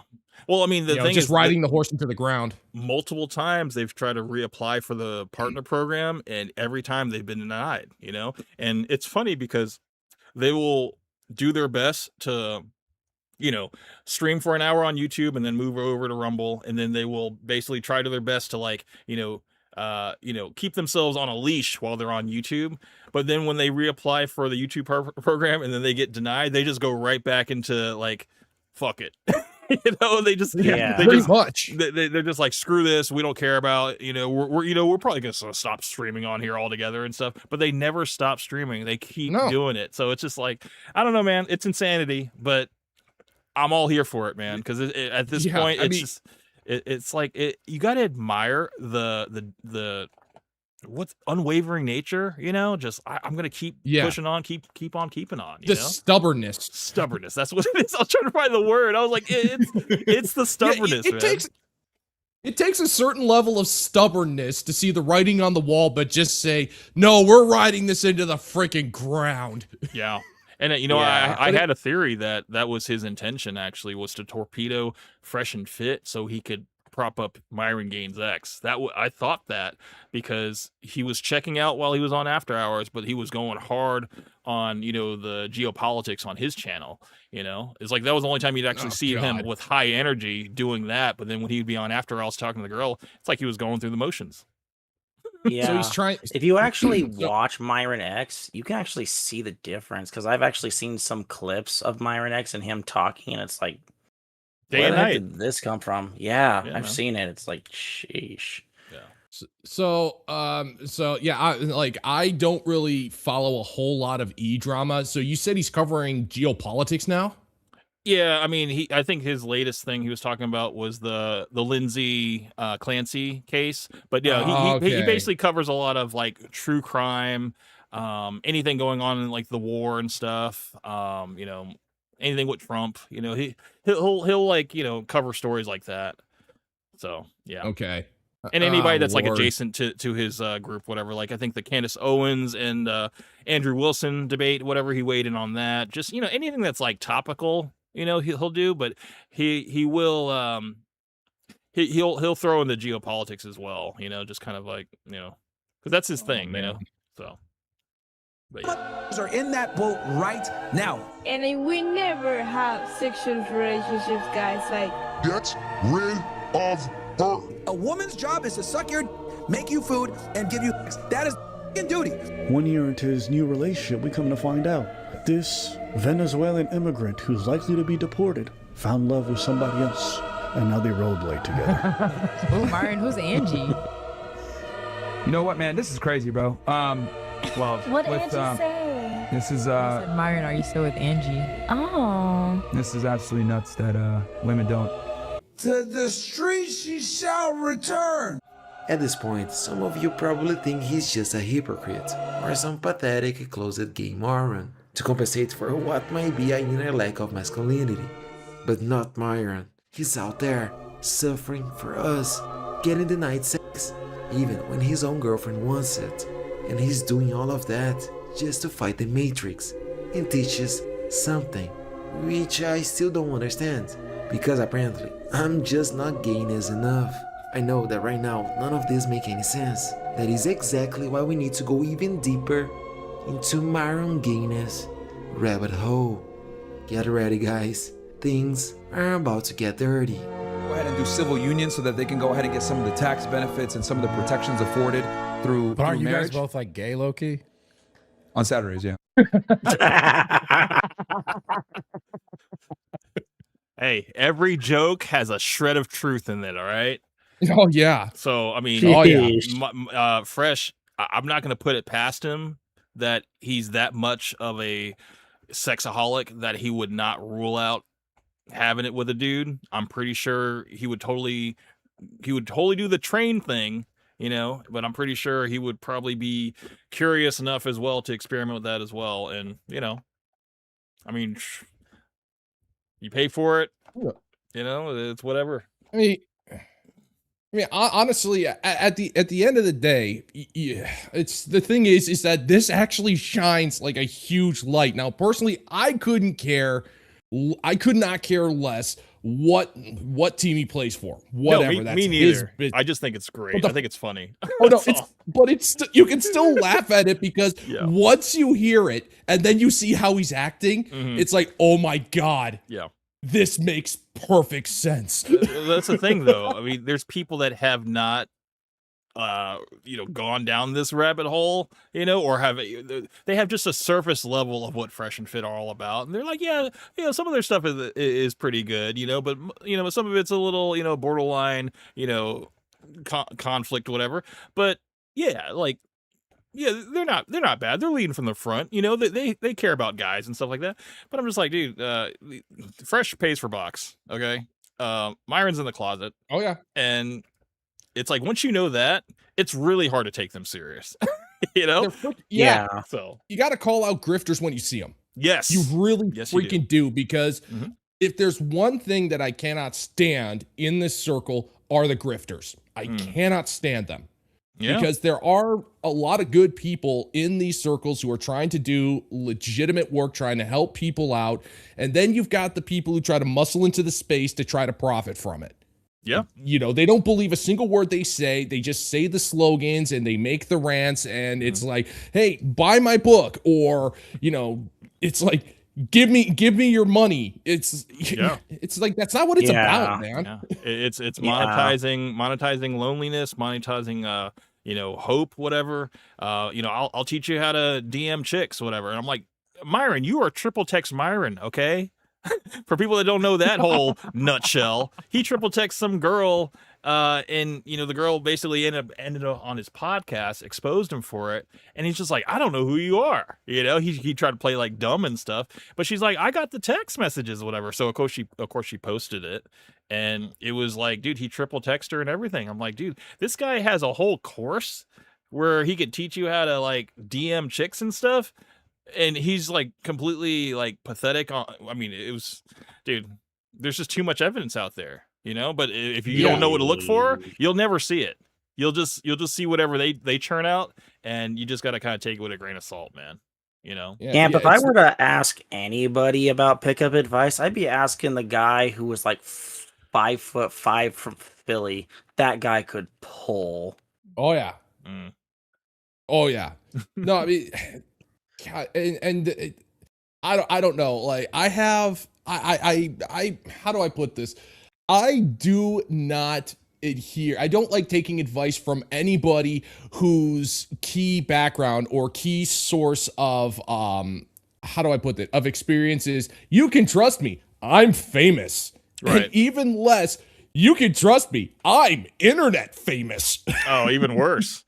I mean, that's That's why. Oh God, that's horrible. It's kind of why you That is can't. You so gotta much like. worse. That's kind of why you have like red flags with like Andrew Tate and stuff. And the reason I never jumped on the train is because I knew the facts. Okay, I knew that he was fleecing men for money, acting like a woman online, you know, for his little webcam, you know, operation and stuff, and then try to turn around and double dip and say, "Hey, I can help you guys." You know, it's like whoa. It's like I'm Like, good, man. I've like here's the thing, like of I did not really get into this following the big creators. I saw clips from Fresh and Fit, from whatever, and Andrew Tate and stuff like that. But Yeah. I took one look at Andrew Tate and said, I am not entirely sure who you are, but I know you are not to be trusted. Mm-hmm. Yeah. I know that there is enough BS coming out of your mouth to fill up a small barn. There is something not right about you. I've never trusted him. Yeah. And he's I remember like and I had my I knew it moment, but that he was just full of it when he actually posted a tweet. I think it was like man, it was a while back ago, like 4 or 5 years ago. He said, reading books is pointless. Oh yeah. Yeah, like reading books is pointless. Going to rock concerts is pointless. It just shows that you're a cultist. And I kind of look at this and I go, dude, you're just rage baiting at this point. Yeah. No. Yeah. No. He basically said that, you know, being and Myron, he kind of parried his point a little bit by saying like, you know, don't watch sports, whatever, because you know you're basically just you're idolizing other men and stuff like that. And I'm just like you're projecting again, Myron. But like this whole thing about, you know, it's a waste of time, you know, to have interests outside of like your work. You know, you just need to focus on getting money, you know, and anything that kind of like gives you a little bit of escapism is not good. And I'm like, yeah, don't, okay. It's like, yeah, like how many, they demonize, it's like, that's one weird thing that I've noticed. Like you take a look at some manosphere content creators, they echo some of the talking points of modern women, especially when it comes to video games, going to the gym and working to make money. It's kind of creepy. Yeah. Don't play video games. It's a waste of time. You should be working and producing and making money. I go, dude, that's what chicks say. Don't tell me what to do with my time. It is my time to do with which as I please. Yeah. Andrew Tate said, you know, a woman should tell a man, you know, hey, you know, you're so smart. You're so smart. You're so intelligent. Why do you waste all your time playing video games? You know, she was like, if I was a woman, I would say this to my man, whatever, to get him like motivated and everything like that. You're so smart, so intelligent, whatever. Why do you waste all your time playing video games?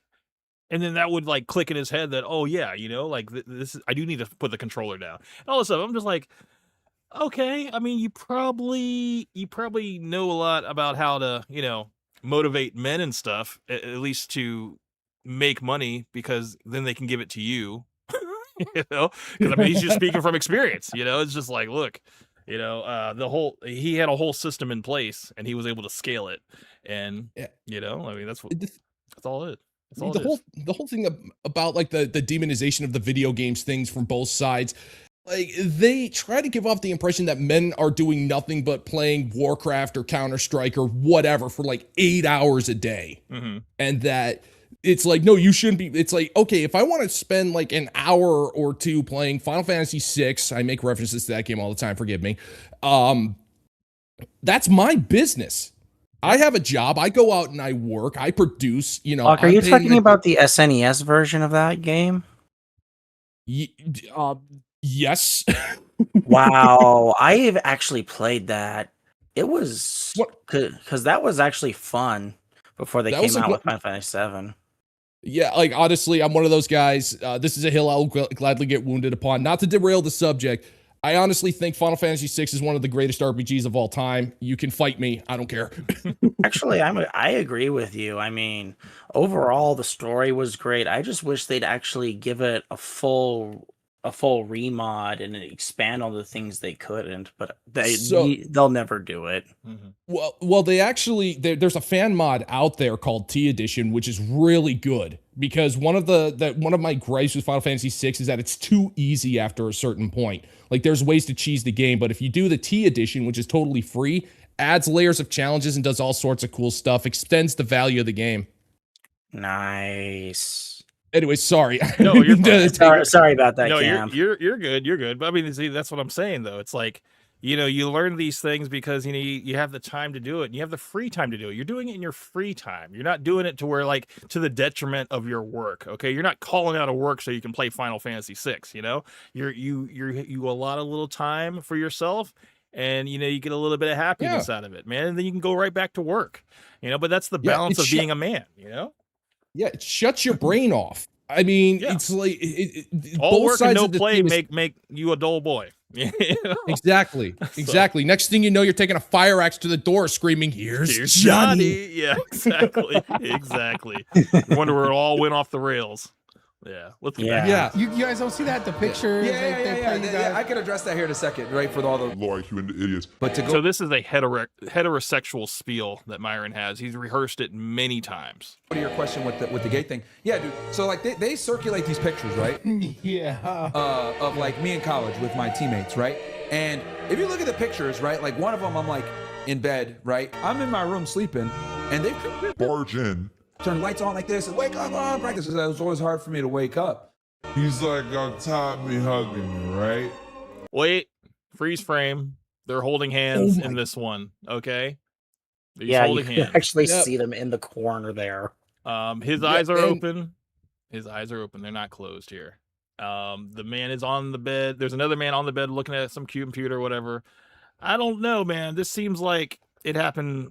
It was already happening. There was no like prank that was being played, but Yeah, no, and here's the thing. I don't know about you, but if I'm alone in a hotel room, right, and I'm dead asleep, and all of a sudden the door breaks open, the lights are flashing on and off, and like 3 or 4 people coming in, I'm jumping out of that bed and taking cover to try to find out what the hell is going on. Exactly. I don't just lay there and let some guy come in and spoon me. Right. Yeah. Not let alone take a picture of you. Exactly. Yeah. I mean, I had a would be grabbing similar experience once, and it was just, I better not talk about it. I could get in trouble, but it's just one of those situations where it's like, get the hell out. I'm trying to sleep. Yeah, that's grounds for lamp-based combat. You're going to grab the closest lamp and chuck it at them. That's not what I had at hand. Yeah. I had something much different. Myron will say, boys will be boys, okay? There's just boys being boys, okay? It's not gay, for a guy to lay on you bare-chested, hands embraced and all that stuff. It's not gay, okay? You guys didn't play sports, at a high level, at a college level. So, I mean, you got to tuck each other at night, whatever. Is it just me, or does Myron look oddly contented in this photo? Myron only smiles when he's in these pictures. You see him with other women and he's never smiling. It's just a thing, man. He's in his happy place here. Yeah, I've seen plenty of photos. I can spot a fake smile from a mile away. That smile is not fake. It's genuine as hell, dude. That like Oh yeah. Oh yeah, no, it's 100% genuine. He is in heaven right now. Yeah. He is in peaceful heaven right now. This is not a prank. No. But he'll tell you, look, this was a prank, okay? It's not a big deal, whatever, boys being boys. It's not a big deal. I don't understand why you guys, it's like, you guys know I'm not gay, right? That's why you guys feel so comfortable in calling me gay. That's his argument. He likes to say that because he's like, if I really was gay, then you guys would be canceled for calling me gay. That's why you guys feel so comfortable calling. I'm like, okay, Myron, mental gymnastics are Olympic level at this point. Again, that's just that's the way a modern woman's supposed to think. Oh man, I love it though. It's a little spoon. Dude, every time this comes up though, and whether a hate caller comes in and talks about these pictures or whatever, Myron launches into this like 2 to 3 minute heterosexual spiel, and I feel like he said it so many times. I'm like, I know it word for word, and he doesn't deviate. It's like he has memorized this so much that it's like, it's not that it can't be debunked or whatever. It's just he speaks it so matter of fact, whatever. And he's just like, look, it's not gay, okay? I mean, you guys that play sports at a high level, yeah, you're gonna slap ass, and then maybe you might curl up in bed together or whatever. It's not a big deal, you know? Yeah, I'm like, dude, you weren't playing that sport. You were a rower in college, okay? So it's not the same thing, man. God, dude. You were on a rowing team. So I don't know what you're talking about here. You know? I played sports in school, man. We had cheerleaders for that stuff. God sakes, man. Goddamn. Yep. Sheesh. It's just at this point, man, admit it.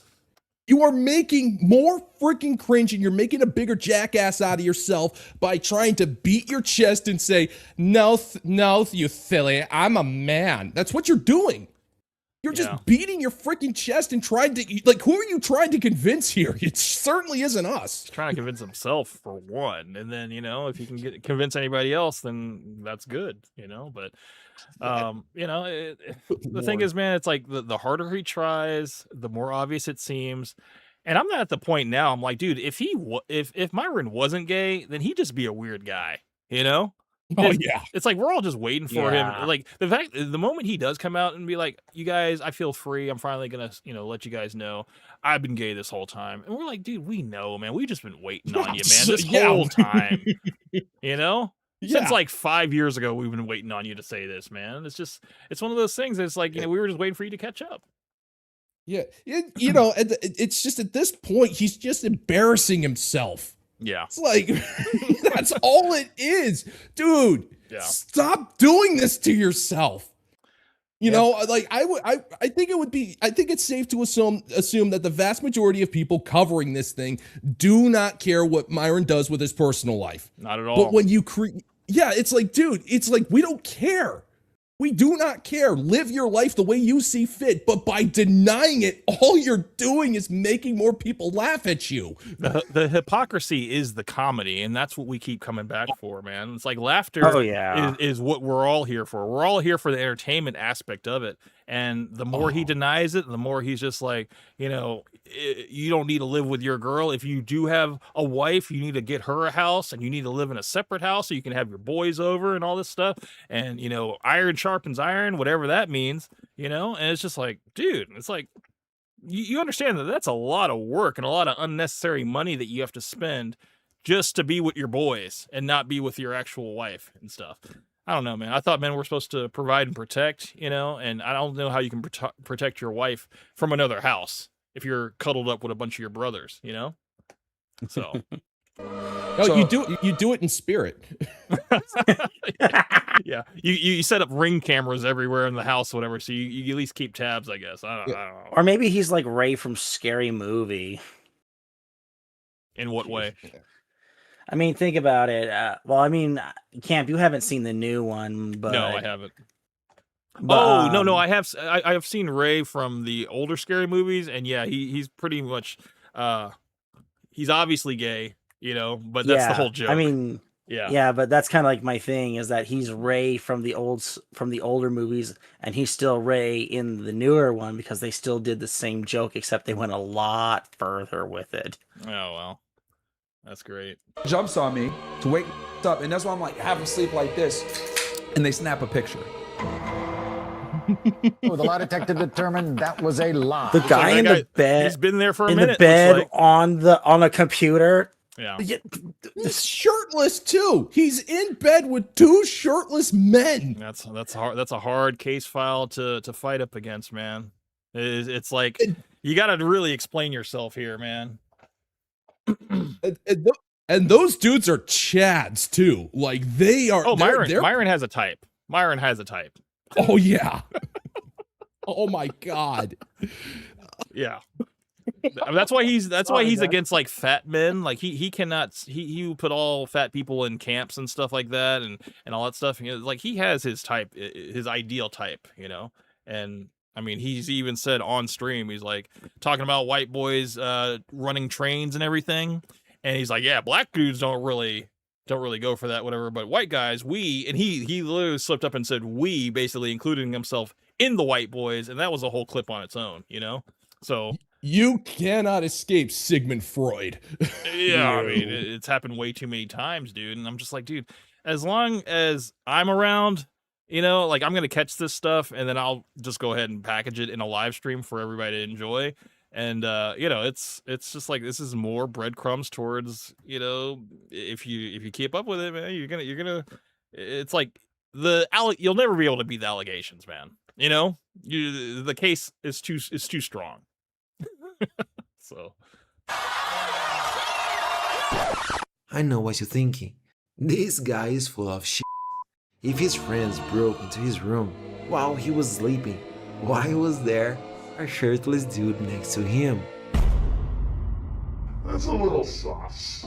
Come on, guys, give Myron and his completely reasonable shit a chance. Like people say, "Oh, Myron, you're gay." It's like, no, bro. I was a Division I athlete. People f around. They do stupid.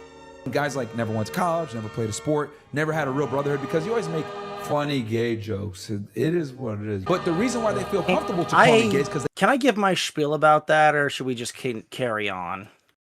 I mean, as long as you can, yeah, go ahead. Well, I mean, I don't know if Locke knows this, but I'm a Marine Corps veteran, and when I was at, thank you, but when I was at my training school for MOS, we had the guys who would make the gay jokes. I mean, we had the guys who would go running around the barracks with their flashlights with the different colored lenses in it, and they'd be dancing around. One guy like flipped his shirt inside out so it looked like a little top, and he had his belly out, and they were just like dancing, running around kind of thing. And then there was also the where we were changing because it was graduation day, and we're changing, and they literally turned this into a photo opportunity to basically make themselves look gay, where one guy bent down in the middle, opened his mouth wide, one guy went from behind him and, you know, just positioned himself. The other guy was in front. You know, he had his pants open. Okay, but, I you might know, have, just in terms oh, of, sorry. I don't want to get shut down. All right, Sorry, Cam. Sorry. No, you're sorry. fine. But you know, they set up the whole scene. But here's the thing: they're all looking at the camera. They're all just like, you can just tell that this is all a giant joke to us, and we're going to immortalize it. And I've seen this kind of joke go on in all different kinds of different barracks, and it's just, you know, this does not scream that kind of joke to me. I'm sorry, dude, but A little too intimate, right? Yeah, it's way too intimate. Yeah. If you saw that picture of them doing it, because I was in the room, heck, even our instructors were like, you know, this guy's always always receiving. Why is that? You know, that was the joke they were making. Like this does not come across as a joke. This is like, it's just like happy place. Ooh, this feels so good. You know, it's like, ooh, yes, daddy. Oh, yes. I mean, come on. Like I get, I get being a guy, being secure in your manhood and stuff like that, and being able to joke around like that and stuff. And then there's just guys that are just like, yeah, I just don't do that, man. Like it's not that I'm like insecure or anything like that, whatever. It's just one of those things that's just like, it just doesn't. You'll never see me doing that. You'll never catch me like, you know, acting like that just for funsies or whatever. It's just like, I'll find another way to be funny, you know? Yeah, but you know, that kind of joke in the military exists across branches. I mean, the whole United States Navy is just one giant gay joke that you've ever heard. I mean, pretty much it's been I'm not a military man, but I know that the Navy has pretty much been the butt of every gay joke in the military for a while. Oh, it's ingrained. Oh yeah, it's practically a cultural institution. Especially the civilians. Yeah. Yep. And, you know, just the jokes that they do is like, you've got the guy, I've heard so many different stories of it being jokes and stuff. And it's just these pictures, if Camp were to send these to me and I were to start sending them to all of the veterans that I know, I'd be like, hey, does this come across as funny to you? I'm pretty sure I would get a hard no from most of them. Right. Yeah. I mean, there you go. It just seems, I mean, there's a distinction and there's a difference, you know? And I think that's kind of like the most important aspect here, you know? I think the setting has everything to do with it. And I mean, this is a college rowing team. in a hotel bedroom. So, you know, however you want to spin it. He's doing it. He's doing his damnedest. Doing his damnedest to spin it. So They know I'm not. If I was actually gay, I love it. I love it. And they called me gay, that'd be a problem. But they feel comfortable calling me gay because they know I'm not. Booty queen! Booty queen! And it also proves that deep down, everybody knows that it's something disgusting. Shut the f up, Sneeko. Are you sure? Yes. Wow. Oh my god. I mean, you know about, everybody knows about Sneeko and his cuck era. You don't have a right to say what is disgusting. I've seen her other men. Imagine seeing the girl you love like get.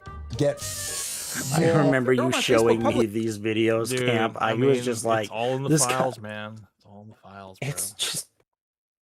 That's what I'm saying. Like every one of these guys in this whole character roster, they all have had their moment to shine. You know, shine like a diamond. Okay, it's very sus, dude. I mean, everywhere from Nick to Myron to Sneeko, dude. They've all been very sus, dude. And the thing is, if you're not paying attention, you just watch their show.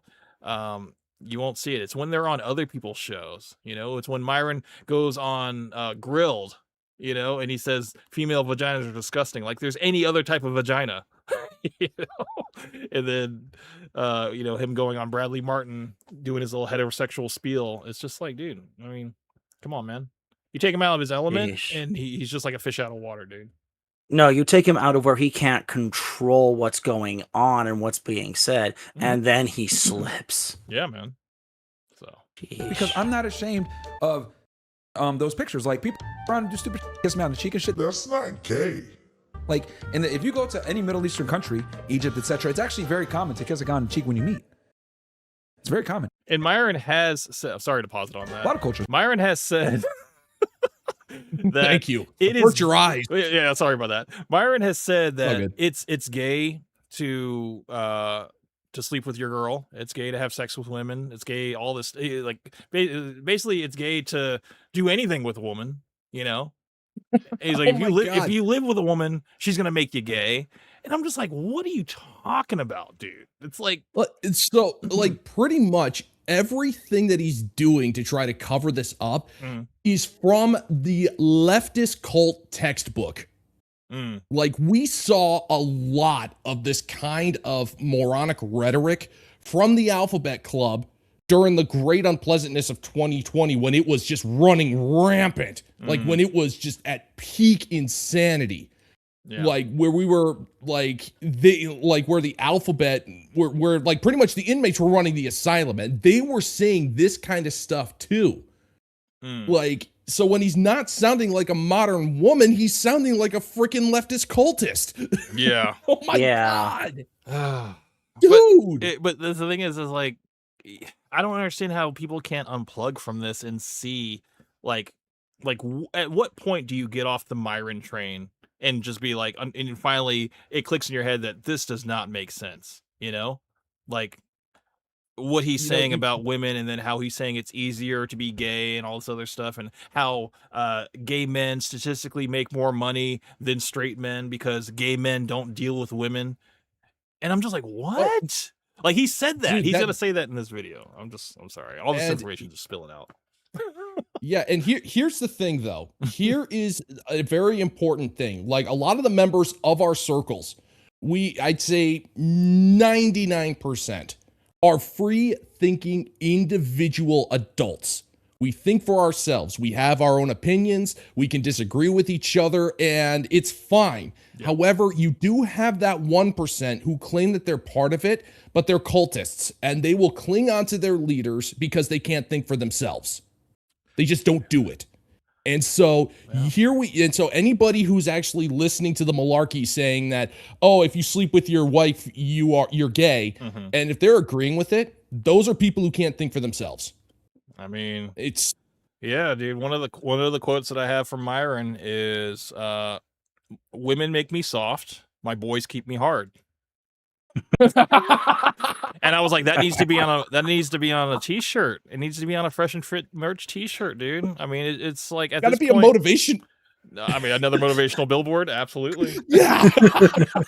I swear, Cam, you got to start making some of these shirts and start selling them. I mean, on a store. I swear, Dude, meme them up, dude. I mean, make at least at the minimum, make a meme out of it. I mean, yeah. I mean, it's just too easy, dude. Way too easy. Let's keep going. Practice that. You're gay. All right, bro. Myron really embraces his culture. He just forgot to mention the part where they kiss their homies on the lips. But goddammit, guys, I can't handle this anymore. Surely the next clip will make all of this make sense. I was talking to this guy on their team. Another legendary clip incoming. Here we go. Smart guy. He's homosexual. And he was saying, because I was like, man, I've theorized that if you take the average net worth of a heterosexual guy versus the average net worth of a homosexual guy, guaranteed the net worth of a homosexual guy is higher. He was like, no, that's actually true. Why would that be? Well, because they don't deal with women. So think This about nigga's a They homosexual. can just get on Grindr. Just, I mean, what is he selling right now? Is he selling homosexuality as the financial way to go, to be financially free? Because you're not going to have to deal with women siphoning all of your hard-working money, you know? It's like, come on, Myron. God, it's like, Myron, put down the shovel already. Stop digging yourself deeper. God. You can't help it, man. He's No, he can't. he's theorizing right now, okay? He's theorizing. Okay, it's just a theory. A gay theory. Gay theory? A gay theory. Oh my God. Oh, I can respect a good. Yeah. No, Yeah, I'm a Game of Thrones freak. I can appreciate a good theory just as much as the next guy, but good God, Myron. But don't they? Okay. Oh. Okay, no, I see. See where I'm going here? Yeah. So they can just get on Grindr. Get what the hell they need done. What are you talking about, Myron? And go right back to work, and then keep. It's more transactional. It's quicker, more transactional, and then also when two men deal with each other, Less effort. it's less effort, and then. And I thought to myself, damn, like that's crazy because Homosexual dudes get way more sex than heterosexual guys. How do you know that, Myron? This is more information. I'm just like, where's your reference of information here? Like, are we looking Personal at experience? It's gotta be. It's gotta be anecdotal Yeah. experience that you're like. It's this perception that gay guys have more sex than straight guys. But yeah, it's just like all I see are benefits to being gay coming out of Myron's mouth. He's like, there's just more benefits, dude. You're gonna make more money because you're dealing with another man. That's double the income. Okay. And then you got, it's just easier. Okay. You know, you can just do what you got to do and then get back to work. You know, I'm just like, come on, Myron. Wait a second, guys. Did Myron find another reason to sell us on being gay? You mean other men? It's like he's low-key trying to turn us into homosexuals. I'm so pissed right now. And they said that the red pill guys are a bunch of homophobes. Turns out that was just a left-wing woke propaganda, trying to poison the minds of young men, instead of letting Myron do it. Maybe we all should start listening to Sensei and start having easy money, wise, intelligent, and time management productive gay sex. So I thought that was like crazy. I've always theorized it, but then he confirmed it was like, no, they actually do. And if you think about it, you look at Miami, you look at Austin, Texas, you look at New York City, you look at San Francisco, these cities that have like super high Homosexual populations. God damn it. You're not only terrorizing and studying gay relationship, but you know from memory where the gays are at. But guys, we have to go deeper. It's finally time to start gagging on the big old red pill. Glub glub. Andrew Tate was talking about like having the HQ with the boys, right? Nick Fuentes talked about it as well. And I saw a lot of people like, oh, that's weird, that's gay. Living with your friends or whatever. Yo, I've been telling you guys this shit for years. Do not live with your woman. Like this shouldn't be like some weirdo shit. Do not live with your girl, bro. Don't do it. Well, Myron, I want to get sex. Like I want to be able to like, hang out with her and watch movies. No. I'm gonna tell you why. Living with your girl is gonna make you a fucking make you fucking. God damn it. Andrew Tate is so alpha that he allegedly committed unhinged crimes just to go to a HQ exclusively for men. Andrew Tate was talking about like having the HQ with the boys, right? Again! You idiot! Ladies and gentlemen, here are the best reasons to be a homosexual. Here's what's gonna happen. You're gonna constantly get used and abused by women. You're gonna always get thrown to the side of the road, cheated on, or just like basically like taken advantage of. Girls are gonna constantly talk back to you. They're not gonna take you seriously. They're gonna disrespect you, and you're just gonna live a miserable life. Okay?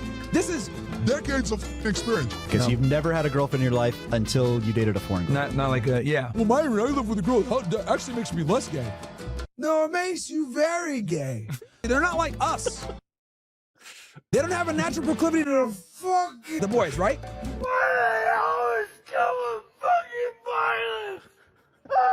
The moment he said that Nick Fuentes was already talking about leaving only with men, I knew already where this was going. Nick is the defender, no, the protector of Guys Only Club. I think if anything, it makes me less gay. Less gay. Not gay, less gay. There's a big difference, gentlemen. Yeah, well, everything's on a spectrum now. Yes. Everything is on a freaking spectrum. Right. You're a certain percentage of gay. There's never like absolute not gay or gay. You're a percentage. Everybody's a little bit, which is weird. Yeah. Weird perspective. Well, I mean, God. Oh. I feel like, honestly, after seeing this and after hearing some of the stuff that he said, I feel like one or two of my brain cells just threw in the towel and said, I'm done. Yeah. I'm done. Like, nope. At least now you can't take anything he says seriously at this point. You know, you never did before, but I'm pretty sure now it's just like there's no point of return. You know, like this has probably convinced you that he's a fraud and he just needs to come out of the closet, dude. He'll be so much happier. Just at this point, you might as well. I mean, you can still have things to say, but trying to pathetically mask it when there is so much evidence to the contrary. all you're doing is ruining what little reputation you have left and insulting what little intelligence your quote unquote fans have left. Yeah. And you know what? You know, he gave up a 6-figure government job for this, and I'm sure he regrets it every day. You know, I'm sure he does. I think if he could take it all back and just stay at that desk job, you know, doing whatever he was doing, and never pursue this social media thing, I think he would totally do it. Because I mean, this can't be the up and up for him. You know, this can't be. No. You know. No, he downward spiral. Absolutely. Like, you know, he knows it. That's why he's saying stuff like this. He's losing his freaking mind. Yeah. He knows it's the end, and he's just desperately trying to, you know, cling on to something, and by doing so, he's just saying some of the most bat poop things you can think of. Oh yeah. I know. Being straight makes you gay. Yeah, man. Hanging out with women is gay, and having sex with women is gay, man. It's just like, oh my obviously, God, obviously, right? It's like, man, make that make sense. Yeah. Female vaginas are disgusting, you know? It's just, I don't know, man. It's like, Myron, what is your alternative? Well, you know, you could increase your net worth by just getting on Grindr, okay? And just get one other guy, because that's going to be double your income, all right? They statistically make more money than straight men. So I'm theorizing. So your plan involves me taking the role of a modern woman and latching onto a man who's more successful than me in hopes of being able to siphon his resources? That's what chicks do. Yeah. Yeah, dude. You got a lot more. You got a lot more in common with chicks than you got with men. You know, and you're trying to lead from the front here. Okay, So it's Oh, like, how Cam, don't you kid- mean he's leading from the rear well, by you know, walking backwards? I mean, that's the reality, Through a okay? fr- But that's Yeah, behind through the a curtain. cornfield. God. I know that you guys maybe are feeling a little bit too gay to following this youth advice, but don't worry, because now everything is finally about to make sense, because we arrive in the deepest part of Marion Guinness rabbit hole. But the last time I did it was 2014. I remember specifically. What? Yeah, never again. Why? Female vaginas are disgusting. As opposed to male vaginas. Well, that's the thing, man. It's like his whole thought process of saying that, it just means that, yeah, there is no coming back from that. You know, like that is definitely something a gay man would say. You know, a gay man is repulsed by a woman's vagina. You know, and Yeah, it doesn't rev it's his engine. it just does. It just is. That's how they're wired. They just like, ugh, you know, and that's exactly how Myron feels. So it's like, if it's a natural, like, adverse reaction, then that's all you need to know. You know, this is literally like, this is something that you just cannot help. This is how you feel about it. You dabbled and you didn't like it, you know? But now That's who you are. That's who you are. Fine. Yeah, but he has to keep up the charade. Okay, he's got way too many Yeah. people that are depending on him to keep up the charade. So it's just like, I mean, he's too far deep, man. He's like, he can't switch. He can't, man. It's just that's career suicide at this point, you know, and he can't afford to do that. So No, he can't. he's got to keep this train going. 痛みを感じろ。痛みを考えろ。 Female Pain vaginas are reference. disgusting. 世界に痛みを。真羅転生。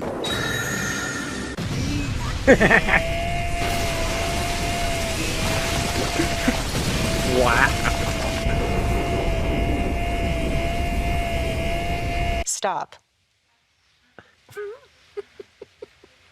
You eat vagina? Exactly. Point proven. Now you gay. Some of you might think that doesn't really add up. How can you be attracted to something that you genuinely find disgusting? Gotcha. Gotcha. The whole point of his idea is to spit so much no-sense bullshit that eventually your brain crashes and you break the matrix. And you're just gonna live a miserable life. This is the true philosophy behind the Red Pill movement.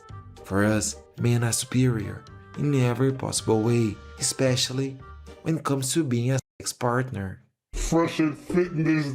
If you enjoyed this rabbit hole, check out the full playlist. Most of these videos ends up being God, about man. some guy from the manosphere. It's Yeah, I don't know if I could have played this video with those gentlemen that were a part of the call earlier, because some of them kind of held Myron on a little bit of a pedestal. So I'm kind of glad that, you know, current party included was able to enjoy this, because man, this was Hey. hilarious, dude. So Dude, I'm having a ball, man. no, I appreciate you coming to the stream, dude. And you know, I was kind of bummed that my internet went out last night when I joined you and AJ, whatever, for the whole EDP stream. But I'm glad that I I'm back couldn't up. watch that video again, Camp. Ugh. Yeah, well, you know, I just happened to be on. And I was like, oh, dude. I was like, he's streaming it as well. I was like, let me chime in, whatever. But I'm just glad that, you know, I found your channel, Locke, and I watched that one video that you released earlier today. There's no hope for them, and yeah, you know, basically, you know, girls basically getting online and not realizing that, you know, the only reason that we're paying attention to you is because your boobs are showing. You know, it's just like, yeah. but they feed into that. They know this, though. They know this. Oh yeah, no, they know what they're doing. They know exactly. They know exactly what they're doing. Yeah, there's like I can't count how many videos I've seen of modern women going, "Stop looking at my breasticles. Right. I'm a human woman." It's like, okay, then why are you jiggling them around while wearing a bikini? Exactly. If it really means that much to you, throw on a freaking sweater before you talk about your communism. You don't do it. See how many live Because- viewers you have after that. You know? Yeah. They know. No, they know, man. They But just that's they yeah. they want to try to play the victim at both ends. And They really do. They want the attention, but they also want to victimize themselves for getting that attention, even though that's the one thing that they want. Exactly. But I mean, you can't fault men for being men, okay? Yeah, exactly. And our attention, you know, it's like I'm sorry, I'm sorry, but if you see a nice rack, you're gonna look at it. you know, Yep. and I know plenty of women too that are like, look, I appreciate a woman's, breasticles that are out and stuff like that. Like, I get it. I get why men act the way they do and stuff. And it's like, yeah, it's like, come on now, everybody loves a nice little pair, you know? But that's the thing. It's like, you want to be taken seriously, but you got to understand, like, you are sexualizing yourself before we ever sexualize you. So you can't fault us, for just viewing the screen, what's on screen, what you're providing for us. Absolutely. And honestly, again, 99% of the time I'm a live and let live type of guy. If that's the type of content you want to create, and if that's how you want to present yourself, you have every right as an adult to do that. If that's what you want to do, just as much as I have the right to call you out and make fun of you for it. Yep. Yeah, man. Yeah, man. Yeah, Good dude. times. Yeah, Good times, man. I'm glad I was able to. Yeah, dude. I went ahead and subbed to your channel, dude, because I want to kind of like watch more of your content and stuff. Because I know I've come across your content just through parallel Yeah, I've audiences heard and of your stuff like channel that. through Taylor the Fiend. Yeah, because I think but you I'll have sub you have to a both of content you on both my channels too. you have by the a way. I'll get content to that in a style that bit. is very similar to like other creators that basically pick up clips, rip upon them, whatever, and you got the whole animation thing going and stuff. So it's like I know Yeah. I've seen your content, and now that I finally get to like talk to you in person and stuff, it's a really cool moment for me on my end, So Appreciate that, man. Thank you. Yeah, It is yeah. actually nice to meet someone from the semi older manosphere from my perspective, because for me, that for me to talk to people from the old guard, that would be either speaking to Undead Chronic or Paul Elam. Mm-hmm. Yeah. Yeah, man. I mean, I've only been doing this for about 3 years, but it's been freaking awesome, man. Like, I mean, I've been taking, I've been on YouTube for about 14 years, but I haven't really actually taken it seriously for only about 3 years too. So, and like I've met a lot of great people on here, and also, got to go on, got to meet other people on other channels and stuff. And, it's just what I like about it is that nobody is too big or too small. Like at the end of the day, dude, we're just guys that just want to put out good content, and it's just a rarity when you get to see somebody that you watched but you never actually met in person or got whatever. So it's just, I don't know, this is cool, and I'm glad AJ was able to like connect us together and stuff, because AJ's a cool guy, and so one of the best, man. He's a great guy. Yeah, so yeah, but yeah, man, you're always welcome here. Appreciate it. You know the schedule now. Every Saturday night, 11:45. I kind of do these little open forum things, and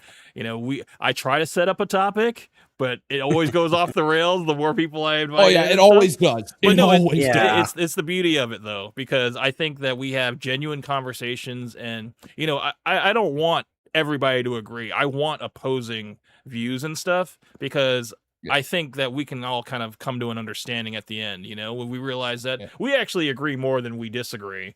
And but even when we don't agree, I think it's still good to have that conversation, because at least you can see where everybody stands on it. Yeah. I like to quote the late great man's man and Pop-Tarts legend Paul Harrell, who may he rest in peace. He said something that's been resonating with me for years. He says disagreement is a good thing. Absolutely. And that's something I try to live by. I may not agree with with the things that you have to say, but I support your right to disagree. And sometimes you can hear you can disagree, but you can still do it respectfully. Absolutely. That's one of the things that I love about this community. Yeah. And the thing is, man, it's like it's a generational thing too, because I'm a little bit older, and some of the people that I run into are Gen X, Gen Z, and Well, I'm Gen X. I'm like the last end of Gen X, whatever. But like Gen Z, Oh, I'm man, jealous of Gen X. they got a completely different like mindset and stuff. This whole like men and women are equal stuff, and it's like it makes great clips. Because I get to like say my piece, and then they get so furious and stuff, and but at the same time, it's like everybody kind of can learn a little bit from each other. Even if I don't agree, I can still learn your perspective and at least see where you're coming from. So yeah, you can't afford to be ignorant in circles like this. There's no need to be ignorant in circles like this. Yeah, yeah. Because otherwise, just it's an echo chamber. That's the last thing I want is an echo chamber. Oh yeah, no, those things suck. Yeah, man. I wanted that. I joined Reddit. Locke. Yeah. I'm trying to think. I think there was a debate like almost 8 years ago. I think you might have seen it, but it was one of I forget who it was, but they were debating about the whole echo chamber on Reddit, and I forget who it was. I know it wasn't Taylor, but I think Taylor the Fiend. But I know he was in the comments, and I don't remember specifically who it was on there, but the guy who was on there just ripped apart the whole Reddit argument and was masterful. Yeah, I'm not familiar with that, to be honest. I thought you would know. No, unfortunately, no. I've been doing this for about 3 years, and I've been kind of a manosphere outlier for a couple, but yeah, not for that long. Yeah, I'm realizing that we don't necessarily have to be like red pill, but I think just kind of just a place for men to kind of like come in and share ideas and stuff, not necessarily be so like cookie cutter in their ideologies and stuff. I think it's fine because we're all kind of like at different stages of our life in terms of like our goals and everything, and I'm married, gonna be married for 10 years. I got 2 kids, got a wife. Good for you, man. Thank you, man. And the thing is, like, me and AJ, like, we have this like thing about, like, we don't agree on everything. Like his whole thing about like just trying to steer men away from marriage. Like, I understand his point of view, but at the same time, I think that you gotta kind of not cut yourself off from any possibility. And go where you're wanted, meaning like if you see that your environment is not giving you the results that you want, then you need to change your environment, or you need to go where you're needed, and then you have that experience now. You know what you want, you know what you're looking for, and when you find it, you go for it and stuff. But like I said, you got to have the experience, and you also have to have the standards that you're not willing to compromise, So that means, finding women on dating apps, finding women on, social sites and stuff like that. That's a no-go, because most of the time. I wouldn't do it. Yeah. I've never been on a dating app, and good for you, man. Yeah. Like I've never, ever had that experience of swiping right, swiping left or whatever. None of that, So it's like, and also I have never had the heartache of being cheated on, So oh, you lucky devil! I am a pure soul. He's lucky. I am a pure soul, But also the thing is, me being married for almost 10 years, I'm not my health is not at risk, for any type of sexual transmitted diseases and stuff because I've been out of the game, for like 10 years, and it's like. You roll the dice every time you're out here in the world, You never know what you're going to get. And I don't begrudge people for, I have my own misgivings. I call it I'm not against marriage as a whole. I'm against the bureaucratic institution of marriage, which incentivizes divorce as well as profiteering off of a marriage. I'm not against marriage. I will never knock anybody for getting married. If you've got a solid relationship and you guys have taken the time and put in the work to make things work, I'll be happy for you. Yeah. Like straight up. Yeah. I'm not about to judge someone for getting married. Yeah. I'm just against the bureaucratic institution of it. Yeah, they definitely need to make some updates to the laws and stuff in terms of good luck. It's so in not other words, profitable the government for them. needs. Right, I was about to say. So in other words, the government needs to learn to hate money.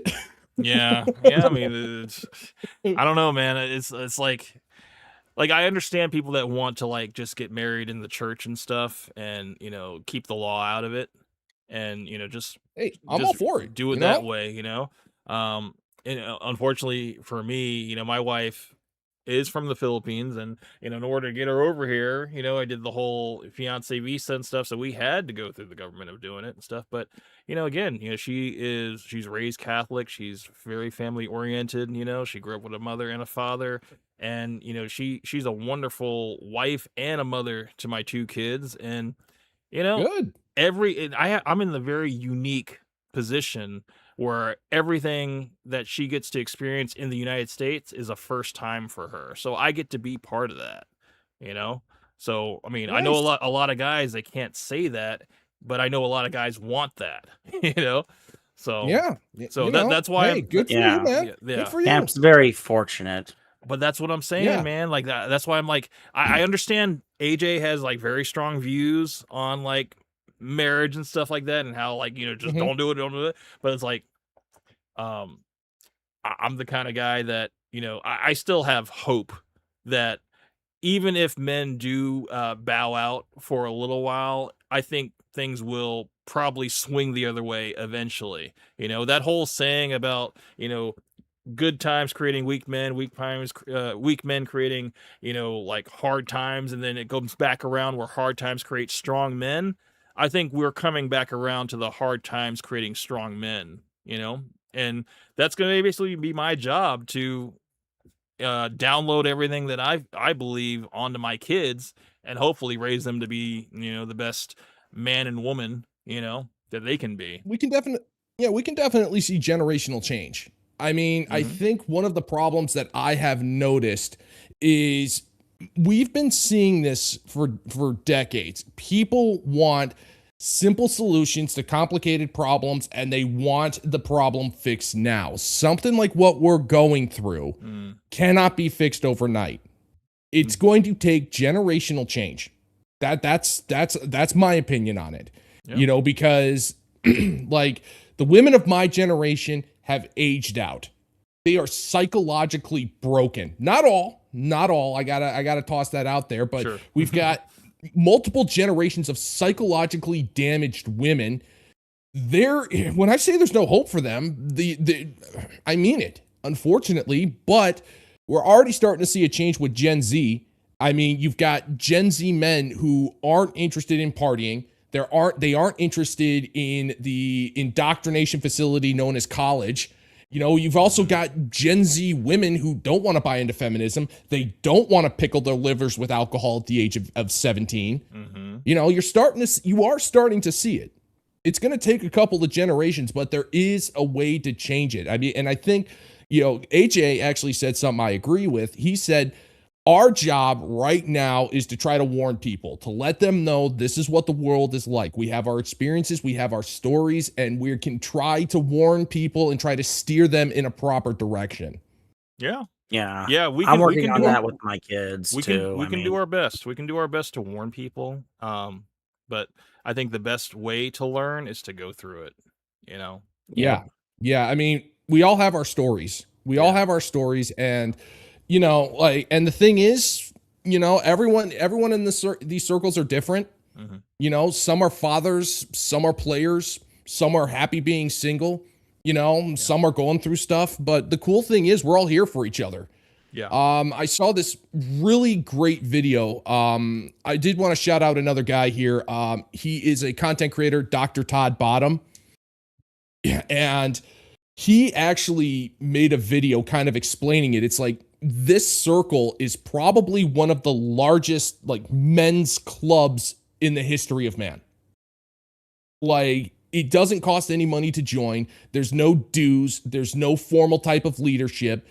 Any man can join of his free will. And he actually like crunched the numbers. There's millions of men like across literally every single continent from countries all over the world who kind of experience the same thing. And we're trying to help each other out. We're trying to help out, other people, trying to steer them, try to warn them of what's going on in the world. And we're having a fun time doing it too. It's kind of awesome. Well, I mean, you gotta love women documenting their lives, dude, and crying online, trying to garner sympathy, and like, you know, you got us guys that we can kind of like see through it. That, you know, it's like, if you are really truly having problems, I think running to the internet is not gonna solve it, you know. But it's like it's the default for a lot of women there, you know, and Yeah, that's sympathy and validation. Attention, sympathy, and validation. That's the only things that they that's what they live for now. You know, I don't mean to sound like emo when I say this, but that's pretty much all they got to live for right now. And they have no idea when they expose themselves like this, there are millions of channels like ours that are documenting and archiving every single thing they say. Yeah. Like, and it's almost like they don't care about their digital footprint, man. They're just living in the moment, and they're not realizing the long-term consequences of who might see it, whether it's like a future prospect or a job, you know. It's like, I don't know, man. It's like, I mean, you it's throw just a like all caution those in. OnlyFans models whose kids went to school the next day, and it's just like, did you not think about your kids, what woman? Yeah. They don't care about their kids. I know. They don't care. Like I've heard stories. I don't have any specifics, but like, you've got kids who have moms who make that kind of content. They come home from school and they try to tell their mother, it's like, Mom, what you are doing is making my life a living hell at school. It is bad. Like, I'm getting bullied constantly. Nobody wants to be friends with me. And her response, oh, that's just bullies. Just ignore them. Yeah. They don't care. Right. I mean, there was they that don't care about their own children. Right. That, Yeah, how there do was you like think we that get to stay in this nice 16-year-old house? kid whose sister was an OnlyFans model, and he told her just how badly what she was doing was wrecking his life. Oh yeah, and she didn't care. Yeah, she didn't care. She didn't care. She actually tried to make it about herself and about how she was better than him because she got better grades in high school. Yeah. You know, it's like I am kind of appalled at how selfish, like, I joke a lot about like a lot of the subjects because a lot of it is funny to me. One of the ones that I don't like joking about are mothers who don't care about their own children. And there are a ton of them out there, and the Only Freaks mothers, I've got no sympathy for them whatsoever because they are ruining their own children for their own personal gain, and that's despicable. Yeah. Yeah, unfortunately, man, it's the money. It's the money security that they value over everything, you know, because it basically it gave them all the opportunity, you know, to live in the nice house, to be able to, you know, give their children nice things and stuff, but they're not realizing the long-term detrimental psychological events that they're giving to their children, and it just doesn't matter, you know, just doesn't matter to them. They don't care. No. They do not care. They care more about themselves than their own flesh and blood, and that is disturbing. Yeah. We have an entire multiple generations of women who are not emotionally connected with their own children, and they weaponize their children against the fathers. These kids are basically growing up with babysitters, not with parents. Yeah. Yo, that's messed up. Yeah. And that's one thing that, you know, at least in with our kids and stuff, you know, I work in the evenings, my wife works in the mornings and stuff, so we split our time with our kids. We refuse to do babysitters, we refuse to do daycare, you know, because we don't want other influences, you know, downloading onto our children and our children picking up behaviors. We want to have full control over that, you know. Absolutely. And you give a hoot about your kids. Yeah, I don't want to miss the major landmarks, you know, and just anything. I don't want to miss anything with my kids and stuff. So it's like, you know, the thing is, man, it's like we can want change for the world, but we gotta it's gotta start in the home, you know. And you know, it's gotta start from our own homes, and we have to be a good example to our kids. So you know, we can bring on the next generation, man. Thank you, man. You're a good dad. I appreciate that. Thank you, man. And I try, it's like the only thing I can try to do is just do the best that I can, and just they give me the motivation. My wife and kids give me the motivation to get up every day and work hard, man. And like this YouTube thing, it's fun. It's a lot of fun because I get to connect with all walks of life, people from all over the world, man. And it's great. And this is where I truly feel alive doing this, because I feel like, man, people that don't have this, it's like you guys, I'll talk to anybody, man. Like it doesn't matter who you are, man. I'm sure that I can connect to you like in some form or fashion and stuff, and maybe, bestow a little bit of advice, or maybe I can learn something from you, so. You know what it is? It's community. Yeah. It is community. It is men being able to get together, to socialize, to talk about stuff. It's a legitimate sense of community. There's a lot of camaraderie in these circles. It's awesome. Yeah. I think a lot of people, they're kind of isolated, they're just sucked into their phones, and you get the people that are just like socially awkward, but I think the people that come out and are part of my community and stuff, they're like, look, at first it was hard for me to talk and stuff. I was just like listening on the stream, and then I started chatting, and then you invited me on and stuff, and now it's easier for me to talk. And it's like I've had so many people that have told me that this community that over here has been, it's been a way for them to come out of their shell, and I'm grateful, very grateful. Yeah. I mean, it's helped me. Not gonna lie. And Camp's also kind of turned into a mentor for my YouTube channel too. Nice, yeah, dude. I mean, I'm a graphic designer by trade, Locke. So like, if there's anything you need in terms of like design, a logo design, or a revamp of your channel or something like that, just hit me up, man. I'll help you out, brother. Dude. Yeah, I appreciate that, man. Thanks. Yeah, Camp helped me with my channel. What was it that? Did a couple thumbnails for you. Did a YouTube banner for you. Yeah, my YouTube banner. Yeah. He really helped me with that. That was great. I still thank him for that every chance I get. Man. Thank you, Camp. I mean, I don't want this graphic design degree to go to waste, brother. So I don't blame I can learn a little bit from everybody here, man. I mean, you got plenty of life experience, and I'm sure I can learn a little bit from Locke as well. I'm watching your content now, and I'm just taking notes, and same with AJ, taking notes from AJ, So I mean, you guys are killing it, and you guys just need to keep on killing it, because I'm gonna learn from you guys so I can kill it as well, bro.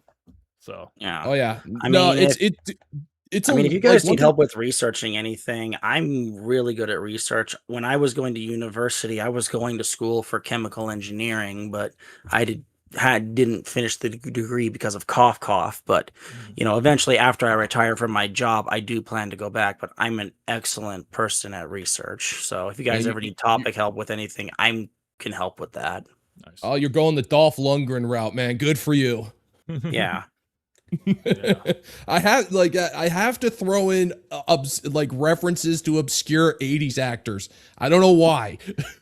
I mean, I'm an 80s baby, man, so I can appreciate it. Oh yeah, me too. me too. I'm you see, you're late Gen X. I'm an entitled millennial. So I'm a millennial too. But the thing that was nice was that when I was growing up, all the 80s shows were still playing. So I actually grew up watching Power Rangers and everything, and it was just great. Oh yeah, we still we got to catch the tail end of video stores. I mean, I am of the firm belief that society started going to hell around the same time that video stores started shutting down.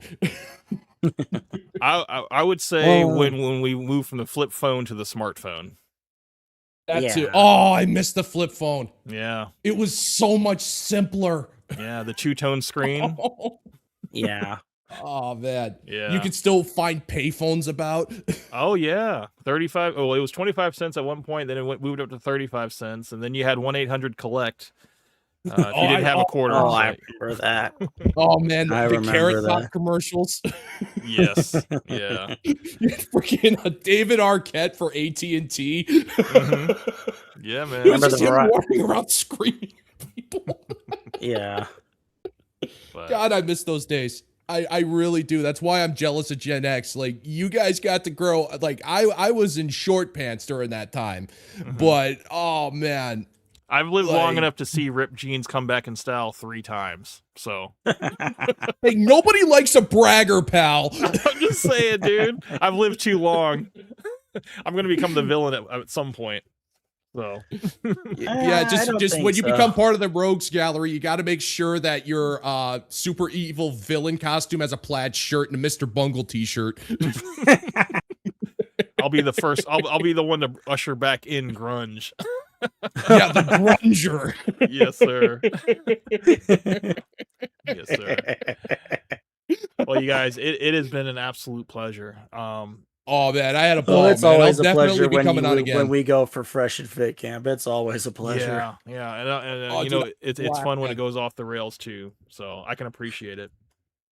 But yeah, dude, thanks for having me on, man. This has been great. I appreciate you joining, man. And make sure for anybody that has been watching this stream, make sure that you guys like the video on your way out. Subscribe to Locke the Bounty Hunter, Teen Toast Ghosts, AJ, AJ Rants and Reviews, Rants and Reactions. Sorry, I always say that wrong. Yeah. But yeah, you guys. It's a great channel. Yeah, no, it's great. And he also has a To Catch a Predator channel as well, a 5.0 channel as well. 5.0 and 304. 5.0s and 304s, absolutely. So I'm subscribed to all of those.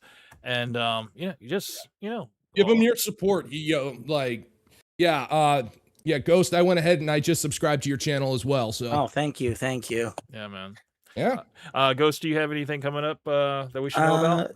Still working on my next video. I'm just gonna have to make the opener for it. I got no way around that. I thought I found something that might work. It's like no, but it's just like I've got to make it myself. But hopefully it'll be good enough to hopefully prove a point that some things human eyes are better than other things. Let's hope.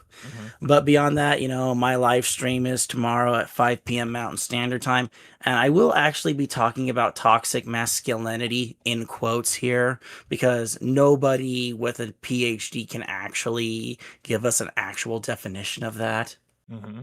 And Locke, do you have anything coming up that we should keep an eye out for? No, I post every day at noon Eastern time. Yeah, I mean that's pretty much it. I just post every day, noon Eastern time. Make sure you check out the stuff. Awesome. All right, guys. Well, that's it. I do want to thank everybody for joining the stream. Hope you guys have a wonderful weekend, and I'll see you guys on the next one. All right, peace out, camp. Have a good night. Peace out, guys. Thanks a lot. Take care. See ya. All right, ladies and gentlemen. So that was the stream. We're at 5 hours and 15 minutes. Wow. So yeah, you guys have a good evening, and I'll see you guys on the next one. This is Camp Hustle 1. Out. Hustlers unite every Saturday night. We shine bright, got the spotlight in sight. Live stream flames, haters take flight. Popping in with hang, keep the vibe airtight.